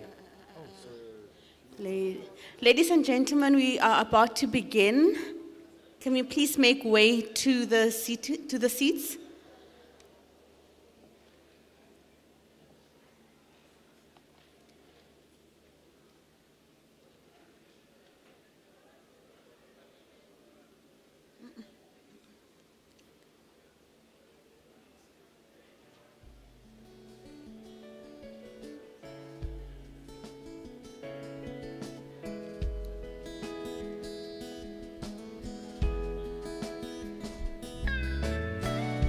Dalipunga, Tela Gufa, Madiba, Molumsila, Vela Bambensele, Yem.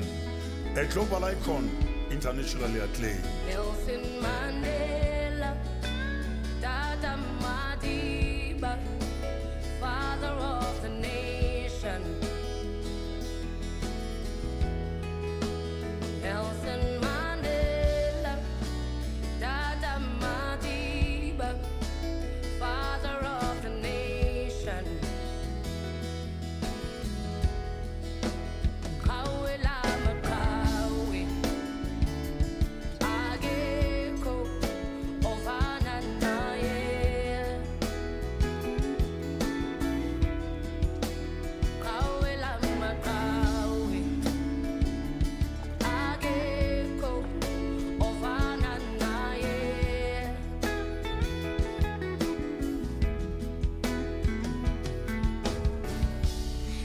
imisebenzi yakho iyasimangaza uyibekile nduku ebandla sonke sifisa ukufana nawe uyisibonele emhlabeni wonke uhlanganisa abamnyama nabamhlophe wasenza sabanye sohlala sikuthanda Madiba, we shall sustain the momentum. Madiba, we shall preserve your legacy. Madiba, we shall emulate your values and principles. History demands that we succeed as a nation. History demands that we do not become complacent. History demands that we do not rest on our laurels and work harder. We are duty bound to rise above malice and prejudice. Let reason and wisdom prevail.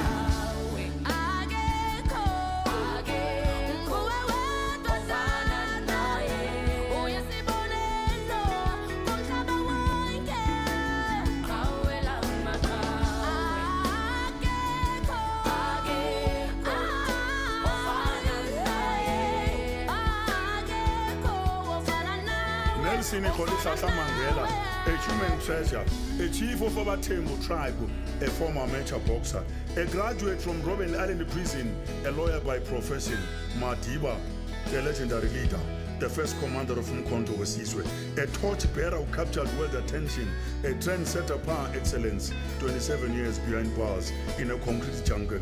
Indeed, the long road to freedom, the long walk to freedom. You're our banner of peace, our pillar of strength, our soldiers' boots. You're the father of nations, the world's icon. Your name shall live on. Long live Tata Mandela.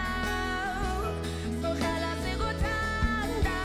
Nelson Mandela. Siyabonga Tata Madiba.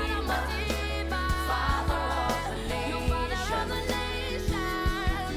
Oh, Nelson Mandela.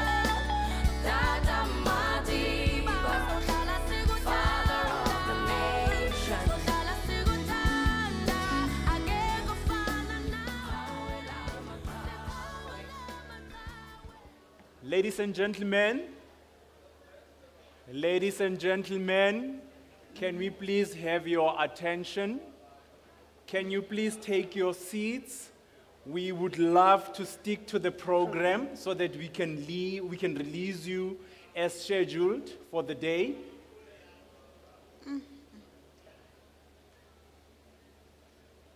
Thank you. I see people are slowly coming back. We'd appreciate that. Thank you very much. We'll give it another 2 more minutes. Madiba, a reconciler. Madiba, a unifier.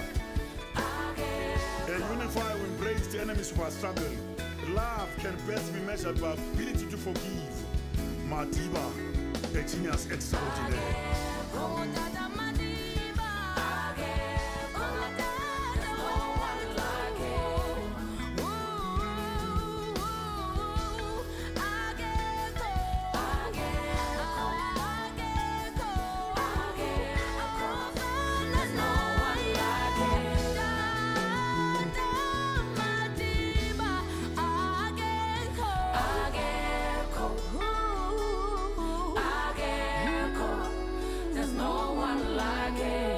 God was in a happy mood when he created Nelson Mandela through his parents.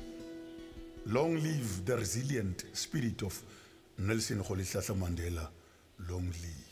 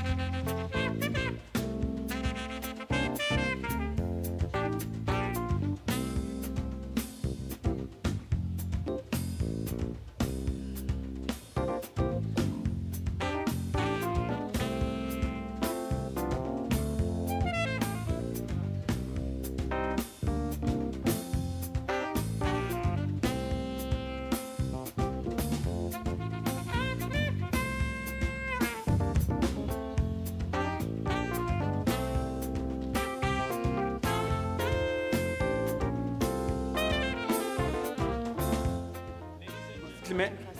Thank you. Good afternoon, ladies and gentlemen. We're going to have to commence with our program for the afternoon. We have an entire audience online that have reconnected, that have actually rejoined the virtual seminar. So we are going to proceed with the program. My dear lady, would you like to introduce the next sub-theme for session 4? Thank you very much. Yeah. Okay, so I'm going to introduce the sub-theme for session 4. Sorry, DJ, can we just turn down the music? Thank you. Thank you very much. So the sub-theme for session 4 is on human capital management policy reforms. And we would like to welcome on stage Dr. Rodney Manyike, who is the Director Secretary of Human Resource Development Council, and he will be addressing us on the topic of a human resource development strategy for South Africa. Please welcome on stage, sir. Can we please give him a round of applause? And let's see lots of hearts for him online on the virtual platform. A lot of those thumbs up. Over to you, Doctor. Thank you. Thank you. Good afternoon. Says Roland, come back. Come with those people there.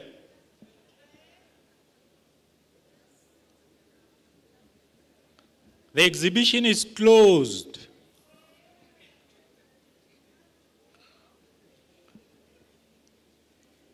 All right. Colleagues, we're going to start. I see the people are walking in. I know this is one of those difficult sessions, but please let's make use of this opportunity. Let's seize the opportunity. I'm competing with the sound at the back. Colleagues at the back. All right, thank you. Thank you so much. All right, I am going to strike right away and talk to the human resource development strategy for South Africa. I will be talking under the sub-theme that talks to a capable and a developmental state. I think one of the questions perhaps that people will be asking is, what is a capable, what is a developmental state? I think as we continue, I will try to talk to that.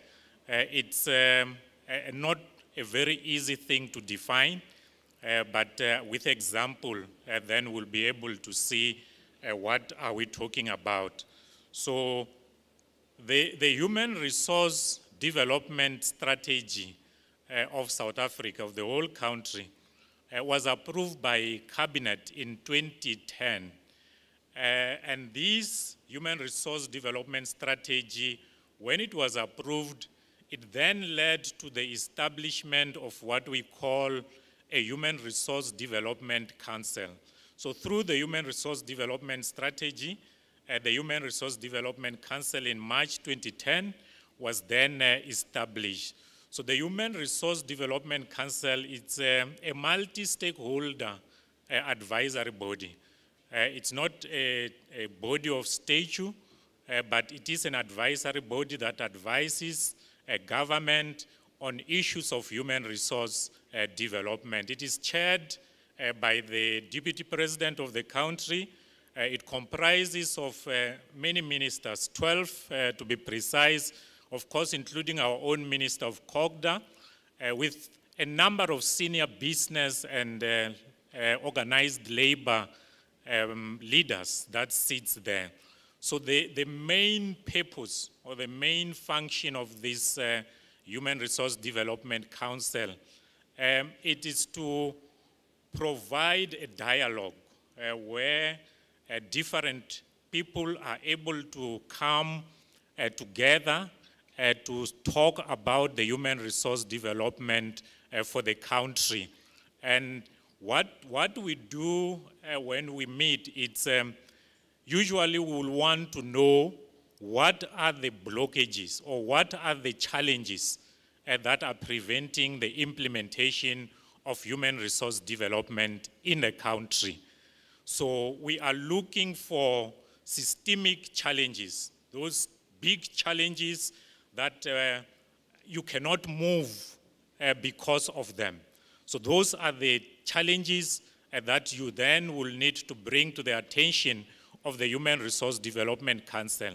And their duty and their role is to make sure that whatever challenge, whether it's in the line of talent management, maybe there is a particular policy that does not talk into the issues that you will want to implement, but then the policy does not allow you, does not enable you.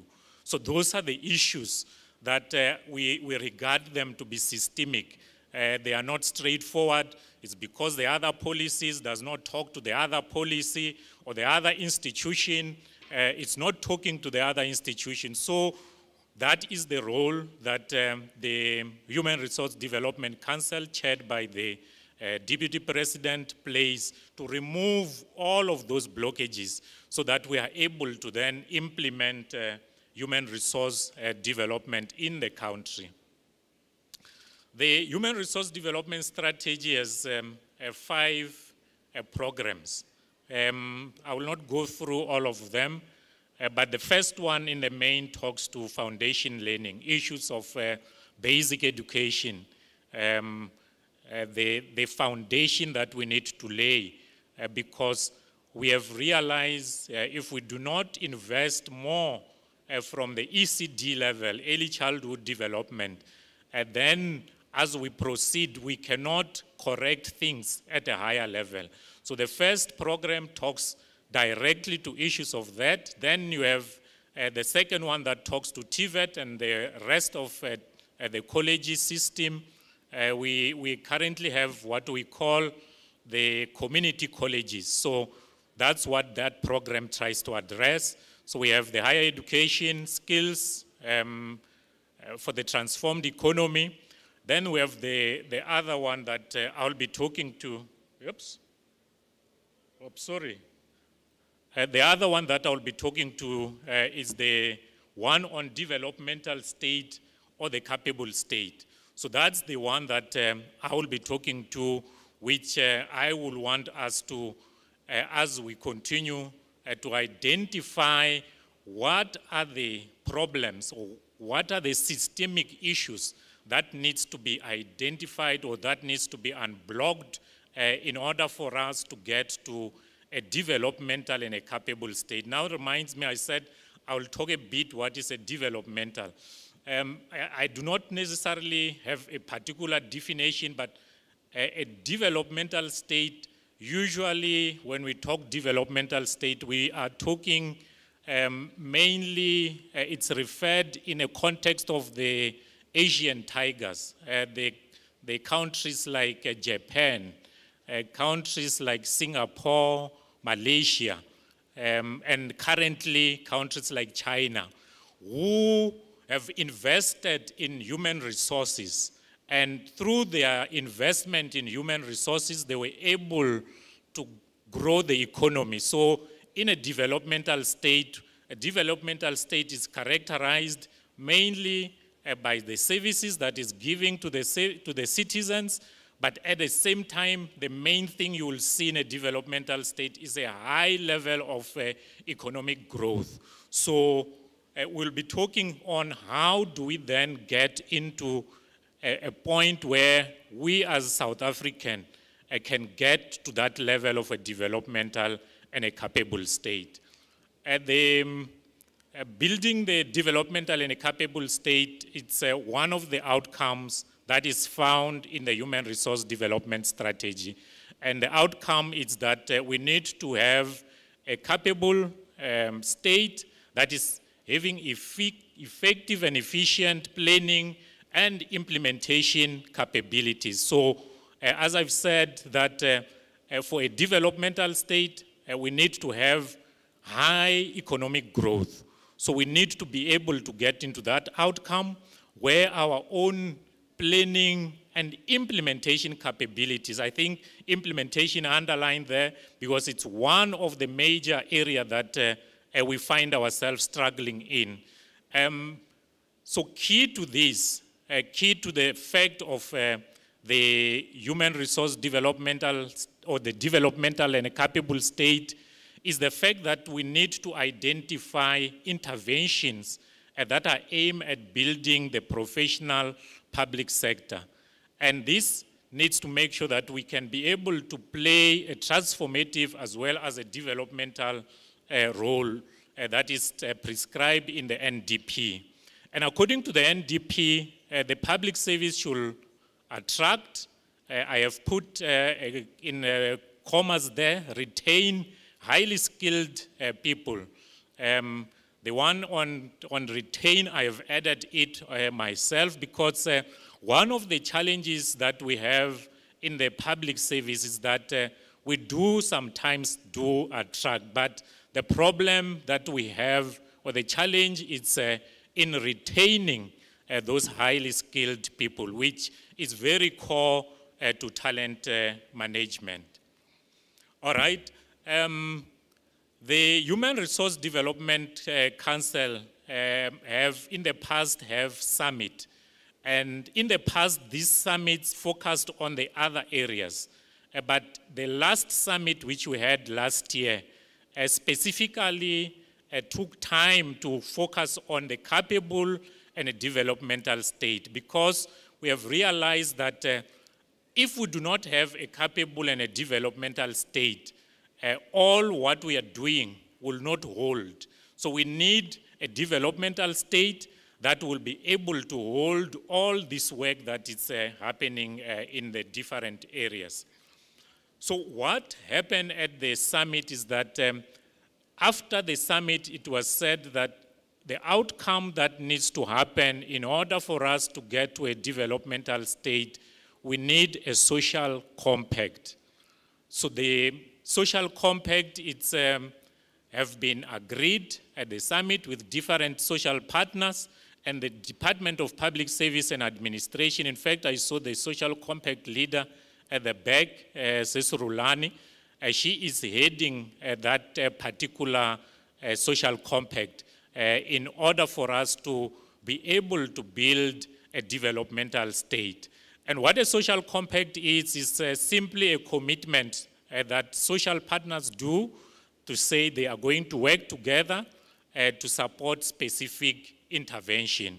And the social compact, it's mainly, in a sense, going to identify areas of priority, because there are a number of things that needs to be done. So we are saying, let's identify what are the priority areas. So we want to focus on the priority areas that will be able to speed up a developmental state, or a capable as well as the ethical state that we will want to build. And of course, talent management is a very important area, and it should form part of those priorities that we are building. Why a social compact? I think South Africa, in a nutshell, has a number of unequal, it's said to be a very unequal society in the country, in the whole world, I'm sorry. The Gini coefficient is very high. So we have a national crisis. So if we do not do things right, correctly, and correct what needs to be corrected now, we're going to have a problem going forward. So what we are saying is, let's then come together and let's make a compact that all we can commit and identify what are the priority areas, what are the interventions that needs to be done, so that we are able to then stimulate the economy. And when the economy is stimulated, then we are able to address these crises or these problems that we are having of inequality, of poverty, and unemployment. All right, I think this also continue to talk to the effect of why we are saying we need a social compact, because we need to make South Africa competitive, and because we also need to respond to these new realities that have been brought by COVID-19. So there are a number of skills that have now come into the forth post-COVID-19. And in fact, we're saying we need the skills that will enable people to participate in the new world of work. There's a document that NEDLAC has produced that talks to, there is a number of jobs that are regarded to be stable, others are regarded to be growing, others of course are regarded to be declining. So we need to make sure that as we do our work as talent practitioners, as different practitioners, we are able then to make sure that as we continue to we skill people for the new world of work, and of course for the economic recovery that is guided by the EWRP, the Economic Reconstruction and Recovery Plan. The social compact is a mutual understanding where partners will then agree. Like I said, consultations are going on, and we are at a stage now where we will be able to finalize this compact. But of course, we also will need your input into that compact. Your input is very important. And what the Human Resource Development Council is doing, that it's providing a platform where all this will be able to be negotiated and agreed upon, so that after we have agreed, then we are able to start the implementation of those particular priorities. Because of time, I'm going to rush a little towards the end. I'm just trying to jump. Okay. What we are saying with the social compact is that we will want to develop relevant skills for the 21st century. And I think I've talked to the fact that we now have a new world of work. And the social compact then will help us to identify those. And we are anticipating from you as delegates to also be able to guide us in terms of what are those priority areas that we need to get into the social compact. And of course, after that, we will then start with the implementation. And these are the challenges that we need to address, which I think as you deliberate during this seminar, you need to be able to somehow get into these challenges. There is fragmentation that we find ourselves doing when we do human resource development. And across government, from national, provincial, local, there is a weak coordination of our own human resource development. And in fact, one of the biggest challenge, or the second one that I will want you to deliberate on as well, is that coming from the NDP itself, that says that NDP has observed that graduate and young individuals with potential, they struggle to identify how they can embark in a career within the public service. So that's the challenge that we need to address, and that's what we need to ensure also that it gets into this social compact. And these are some of the proposals that I'm bringing, that as you deliberate, you need to ensure that we get into a point where we get an efficient system for the whole public service, so that we can get into a point where we will have a professional public service. And we need to also explore mechanisms that will help us to improve coordination of human resource intervention across the whole spectrum of government. In conclusion, program directors, government cannot do this alone. In order for us to develop a developmental state, we need to build partnership. And the social compact is there to help us to do this partnership. And the social compact is a living document, and we are looking for your contribution in terms of the interventions that needs to go into that social compact, so that we can start with the implementation that will get us into a developmental state. And as we said, when we have a developmental state, then we will get a point where the economy is growing to a point where it addresses the social ills that we are having in the country. And in a nutshell, the Human Resource Development Council is there and will continue to play a role in all of those interventions that you are agreeing to out of this seminar, and we'll be therefore to address any blockages that you are saying you do want to implement talent management, you do want to implement this and that, but you are not able to do it. So the Human Resource Development Council is there to help to address those blockages and remove all those impediments for the implementation of human resource in development in the country. Thank you so much.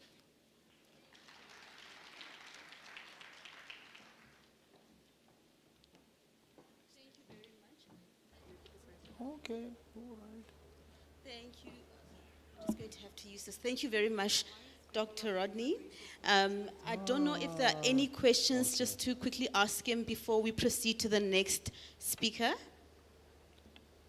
Are there any questions from the floor? Okay, if there are no further questions, thank you so much, Doctor. We really appreciate what you've just shared with us. Thank you. Can we give him another round of applause, please?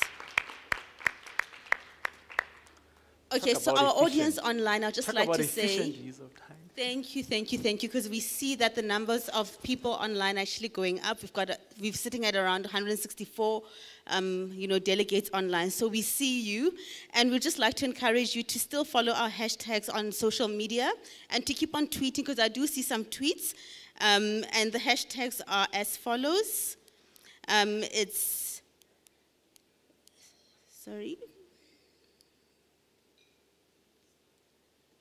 Okay, so the hashtags, as previously shared, and just to also repeat, are hashtag inspiring service delivery, hashtag LG talent seminar, and hashtag LG transition. So those are the three hashtags that we're using for this specific event.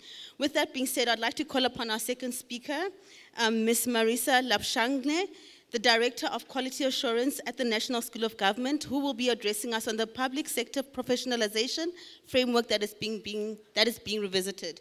Thank you very much. Can you please give a round of applause?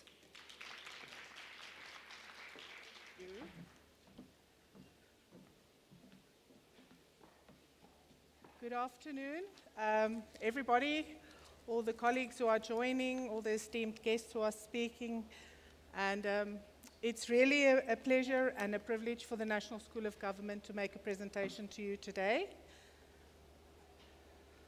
I'm just waiting. Thank you very much. Okay, so we will be talking today about the national framework towards the professionalization of the public sector, and I think when we talk about that, local government is especially important. The National School of Government has led this project, and we have worked very hard towards it, and I think it links extremely well with the presentation that we just had from Dr. Rodney, because what we are doing is we are proposing an implementation framework for ensuring that we have a professional and capable developmental state.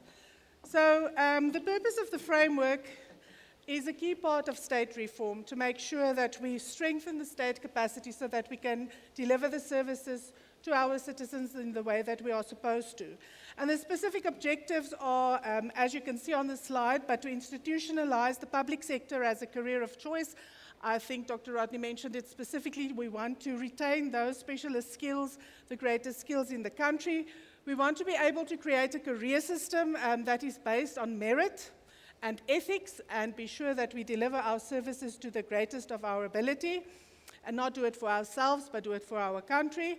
To create a clear vision of where the next generation of public servants are coming from. If you look into the statistics, we realize that the echelons of the public service get older and older, and we must make sure that we have a new generation that really can take over the lead and make sure that things happen the way they have to.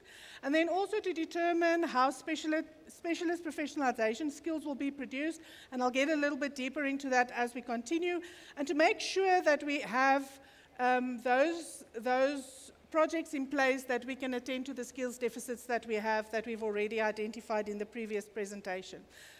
So just a little bit of background to share with you. This project of the professionalization, or the framework towards the professionalization, started, and a draft framework was published for public comment, was gazetted in 2020. We've been working very hard since that time to make sure that it happens. Last year, we had to ask for an extension. It was due. We couldn't deliver it because we had multiple in the processes of public consultations, consultations internal to government, and then in this financial year we were able to present the draft framework to Cabinet, and currently we are hoping to finalize it so that we can have it signed off and approved in this financial year. We have the support from the highest echelons, from our president, where he spoke in March of 2021, and I just want to highlight the one sentence that says, I said that the building of efficient, capable, and ethical state free from corruption was among my foremost priorities, and this framework specifically intends to achieve that outcome. We want to be able to create a public service across the whole of the public sector that is selfless, that does the job because they want to, that public service becomes a calling and not just a job.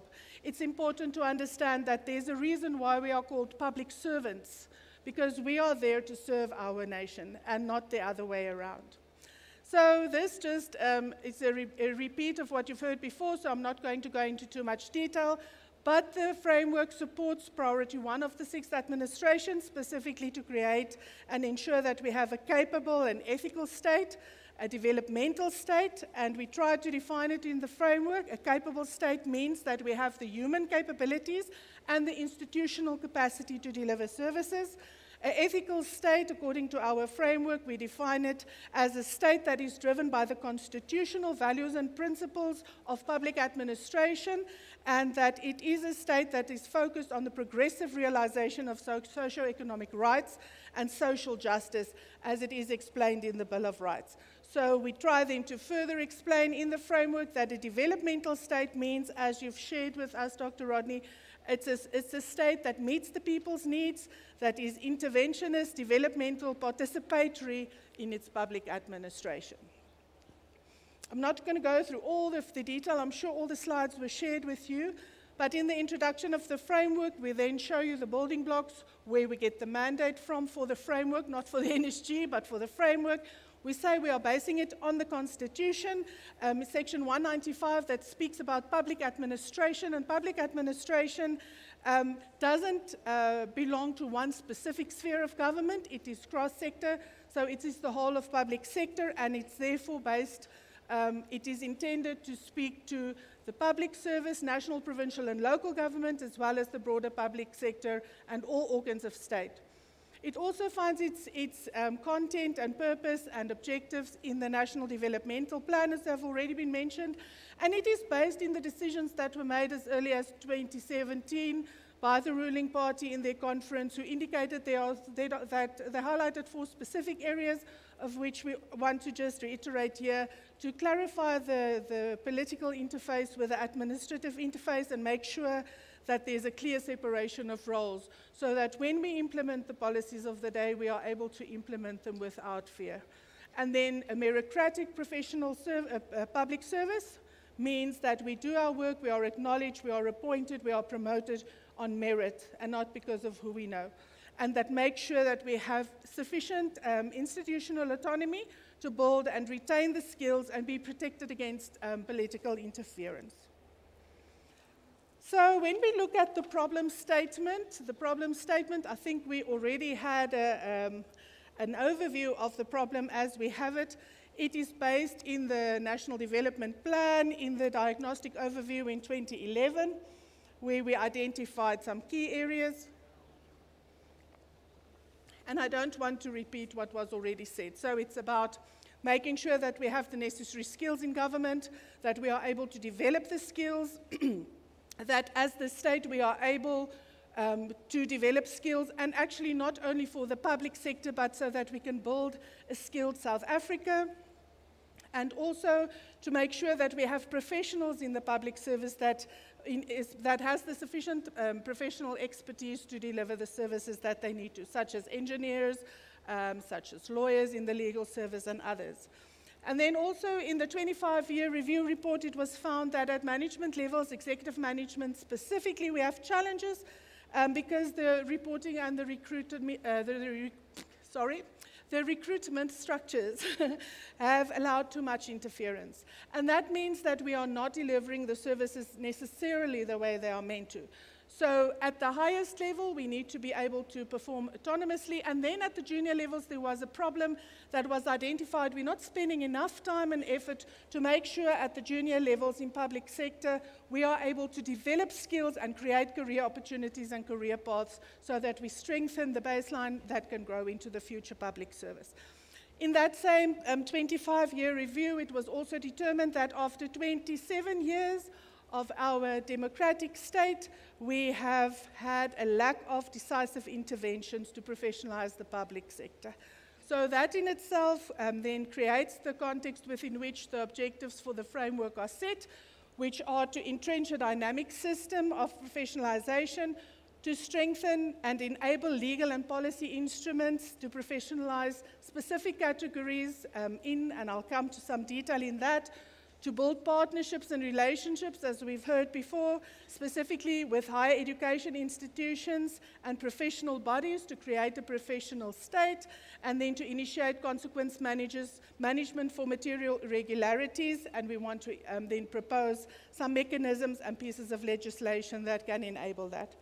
So in the context of the framework, we defined three terms, specifically profession, professionalism, and professionalization. We say to be in a profession means that you are complying to the rules, the regulations, the ethics, and the values of that profession. If you are a professional engineer, you are required to fall within that context. Then we say when there's professionalism, it means it's more than just in that profession, but it's also about the human, the individual, that your ethics and your way of working is at a level that differentiates you from the norm, that you're working on standards and principles that are set for the sector, and work within a discipline that includes specific skills, that specific qualifications and competencies and values that makes you look different than the other.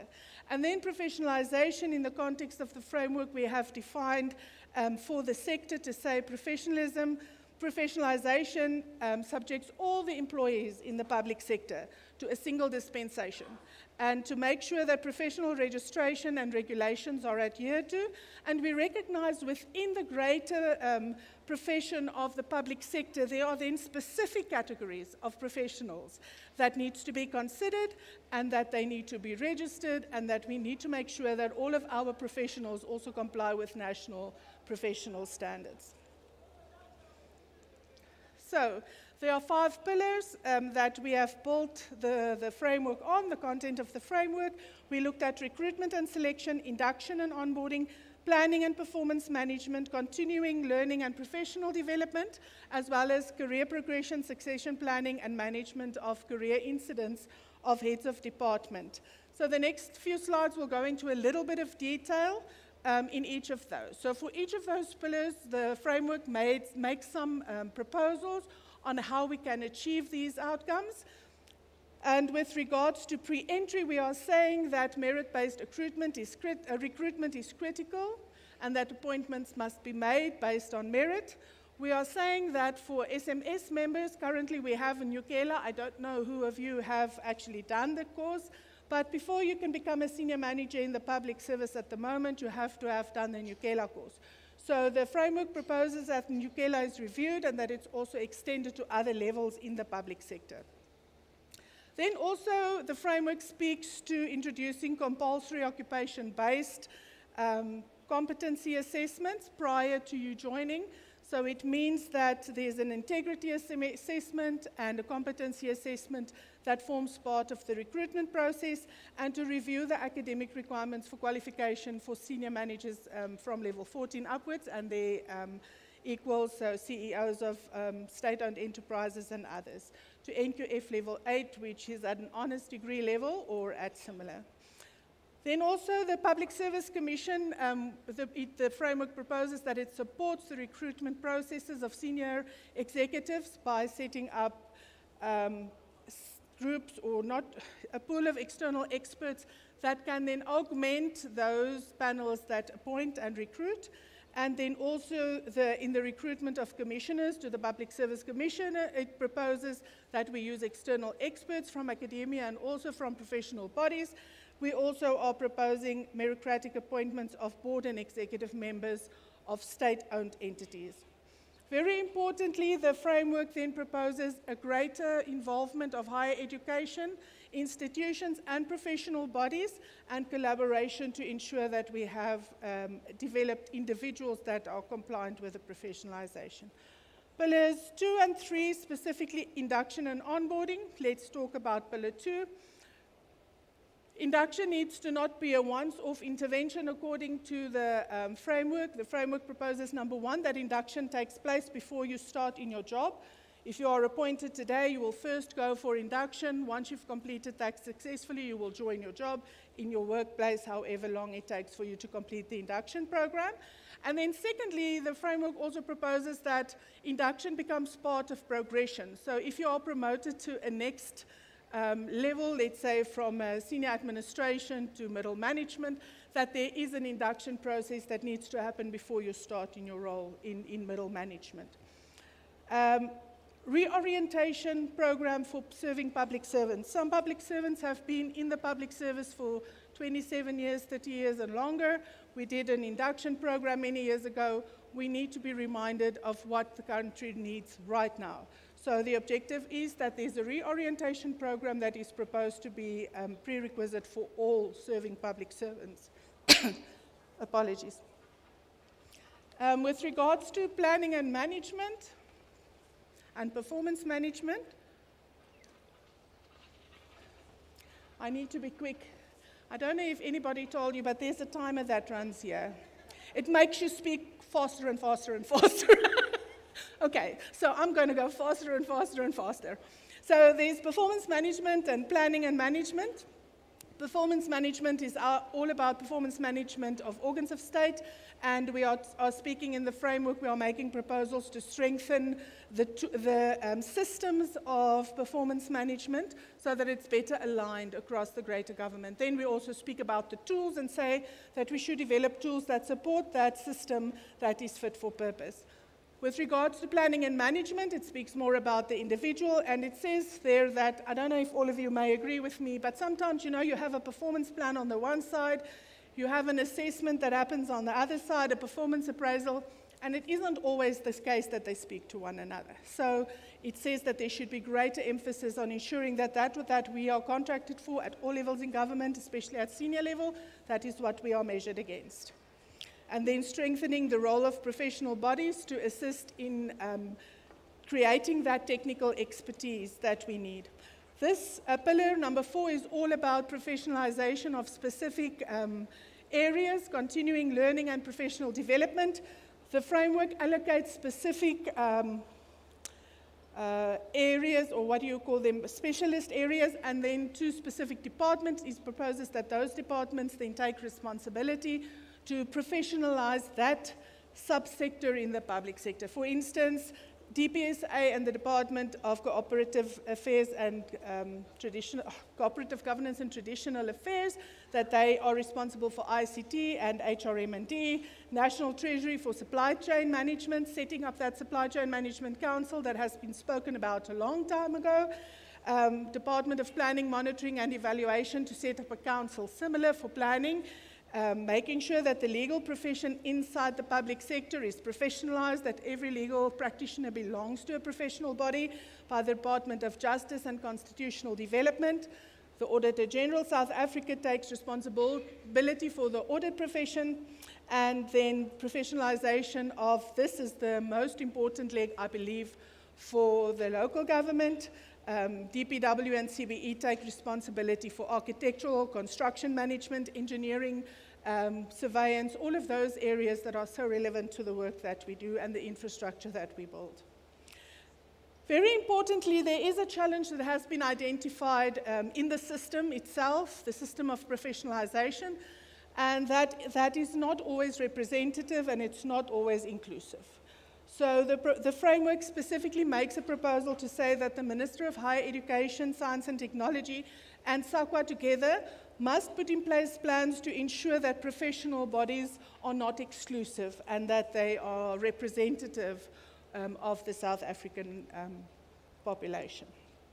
So, proposals for career progression in Pillar 5. We want to have a non-partisan public sector. It means that the proposal is a head of the public service that owns and manages career incidents of heads of departments. There's a proposal to extend the tenure of HODs to 10 years, definitely dependent on assessment, merit, and performance, and that there are clauses in their contracts that manages exit and rotation.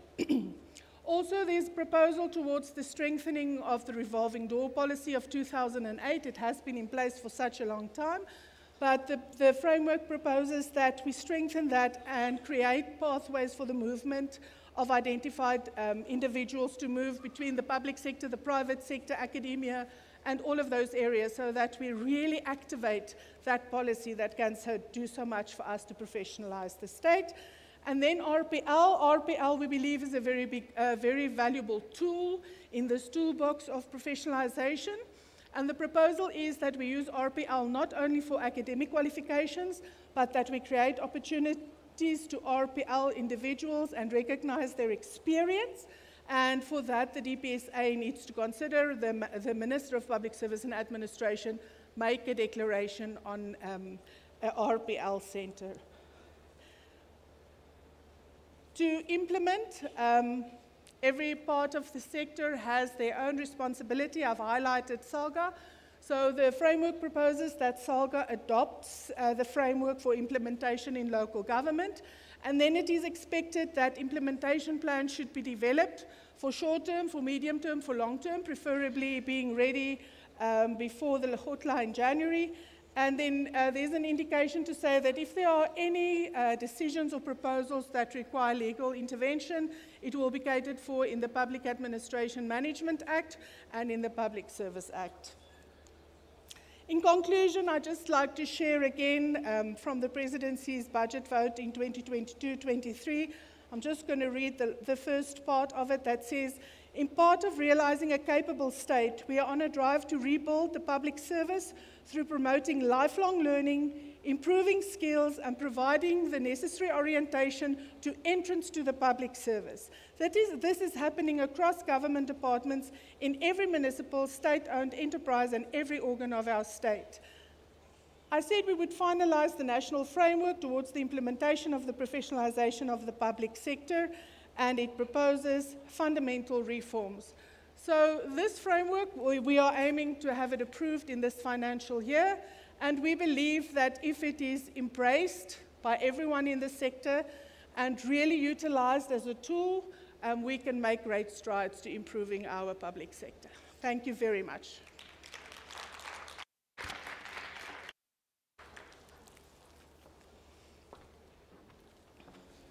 Okay, now. Okay, thank you very, very much, Marissa, and thank you for sticking to time with all that information that you had to share with us. We truly, truly appreciate it. Can we please give another round of applause? I must just compliment the program director. You look beautiful. Oh, thank you very much. Thank you. Okay, that was a lot of information that was shared, and we are just about to wrap up the session on human capital and management policy reform. And with that being said, I'd like to call upon Mr. Pascal Moloi, who is the management consultant of MPM Consulting, and he will be addressing us on the topic of an advocacy strategy for the human capital management blueprint in the context of the district development model. Can we please give him a round of applause?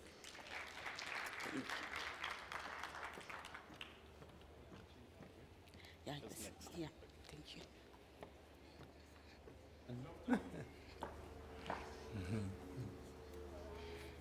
Yes, girl.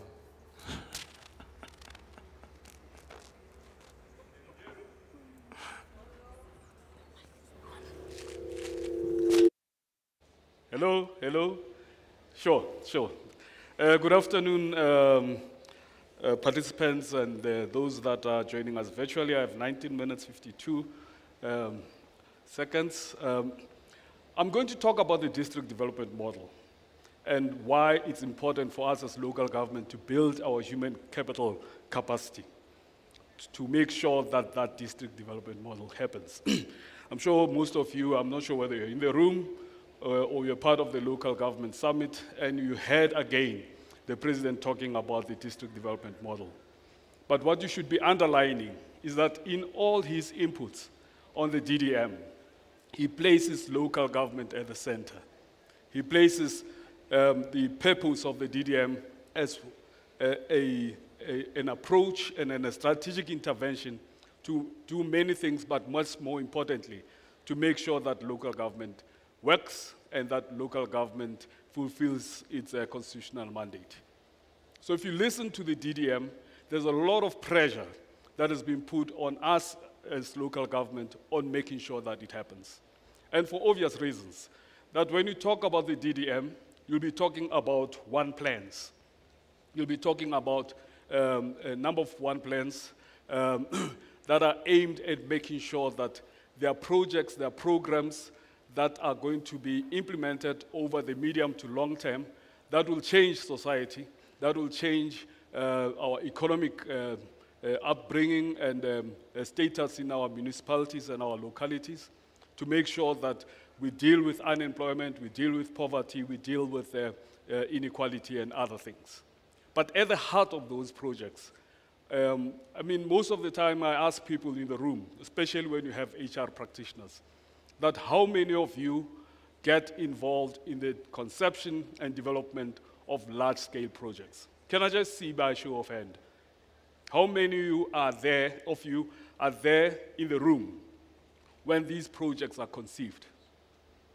How many of you in KZN or in eThekwini were in the room when a decision was taken that eThekwini is going to be the smart harbor city of Africa? How many of you were in the room? How many of you were in the room in Namakwa when it was decided that we're going to do a deep sea port in Namakwa land? How many of you were in the room? My contention every time is that when we conceive large projects, we conceive them from an engineering point of view, from a financial point of view, from a legal point of view.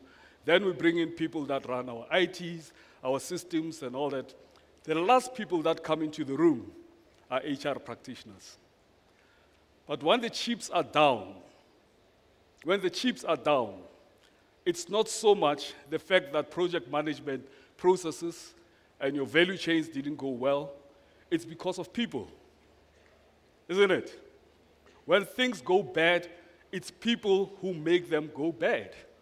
But we don't invest in people up front when we conceive these projects. So the heart of the HCM model and the heart of the blueprint is to put our human capital, especially at local government, up front. That let's think about these big projects, but think about what capacities we require, because whether you like it or not, local government practitioners, local government workers, municipal employees are going to be the foot soldiers of making sure that these big projects happen. They're not going to happen at national, they're not going to happen at regional level, they're going to happen in your own locality where you work, live, and play with your neighbors who are direct beneficiaries of these big projects. So you have a very important role to play. SALGA sat down, conceived this, and thought that maybe let's put together a blueprint. This morning we're talking frameworks, we're talking principles, and now SALGA says, here's a blueprint. This is how you could conceive how you take these projects forward and make sure that we have men and women who are professional, who are ethical, who are capable and skilled that can take these big projects forward. So it requires a huge change in the way we do things. It's not just about our own internal focus. The good doctor here spoke about social compacts and all that. You'll be expected not only to deliver these big projects as government or as local government, provincial or national, but you'll be doing them in collaboration with social partners, with the business sector, with the mining sector, with the agricultural sector. If you look at the Lejwe-Leputswa One Plan, it talks about mining, it talks about agriculture, it talks about tourism. What does it mean for the Lejwe-Leputswa district? Okay, what I've just said covers the first two slides, in fact, the first three slides. The first slide talks about the history of the SALGA HRDM, which the good doctor, I think, also paraphrased, why we had that blueprint first in 2012. The second slide talks about the HRDM blueprint further, but it makes a point there that we all have human capital strategies. We all have human capital development platforms in our different municipalities. But our observation is that they are all internally focused. If you go to the big metros, especially those that have entities, we have an HCM structure within a big metro, but it has nothing to do with what its entities and its departments determine as their human capital management approaches. It's there, it's somewhere located in the corporate building, and it has nothing to do. Everyone does as they please. It's worse in the B's and C's, because we have this dual employer relationship. What happens in the districts is not replicated at the locals. So the human capital management blueprint seeks then to bring all that together in a manner that supports the delivery of the DDM. It strongly proposes that there are a number of business processes that we have to consider, but that it helps you prioritize. And the prioritization matrix is quite simple, that do the things that are easy but have a high impact. Concentrate on that block 1 on your screen. Identify stuff that's easy to implement but has high impact, but also consider stuff that might be of low impact but easy to, and as we go, we'll elaborate a bit on that. But don't go into block 4. Those things are difficult to implement and have low impact, but we'll elaborate on those as we go. We're proposing these 14 business processes. That they are, I mean, you are practitioners, you've gone through all of them, that will be challenging you to say, go out there, engage with your one plans in your districts or in your metros. There are 52 what we call spaces of execution in terms of the DDM. Your metro, your district, your local is a execution space. So there will be these one plans with large programs, hundreds of projects, but when you assess them as an HCM practitioner, we suggest that you do these 14 things. The first 2 are just about forecasting and planning. It's type of stuff that you do about putting together a workplace plan. The second set is about developing your organization. Talent management as a critical point there, and it's also included as under the third block there around resource management. What talent are you going to require in a municipality to make sure that that deep sea port happens in Namakwa? But we looked at a number of case studies. Fortunately, we've been able to talk to people in the Northern Cape, in the Free State and all that. And I've just listed, for instance, what's coming up out of Namakwa. Agro-processing, human settlement development and all that. And what they've done is that in every part of their one plan, they've outlined roles for municipalities to perform. You as an HR practitioner need to be able to unpack those. That, for instance, telecommunications and information infrastructure in Namakwa requires law enforcement, land use management, SMME support, community services. Unpack those responsibilities into their minute functions and then be able to say what type of talent you require, what type of workplace you require, etc., because you are going to be able to do that, and ultimately. So I'll skip that. I've never been able to pronounce ZF Mgau. Is it Mgau or Mgau? But this is in the Northern Cape. Okay. They also have a number of projects in their one plan. And the big question is that, have you engaged with your one plan, and do you know what's in there? And when you pack it down into its basic functions, will you be able then to make a difference? So if you go back to this box, it's in your pack that we've identified type of things that we think are easy to implement and have high impact. They include planning, recruitment, onboarding, grievance management, disciplinary management. And you can see that box 4, we have left empty because we don't expect you to worry about what's in block 4. So schematically then, in the next 10 minutes, that what is it that the DDM is about and what is it that the blueprint is about? It's saying that there will be a number of locals, especially in a B's and C's arrangement. Locals that will have to work in cahoots and in partnership with government and other development partners. That you will have to build a jump what's the word? That you have to graduate to a point where you are not just an HR manager, but you are seen as a strategic human resource business partner in the whole of the DDM arrangement. There will be problems that will be identified. Most of them have to do with governance, planning, finance, service delivery, local economic development, and community participation. And at the end of the day, there will be the one plans. So what does an HR strategic partner do? And we've made some suggestions on that slide there. You act as a strategic partner and advisor to the DDM and its hubs. You're probably familiar with the idea of establishing hubs. We then say that establish centers of excellence that will do strategic frameworks, initiate HR programs, identify the capacity and gaps for developing capacity building and so on.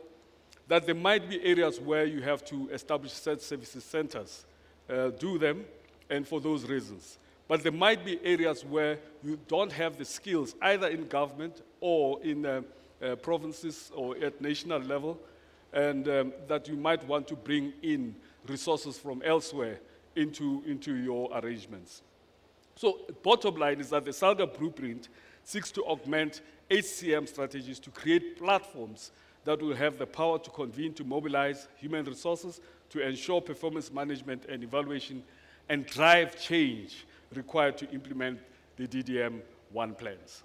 That's the bottom line. We make some suggestions around how you can go away and organize yourselves in the districts, in your districts and in your locals. But at the end of the day, we've made an observation that all the suggestions that we've seen around how the hubs will be organized don't contain a human capital management capability. You've got engineers, you've got environmentalists, you've got farm engineering, we've got mining engineers, we've got finance people, we have IT people, but nothing about human capital management. So go out there, we're advocating that you must go out there and push for your space as human capital management practitioners to be part of the structures that are being put up as DDM. And that you should go away and organize yourself. Just to make an example about Legio Luputso, they even have a managing director to be running a hub. But if you look at the practitioners or areas that are included there, it's environmental, it's waste, it's water, it's land, economists and all the town planners and all that, and no HR managers or no human capital specialists involved. We suggest that this is how you should organize yourselves in your districts, establish a project sponsor to drive this, and have team leaders to deal with HCM, to deal with business processing, to deal with IT, and to deal with change. It's a pity that we always run out of time and we don't get to talk a lot about change management. But it's important that we identify that there will be change management requirements. This is going to be a huge shock to your organization if it's not already, and that you need to be investing in change management processes. And we've identified that as a critical success factor, that you need strong project management skills, you need senior level support in the organization, you'll need effective communication, you'll need strong change management, and you'll need a phased approach towards implementation. So we also suggest that location, employment relationships, and staffing levels are going to be critical issues that you're going to have to deal with. There's a 14-page document attached to this advocacy program that talks about change and that talks about organizational redevelopment. It talks about stakeholder analysis. Who are your stakeholders? What are their specific interests? How do you communicate with them? What medium of communication do you use? And what resources will you require to make sure that those stakeholders are managed? Then there's this communication strategy. moves from awareness, questioning. People will be saying, what's this DDM? What about my job? Does it mean that the hub is going to take over the role? The mayor, the district mayor will think that I am the mayor here, I must be responsible, not someone who's reporting to the Minister of COGTA or the Premier's office and all. All those change issues are going to be something that we have to deal with. Unfortunately, some of them will happen at a political level, but most of them also will happen at an administrative level at different levels, especially at a senior level where your municipal managers, your heads of corporate services, and them sit. Then the last one is the link between communications and stakeholders. The details, I hope, Rio, the document is being made available to members and not just rely on the slides. But these details are contained in a document that SALGA has produced that talks about advocacy and pushing the blueprint forward, helping you deal with the blueprint and making sure that it's implemented in your districts and in your metros. Very end, there are principles that have been proposed. There are a journey framework on change that is being proposed and what it would mean to changing your organization around to make it ready to implement the DDM through human capital management approaches within your organization. Thank you very much. I look forward to engaging much further on the subject.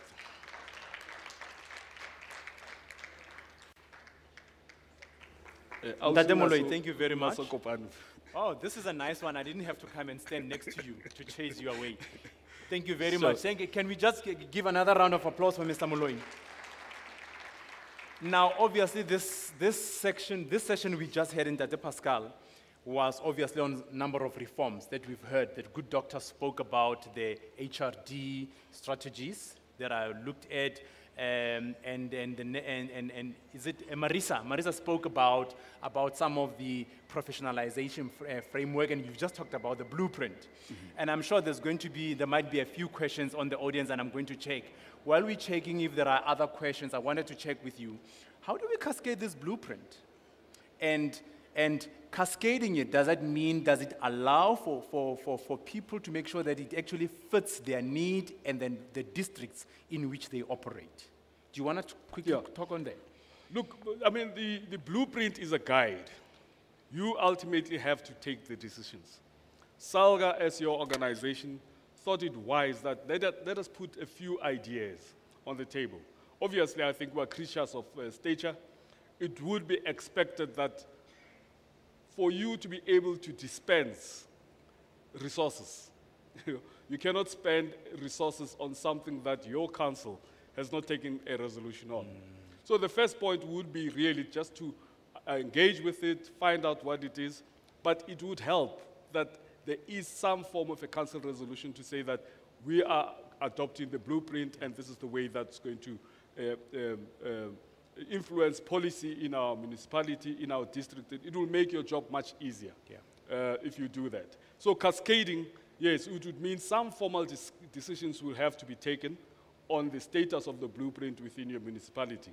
But the implementation is not rigid. It doesn't say that if you don't do A, then you cannot do B. Yeah. But the outputs are quite obvious that we want to build human capital skills in your municipality that will make sure that the outcomes and the objectives of the one plans in the district development model are achieved.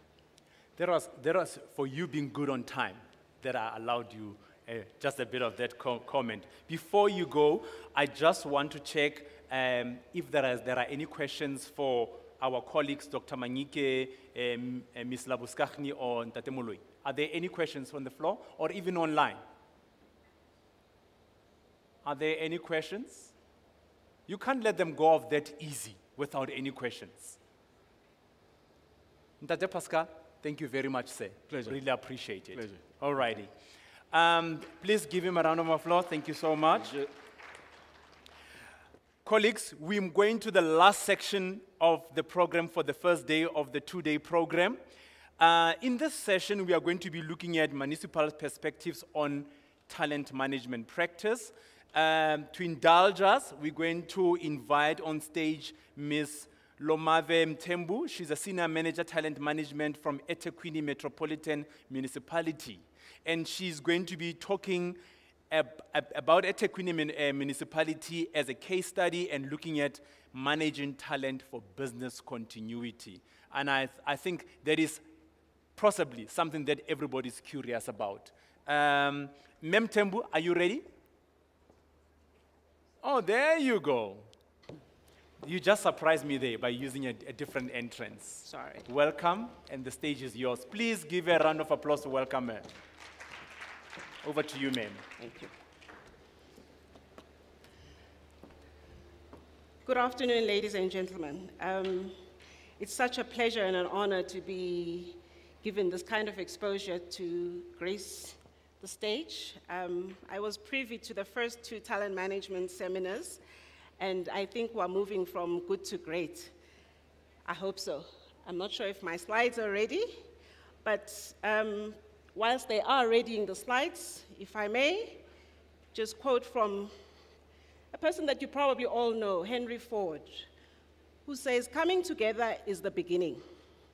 Keeping together is progress. Working together is success." I think this encapsulates what SALGA is doing for local government and for municipalities. And we do indeed embrace that wholeheartedly. So I'm going to take you through, time permitting, 4 focal content areas. If not, it'll probably be 3. I'd like us to take the journey around talent management at eThekwini, where I come from. It'll be followed by focusing on disaster, which is what brings me here in terms of business continuity. So, ready or not, eThekwini was bombarded with various types of disasters. You probably all know about it. And I'll take you through the lessons we learned. And then we'll look at local government professionalization in terms of leveraging on talent management efficiencies. I hope everybody will be comfortable with the pace. I know sometimes I tend to speak a bit quickly, but you will bear with me. If I'm too fast for you, just wave, and I'll slow down. Okay. So what you see on the screens is a brief intro to our journey as eThekwini municipality. Talent management initially started off just as a project. We had a succession planning framework around 2007, and a talent management steering committee was formulated in 2010. But this didn't really work for us, so we formulated an ambitious talent management strategy. I say ambitious because there was very little linkage from our organizational strategy, and we were still waffling around performance management. So we've taken greater strides. We now have a talent management policy, and a lot of people always ask whether talent management is for the public sector. Is this not a private sector thing? And today we remain here standing to say, no, it's not.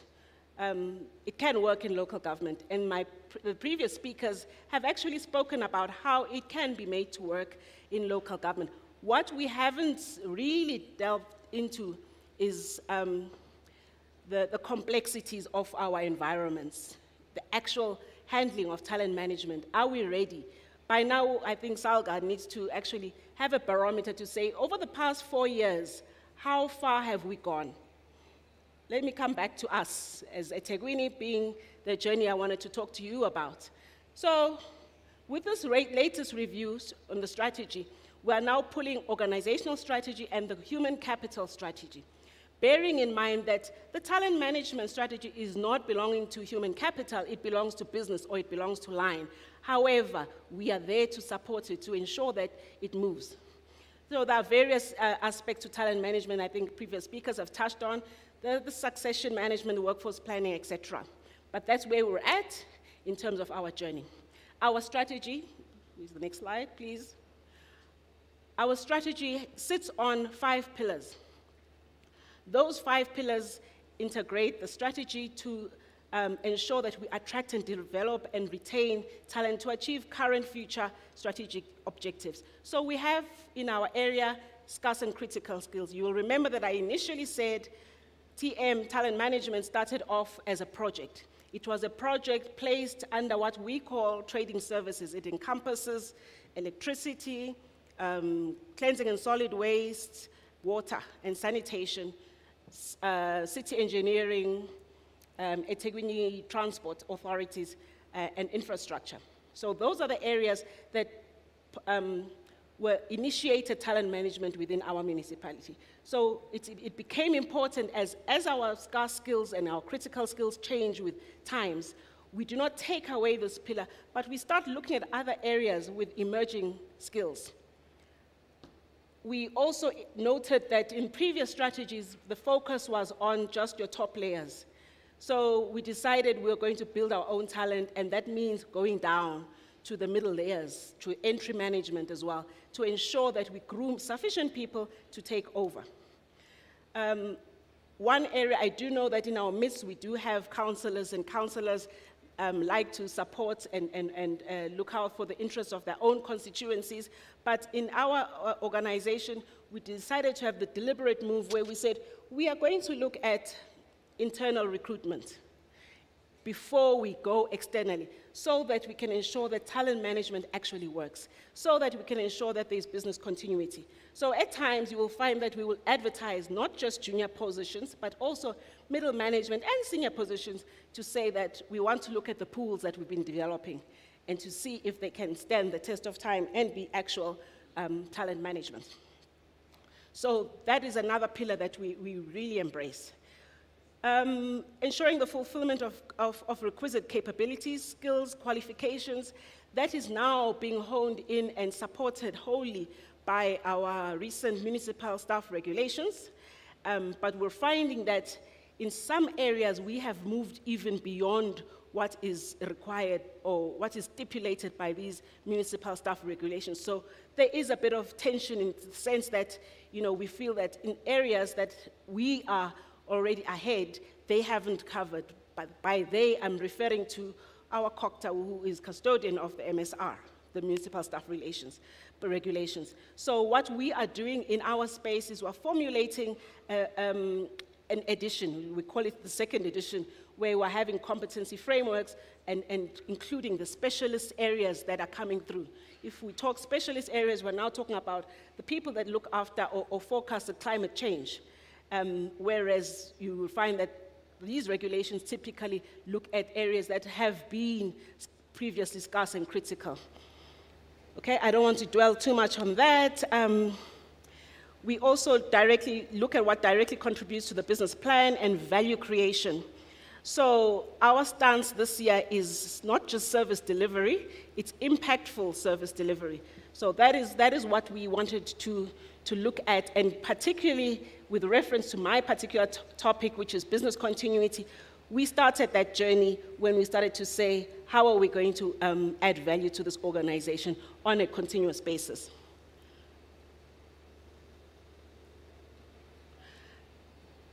So we had a few national disasters and provincial disasters. A lot of you would probably think, if I'm talking about national disasters, you'd zoom straight to the COVID pandemic. And it was even before that. We started looking at business continuity because we had a national disaster. The national disaster was load shedding. It was hitting us left, right, and center. And we made a conscious decision that we would have business continuity for every single cluster. We would need to know when the lights were out, what we were going to do, how we were going to continue. We would not want, I think we are currently sitting at 30,000 stronghold in terms of employees. So we could not have a situation where half of our workforce is sitting because the lights have gone out. We started looking at ways where we could actually utilize or relocate our employees to different areas during this particular disaster. Apparently it's a continuous disaster. But that was not the end of it. We also needed to start looking at having a smart city. Smart city in the sense that we started opening up computer labs for the communities. So because of our geographic makeup, we have areas that are very rural at eThekwini, and the cost of transport is extreme. So we opened up libraries, computer libraries, where people could actually apply for jobs in their rural areas. There is a whole rollout. I think we're sitting now at 11, and the total should be 15. They're predominantly in townships. And this we find is helping a lot of our communities, instead of coming to the city, standing long queues, and you know, with COVID around the corner at the time, we were not even thinking COVID at the time, but you know, you can imagine the catastrophe that we would have incurred if people are coming to the city, to one area just to apply for jobs.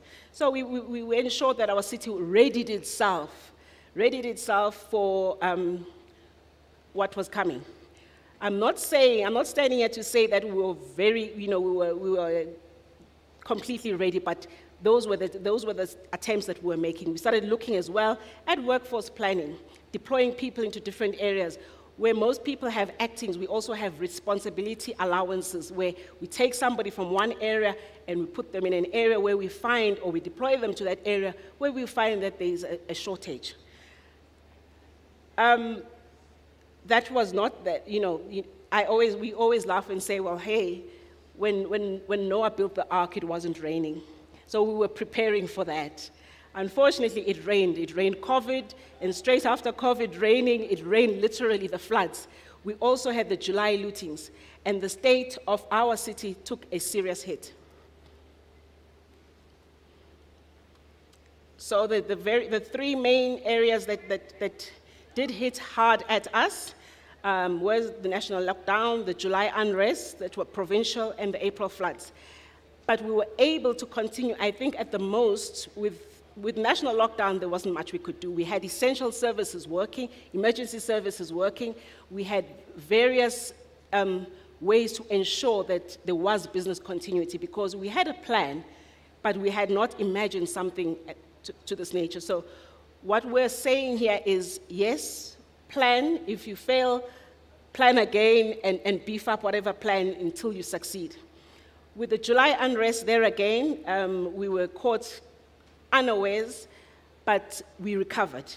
We were able to recover. The April floods, so you can tell it was 2020, 2021, 2022. The April floods did hit us quite hard because we lost a lot of lives, and in terms of infrastructure, it became difficult for us to even get to a central point. In some places, the bridges were washed away. In some places, it was just not houses and lives. As I say, it was the mode of actually getting there to implement the business continuity that we are referring to today.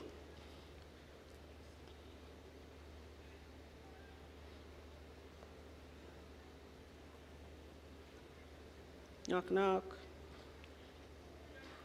So whilst one does want to sort of celebrate our successes, it has become more important to heed to the failures, and one must accede to the fact that we were not completely ready.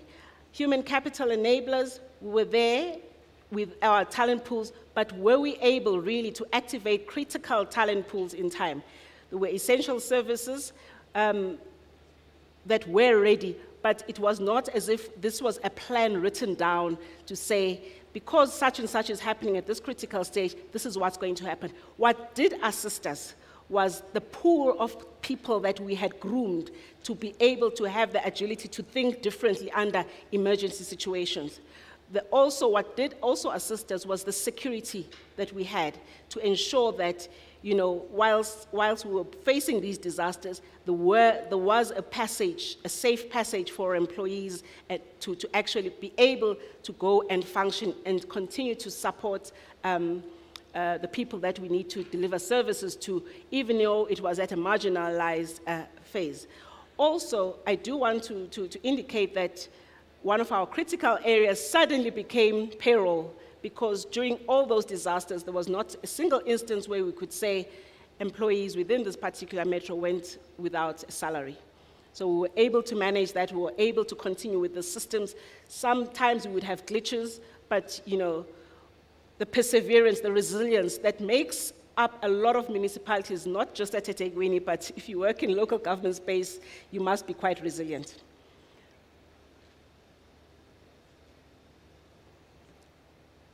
So I've spoken to you about our smart city and the rollouts.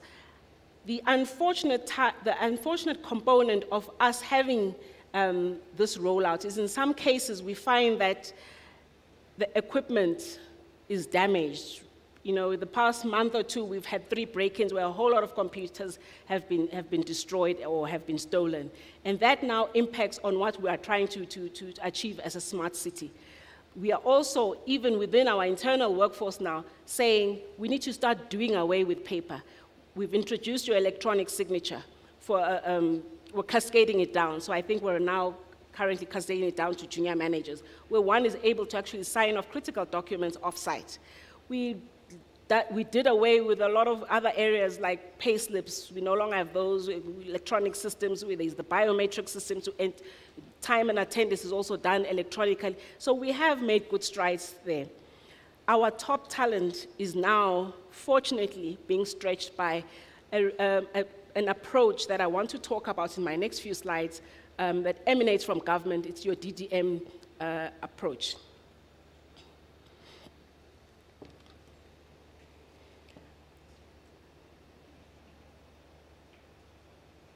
Okay, it means I was ahead of myself based from the slides here.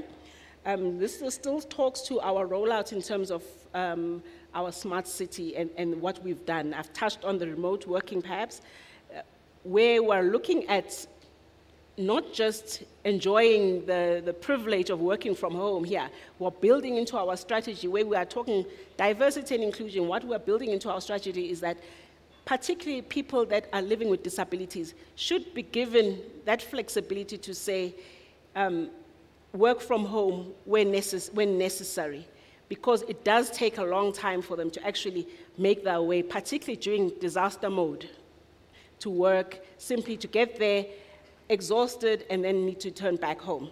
So there are those kind of things. What we are putting in place, of course, is monitoring productivity during the remote working. Remote working, of course, would not necessarily be fully. It would be a hybrid system. We've also taken the time to have touch points with leadership excellence, integrated talent management, and human capital building streams that touch on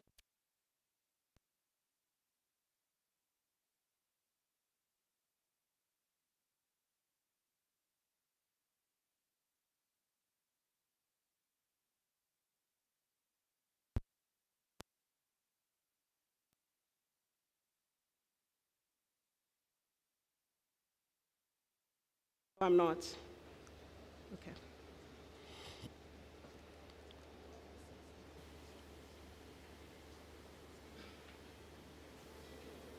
Yeah.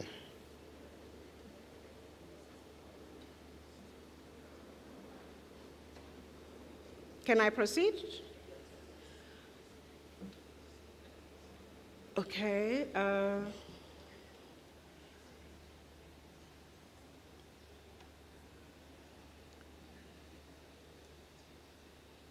So I think I was at the beginning of, oh, this one's on. I was at the beginning of touching on the digitalization and the technology that we've leveraged off. But one thing I do want to say is, throughout these disasters, we have been able to equip ourselves to be able to embrace the DDM, which is the district development model that has that is in a government approach. eThekwini was chosen as one of the pilot areas to pilot this with, I think, 2 other municipalities. But for us, whilst we have that the comparative advantage of our geographic situation, we do lack in terms of skills. I say we lack in terms of skills in the sense that I need the next slide. I'm already way ahead of this one, sorry.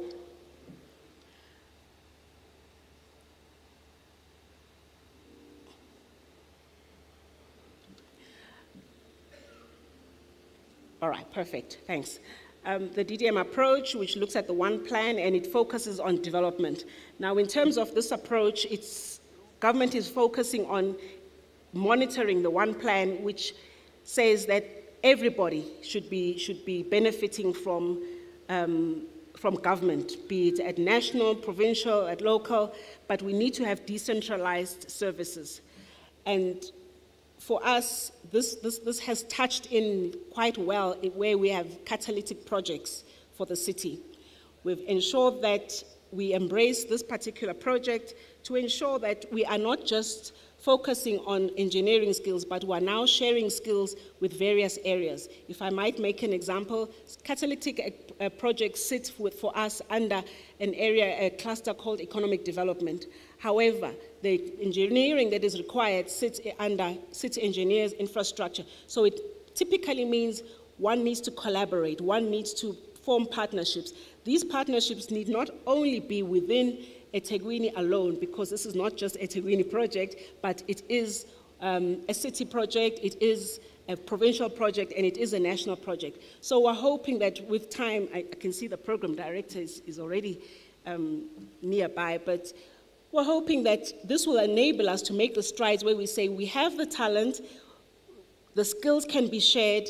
Can SALGA perhaps help us in navigating that area where we are able to share the skills and partner with various areas so that we move away from a silo mentality? I think I had more or less 2 or 3 slides, but Are you sure? Thank you. I've already spoken to this, so perhaps if we can have the next slide. I've already spoken to this one, where do we have the required skills for us to be able to prioritize catalytic projects, not just for local government at eThekwini, but for the province and nationally as well. So we're really hoping that this particular seminar will then look at how do we continue doing this? What is it talent? Where can they unblock blockages for us and help us over any hurdles that we are facing as talent management? Thank you. Thank you very much. How ironic that we have the business continuity management of this place tested while you're talking about the topic. Thank you very much. But I think what I really appreciate about what you've shared, it's on 2 fronts. One, a human capital perspective on BCM, 1, and 2, vulnerability of you sharing the lessons, that we don't have it right, but we are sharing the lessons and we are on a path to continuous improvement. We really appreciate that. Thank you very much.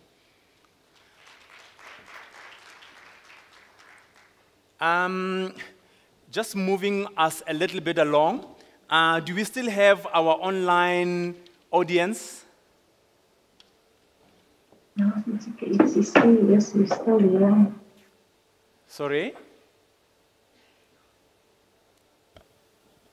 Okay, I see. Yes, thank you so much for showing us. We still have our audience online. We have nice faces. I see some people still have their pictures on. I like that. I appreciate that. This is great.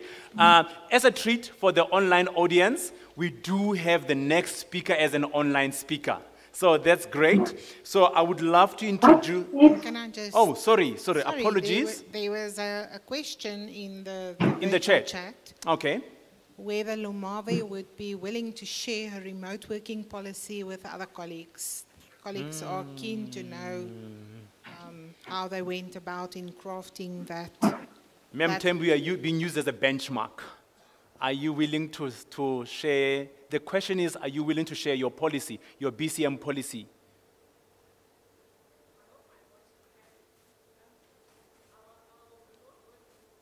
Do you mind just taking the microphone?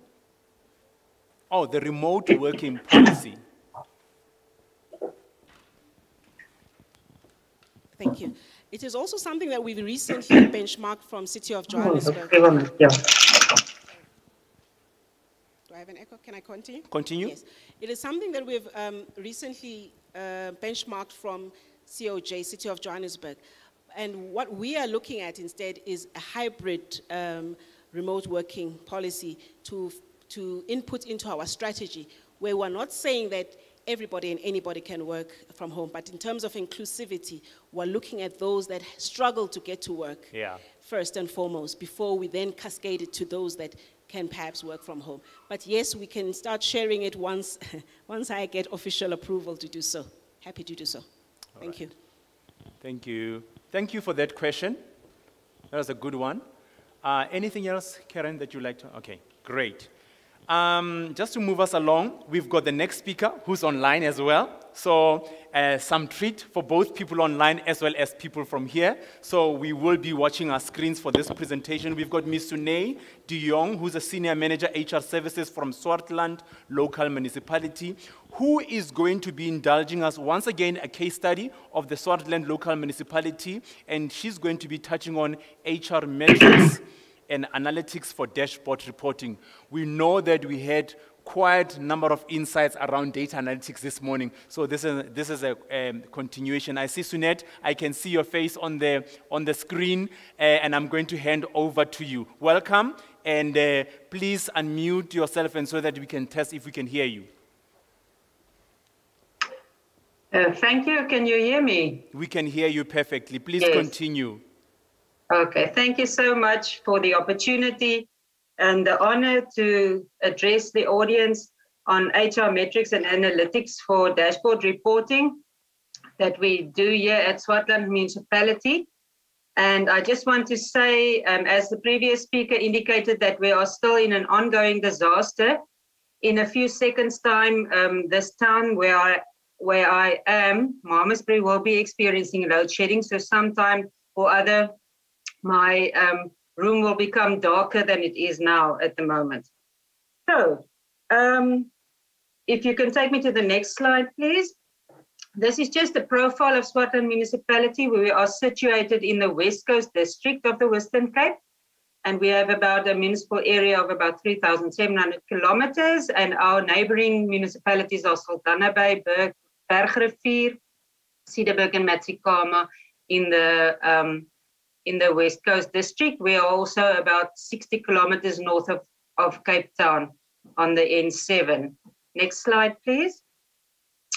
And then just some information regarding our demographics. We are a bean municipality with about 640 employees, a monthly salary bill of 22 million, and 5 staff members in our HR division. And that puts our ratio at about 0.76 full-time HRs per 100 employees, where your generally accepted ratio is 1.03 to 2.57 per 100 employees. So we work a bit harder than your usual HR persons. Next slide, please. Okay, this is just a picture of our workforce profile, which shows that we have a 53% division of colored males in our employees, and then colored females, 23% of our employee of workforce, African males 12%, African females 2%, white males 5%, and white females 5%. So that is just a picture of our diversity. So you can take me to the next slide, please. The purpose of this presentation is just to demonstrate to the audience how Swartland Municipality used HR metrics and analytics to develop its dashboard for reporting purposes. Next slide, please. Now, where did we start? This whole process started in December 2015, when SAGA had a project where they did the municipal human capital development capability maturity profiling. And out of that profiling, the results came as a bit of a surprise to us, because you always think that you are doing well and everything goes well, and then you get the results on these this profiling, and you think, okay, now I'm not walking on water anymore. So the scoring for the results is you have to have a 75% or more on a particular maturity level to be rated on that level. And I just want to take you through the levels and the characteristics of the levels and the rating of that specific element where we rated on that element. So the level 0 is your entry level or ad hoc performance, and the generic characteristics of that is that there's no documented HRM artifacts, and artifacts are your policies, procedures, strategy documents, plans, forms, and templates. and no evidence of consistent practices. Now, the elements on level 0 at Swartland was strategic HR planning, remuneration and reward, organizational culture, employee wellness and talent management. Level 1 is regarded as a transactional level of maturity, where the characteristics state that you have your artifacts defined and documented. There are evidence of consistency or defined patterns of doing things, and some evidence exists of good HR practice. And our elements rating there was capacity building and exit management. Level 2 is your fundamental level, and that is a certain level of awareness around HR artifacts that exist. The artifacts reflect compliance to regulations, and the content of your artifacts are aligned to good functional HR practice. And then you have basic data and operational transactional reporting available. And we had only one element we rated there, and that is sourcing and placing. Next slide, please. And then level 3 is your institutional level, where your artifacts are reviewed in consultation with your forums. Your artifacts are socialized amongst your relevant stakeholders, etc. And the intelligence is used to compare with internal and external benchmarks, etc. And then the elements rating there was our employee relations management, our HR administration and reporting, and as well as our HR technology. And level 4 is your developmental level, and that is where everybody aspires to be. And that says basically that you are you have integrated functions, and your strategies are formulated through HR and capacity management. You're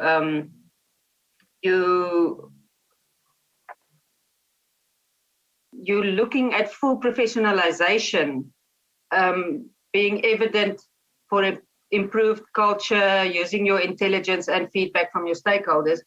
And the only element there who rated on 4 was performance management. So let's just take a look at the next slide.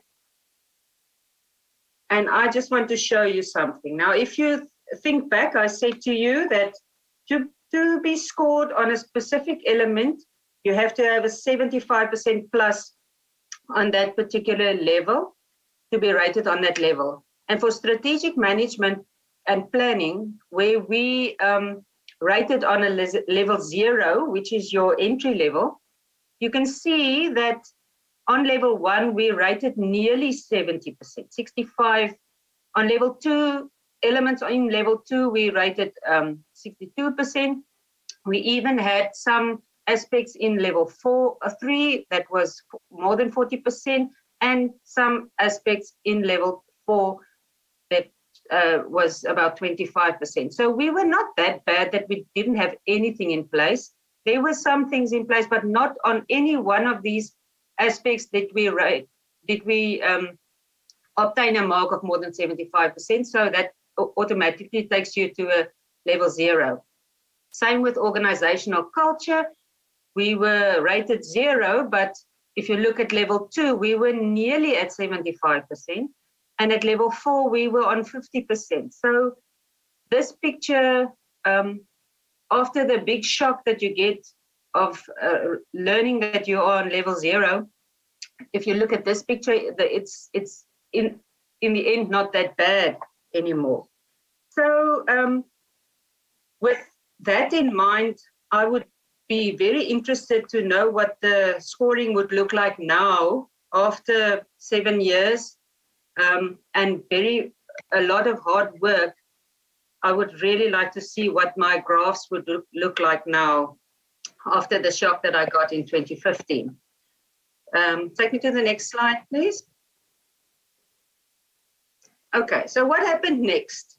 We had to compile a HR plan, a strategic plan, and we did that for the period 2017 to 2022, and that was adopted by Council on the 24th of January 2018.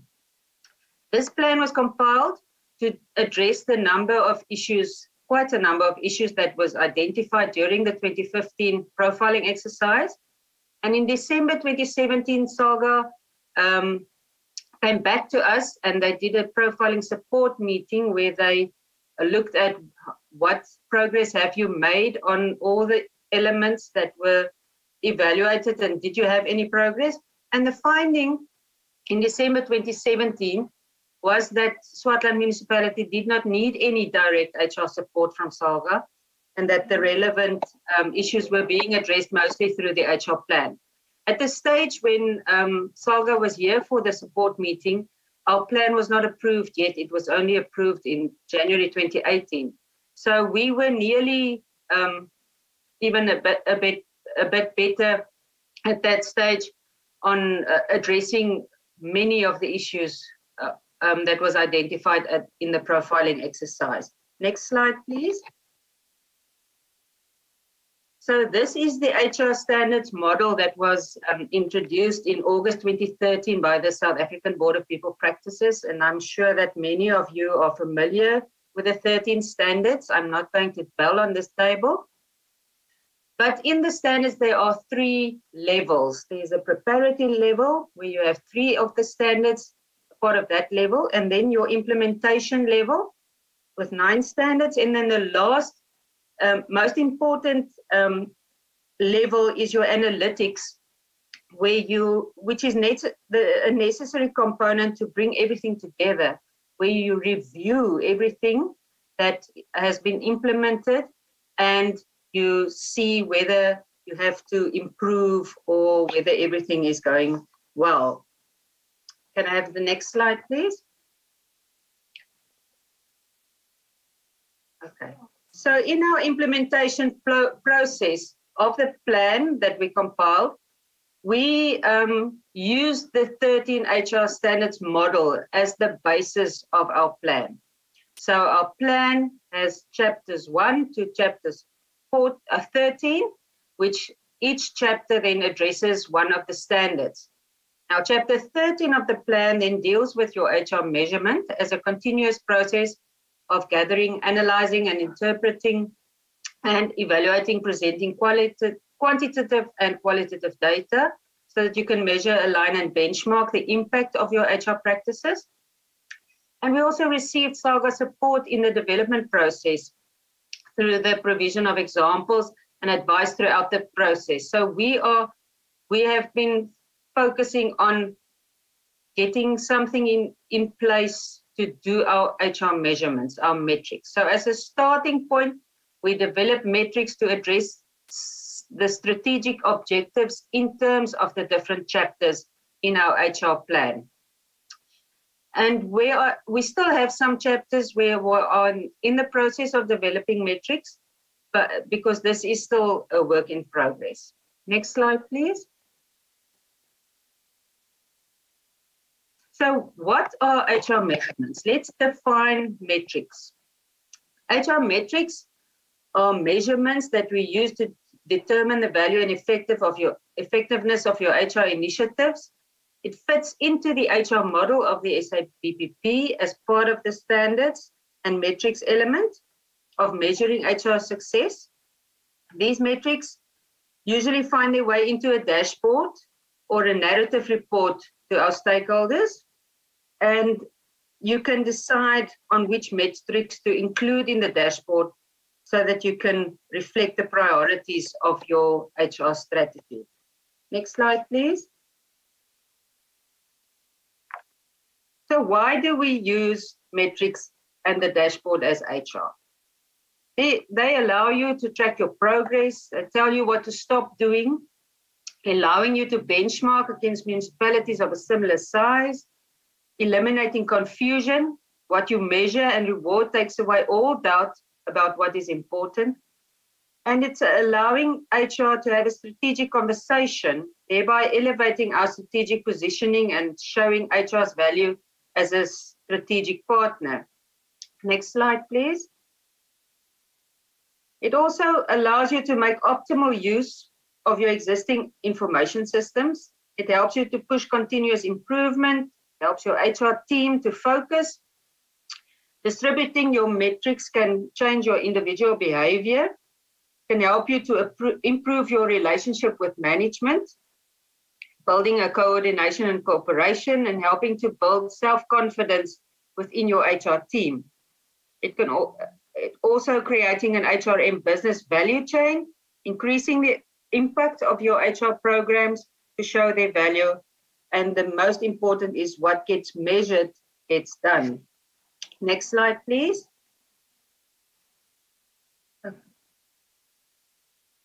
Okay, next slide, please. Right. What are the current metrics that we have in place? At this stage, we have the workforce profile in terms of race and gender distribution, and that addresses objectives in Chapter 1, which is our strategic HR management, as well as Chapter 10, which is the organizational development. We have a metric on age factor, addressing objectives in Chapter 2, which is talent management, as well as Chapter 10, organizational development. The next metric is our employment equity appointments, addressing Chapter 1 and Chapter 2. Employee turnover, which addresses our workforce planning, Chapter 4. Vacancy rate, addressing objectives in Chapter 4, workforce planning, and Chapter 3, HR service delivery. And productive workforce, which addresses objectives in HR risk management, Chapter 3, and Chapter 6, performance management.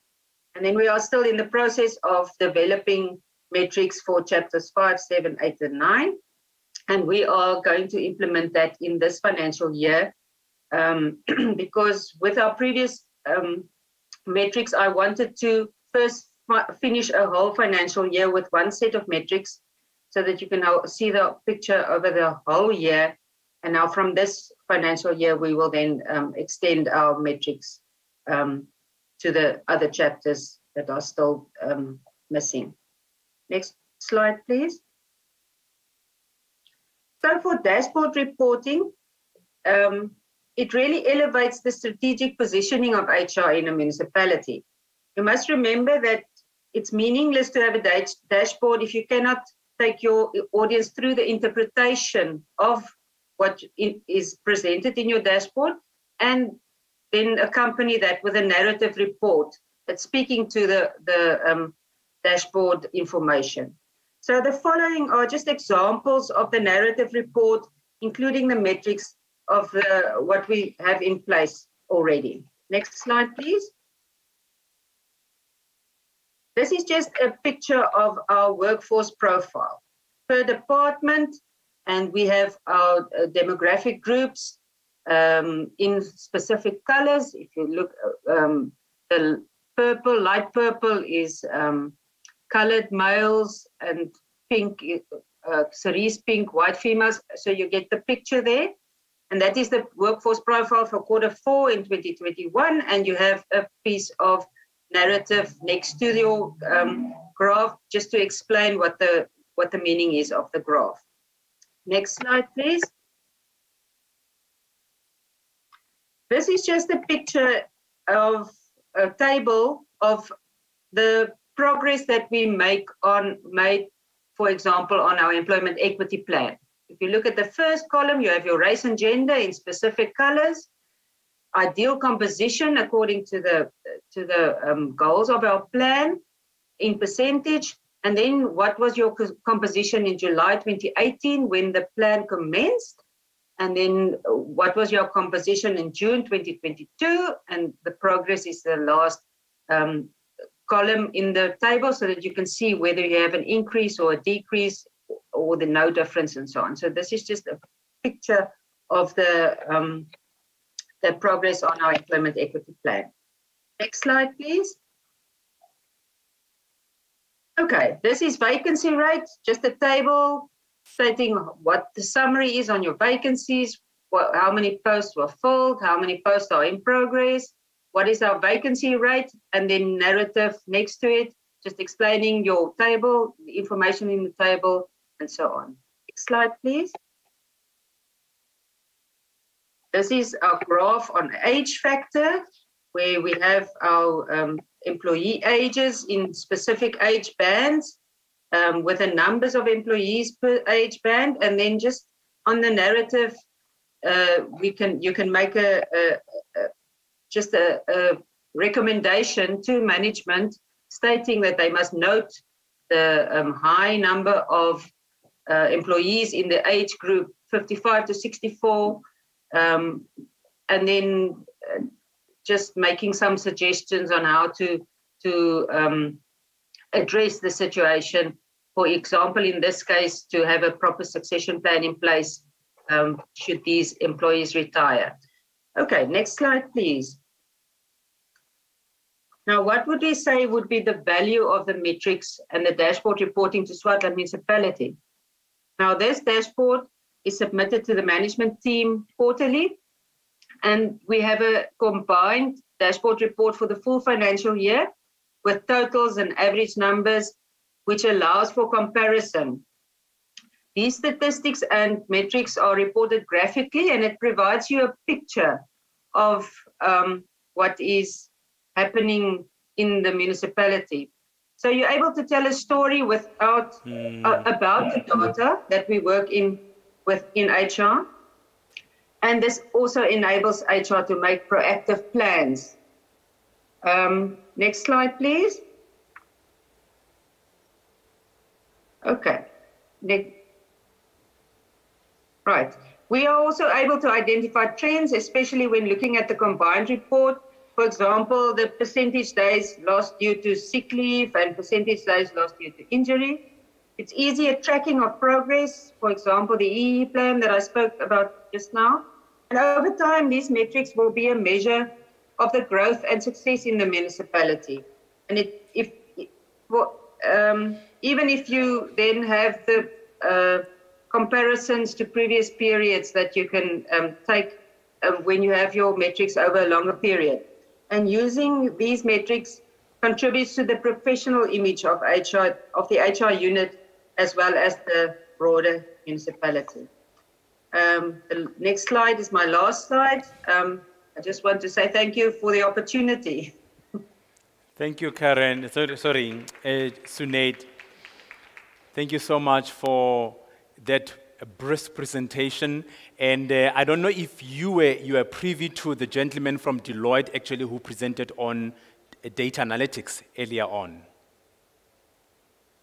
Sunaid? Yes, I did see Excellent. it. Yes. I thought this was such a nice case study to actually display that, where thought leadership meets practice. And I think you gave us a practical view of what he was talking about and something that is relatable to all of us being in the local government space. So that was quite a very insightful presentation. I think you told a story. You showed us how analytics can tell a story, can also inform decision making in an organization. So thank you very much for that. I don't know if there are any questions in the chat for Sunaid or anywhere here.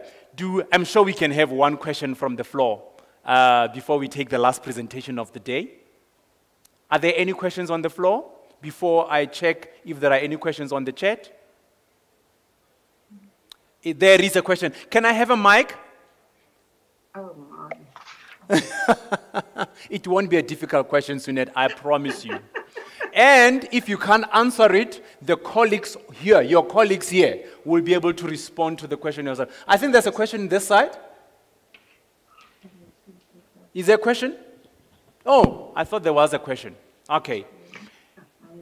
In that case, Sunaid, thank you very much by presenting from the beautiful Swartland. We really appreciate your input presentation. And colleagues, everybody, we're going to take you through to the last speaker of the day, and that will take us into the closing for today's program. I'm going to invite over Ms. Fundi Zungu, who's actually been around for a while. She's a Deputy Manager, Occupational Health and Safety from the city of Mhlatuza local municipality, and she would indulge us a little bit around repositioning workplace occupational health and safety and wellness. Ma'am, thank you very much for agreeing to do this and for being the last speaker. So have fun. Thank you so much. Thank you. I hope you saved the best for last. Okay, good afternoon, colleagues. As I've been introduced, my name is Fundi Zungu. I'm from the city of Umhlatuze in KZN. I travel all the way from KZN to meet you guys. It's very nice to be here. Okay, I'm waiting for my presentation to show there. But while we're waiting,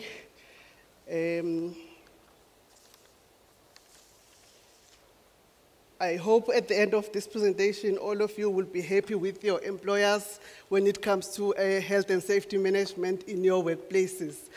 The content of my presentation will be just brief to take you through us as the city, our profile, the background as to how did we manage to close occupational health and safety compliance gaps within the city using the guideline, which is the framework of the ISO 45000, OSHA's 18,000 at the time, and then I will take you through our incident management system, occupational health management, and management supports and resources, and we are currently now implementing the ISO 45001 standard, which is also an occupational health and safety system.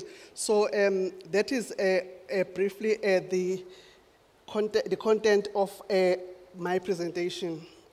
The city of Umhlatuze, as an employer, we are at the north coast of KwaZulu-Natal. We are a port city. We are aspiring to be a metro.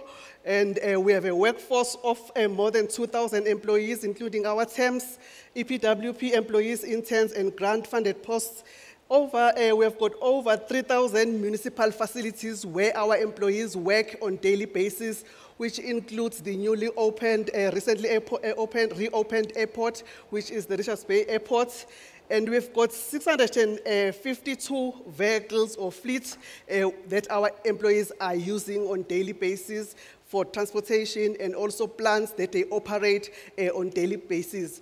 We also have got a lot of contractors that do construction work on our infrastructure projects, and also maintenance of our facilities as well. So I will just take you through some of those processes within occupational health risk management. So in 2014, when I joined the municipality, we did a gap analysis in terms of compliance just to check where we are in terms of OHS management, compliance with the OHS Act, COIDA, relevant legislation. And then since there was no framework as to how can we close those gaps, then we used the OSHA's 18,000 standard as a guide. So that model takes you through the policy, that you need to have a policy, you need to plan, you need to also to implement, check, do management reviews, and then continuously improve. So out of that, we created a document which is about a 4 or 5 pages document where we have a list of documents which we call them compliance document as a guide.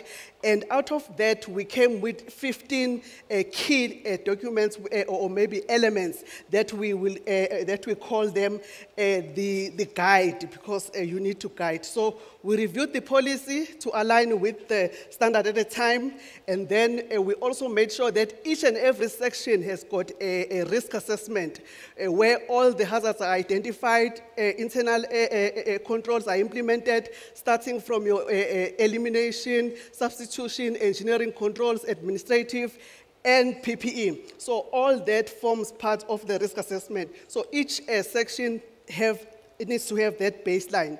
All our legal appointments in terms of OHS, we had to put them in place, starting from our CEO, who is in terms of the Act, the 16.1, who is appointed by our mayor, and then he will then delegate functions of OHS to his 16.2s, which will be your deputy city managers.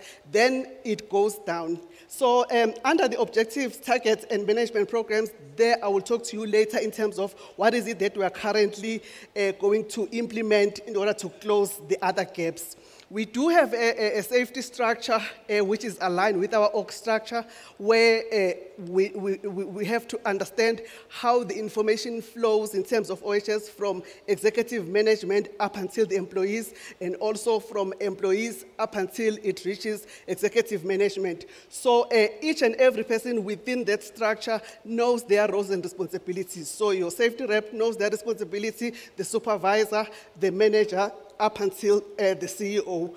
We also have got training, SHE compliance training, which is part of what we need to do over and above your skills training, competencies and whatever, but there is SHE compliance training for employees and for management representatives. For employees, the basics one would be your SHE rep, your firefighting, and your first aid, depending on the number of employees. And for management, all management representatives have to do an OHS legal liability training, hazard identification and risk assessment, incident investigation. Those are just basic, and we've got funds which is budgeted for each and every year for that.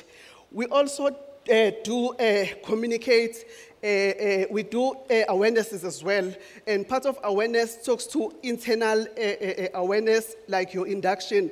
On the first day of each month, that is the day for induction, which is coordinated through training, and OHS has to do also a presentation on all the processes within the city for all the newly appointed employees, including temps and all other employees. And then we have internal communication, where we send messages through the group-wise, that is our internal systems, and also if it has to go out, then this will go through our communications manager, which is under the office of the city manager, and also through the Section 37.2 agreement. That is where then our contractors and service providers get to know what is required in terms of OHS when they want to do business with the city. We've got a document control system within the system where we file all our OHS information, and also we also do manual file, safety file in line with each element. We form part of contractor management within the city. I will brief you later in terms of the processes that are involved there. And we also have got an emergency preparedness and response plans. I was happy to see that we're also introduced to it this morning in this venue. We've also developed KPAs for management reps on OHS. We have not yet implemented them, but we are in the process of implementing them. And also we have a non-conformity template where we are going to be giving reports after each and every inspection that we do. We will be calling them NCRs. Currently we just call them inspection reports, and we're going to be issuing stop certificates where when we will stop whatever unsafe act or condition, then that has to be documented under that. We also have got document control because, as you know, there are documents that need to be kept for a certain period of years, like for your medicals, those have to be kept for about 40 to 30 years, depending. So there is also that, and we also archive them through registry within the city. We do our own internal safety audits, but we also form part of a combined assurance audit, which is under internal audit as well. And then there are going to be management reviews that are going to be taking place. We previously called them central SHE committees, but we are going to be calling them going forward in line with the standard management reviews. So all this is to assist our management representatives to understand their duties in terms of Section 8 of the OHS Act. So, like I said, we revised our policy, and the key statements there is that our employer has to comply with OHS Act and also COIDA, which is the Compensation for Occupational Injuries and Diseases Act, and also we promote zero harm to our employees, contractors, and the environment, and then we make sure that our customers also comply. We are striving to a zero incidents. Our incident register is not looking good, but we are working on it. And also we are trying by all means to assist all the employees, employee representatives and supervisors to understand their roles in order to manage occupational risks effectively. And then we assist in the implementation, monitoring, and establishment of a system that is going to be ISO 45000 compliant. So in terms of the risks, this is basically what I was saying in terms of how to identify the risk, and then how you come up with the controls, and why you see different people wearing different PPEs is based on the risk assessment.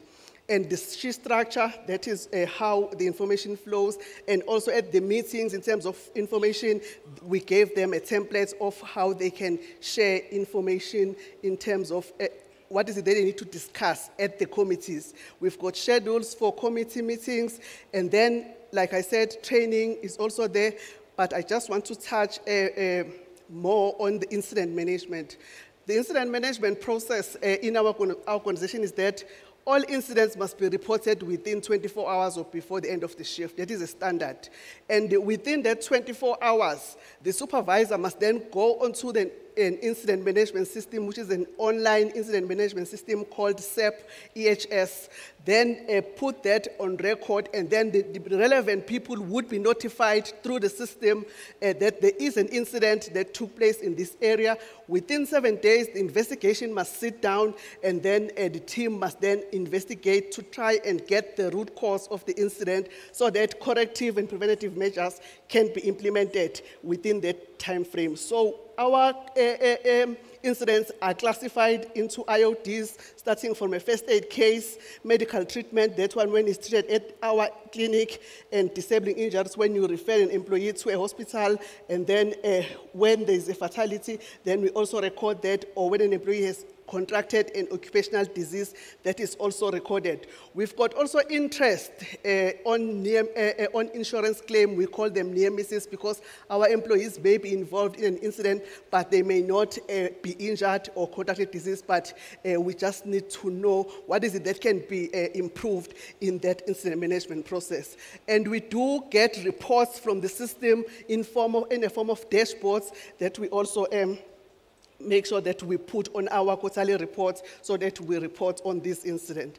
We also have an incident reduction strategy where before you can discipline an employee, you need to make sure that you have covered all the angles as management, that you've done your risk assessment, you've done your SOPs, you've provided PPE, you've communicated everything, and everybody knows their roles and responsibilities in terms of management and training, in terms of how to manage an incident.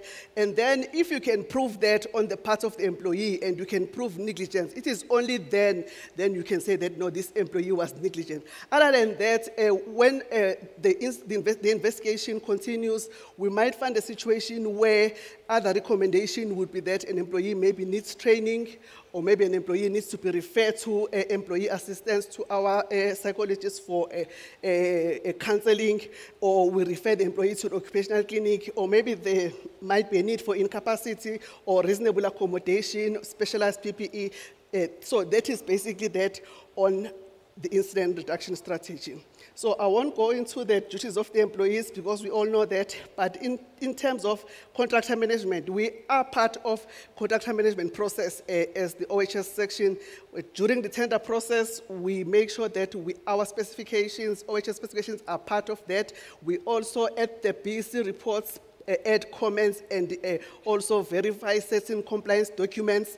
And over and above that, when the tender is awarded, if it's construction, we make sure that the appointment letter is part of the construction appointment letter is part of the appointment letter that goes with the award, and the Section 37(2) agreement is attached to the SLA of that particular employees, and then we do the monitoring. But once the tender has been awarded, a safety file is audited by a safety officer, induction is done, we do our inspections, we attend progress meetings, and then we make sure that when it's the project closed, we get that closeout report and the relevant documentation and the certificates depending on the project, so that we make sure that our employer complies with the construction regulations and also the Section 37, which is your acts and omissions.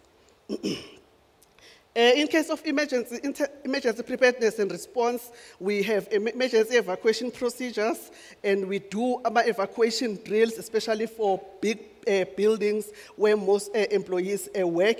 We nominate our evacuation coordinators, and also they get trained. We've got safety rules and security rules. We work together with facilities and maintenance, which is the department that deals with all building-related complaints.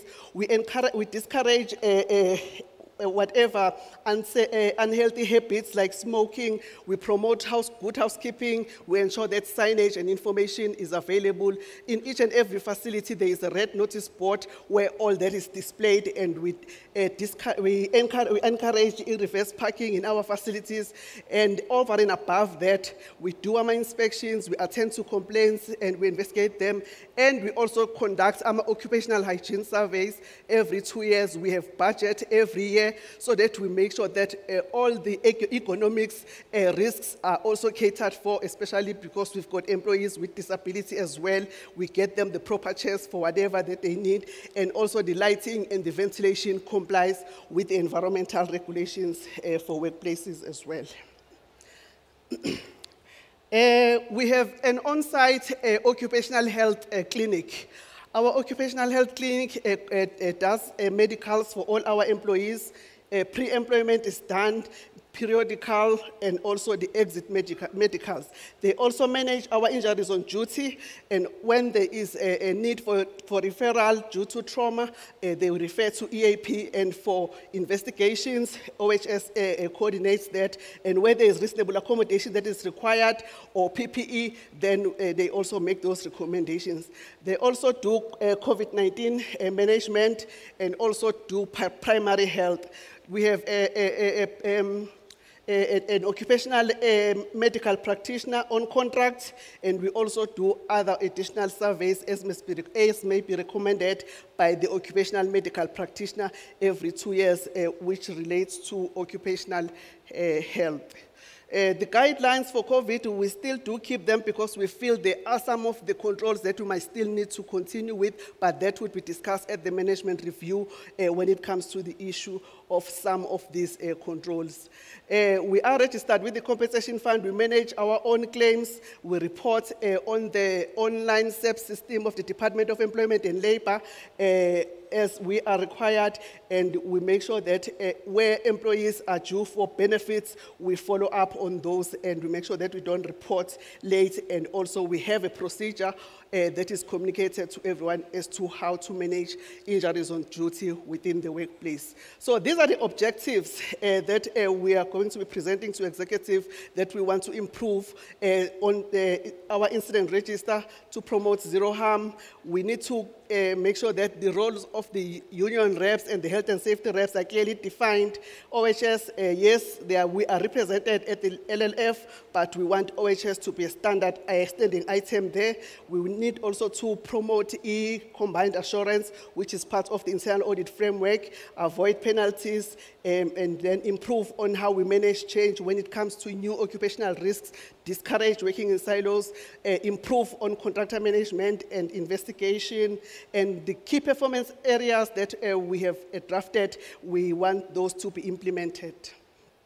When it comes to management support, I must say from 2014 to date, our management has been supporting us. We had a high turnover of safety officers leaving because of this and that, but currently now the section is fully fledged with a deputy manager for safety officers, administrator. They all safety officers all have got their cell phone and data allowance, laptops, and they've just recently qualified for car allowances. So on the right-hand side, I will not take you through. It's just what is it that we do as a section that is our key performance, but we do also have special emails for OHS complaints. If you want to report any unsafe act, if there is a PPE complaint, there is a PPE central email that gets to us so that we can attend to those as well.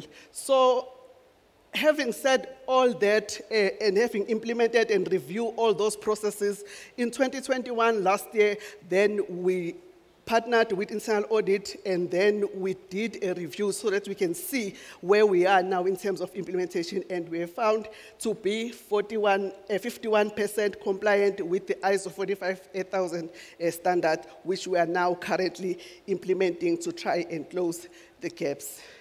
I will not get into this one, thank you, but I think there was a missing slide there. I'm not sure what happened, but that talks to now the professionalization within our municipality when it comes to this section All our safety officers, they are professionals. We either have environmental health practitioners or safety officers that have done safety management, and we also have got nurses that are also registered with their council, and we also got a doctor that is registered with HPCSA together with the EHPs, and also on the wellness side, all the industrial psychologists are also registered, and we also have got an on-site social worker for all mental or maybe home-related issues that our employees may want to be assisted with. I thank you. Thank you very, very, very much for that insightful presentation. And, you know, I have to say, well done with all the feedback that you've been giving us and all the from the case study and all the work done. Well done, and keep on doing the good work. I just want to find out, can we give another round of applause before I go into the question and answer session? So I would like to just open up the floor for any questions, comments, both virtually and in person. So if anyone has any questions for Ms. Zungu, you can more than ask them. Okay, we have a question that side.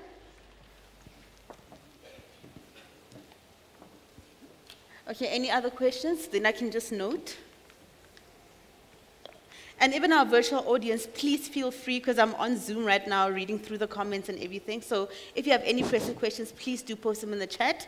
Thank you. Yes, ma'am. Afternoon. This is a virtual one from Gladys Dibuseng. She says it's an insightful presentation, an informative one, but she's asking whether DOL has issued a certificate of good standing for the municipality.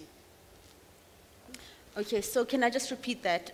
So they're just asking if DOL issued your municipality with a certificate of good standing? Correct.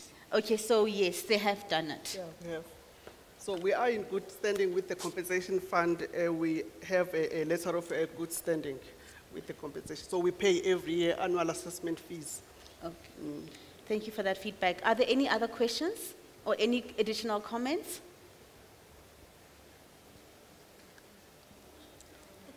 Okay. I think we're good, right? Okay, so with that being said, thank you very much, Ms. Zungu. One last round of applause. Okay, so it's been a very long and jam-packed day, right?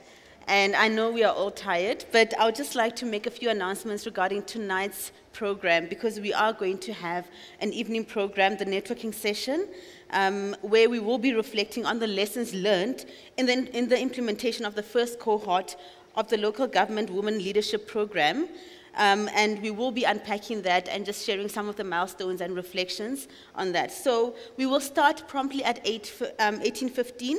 So can we please make sure that we meet at Serengeti at 6:10 tonight?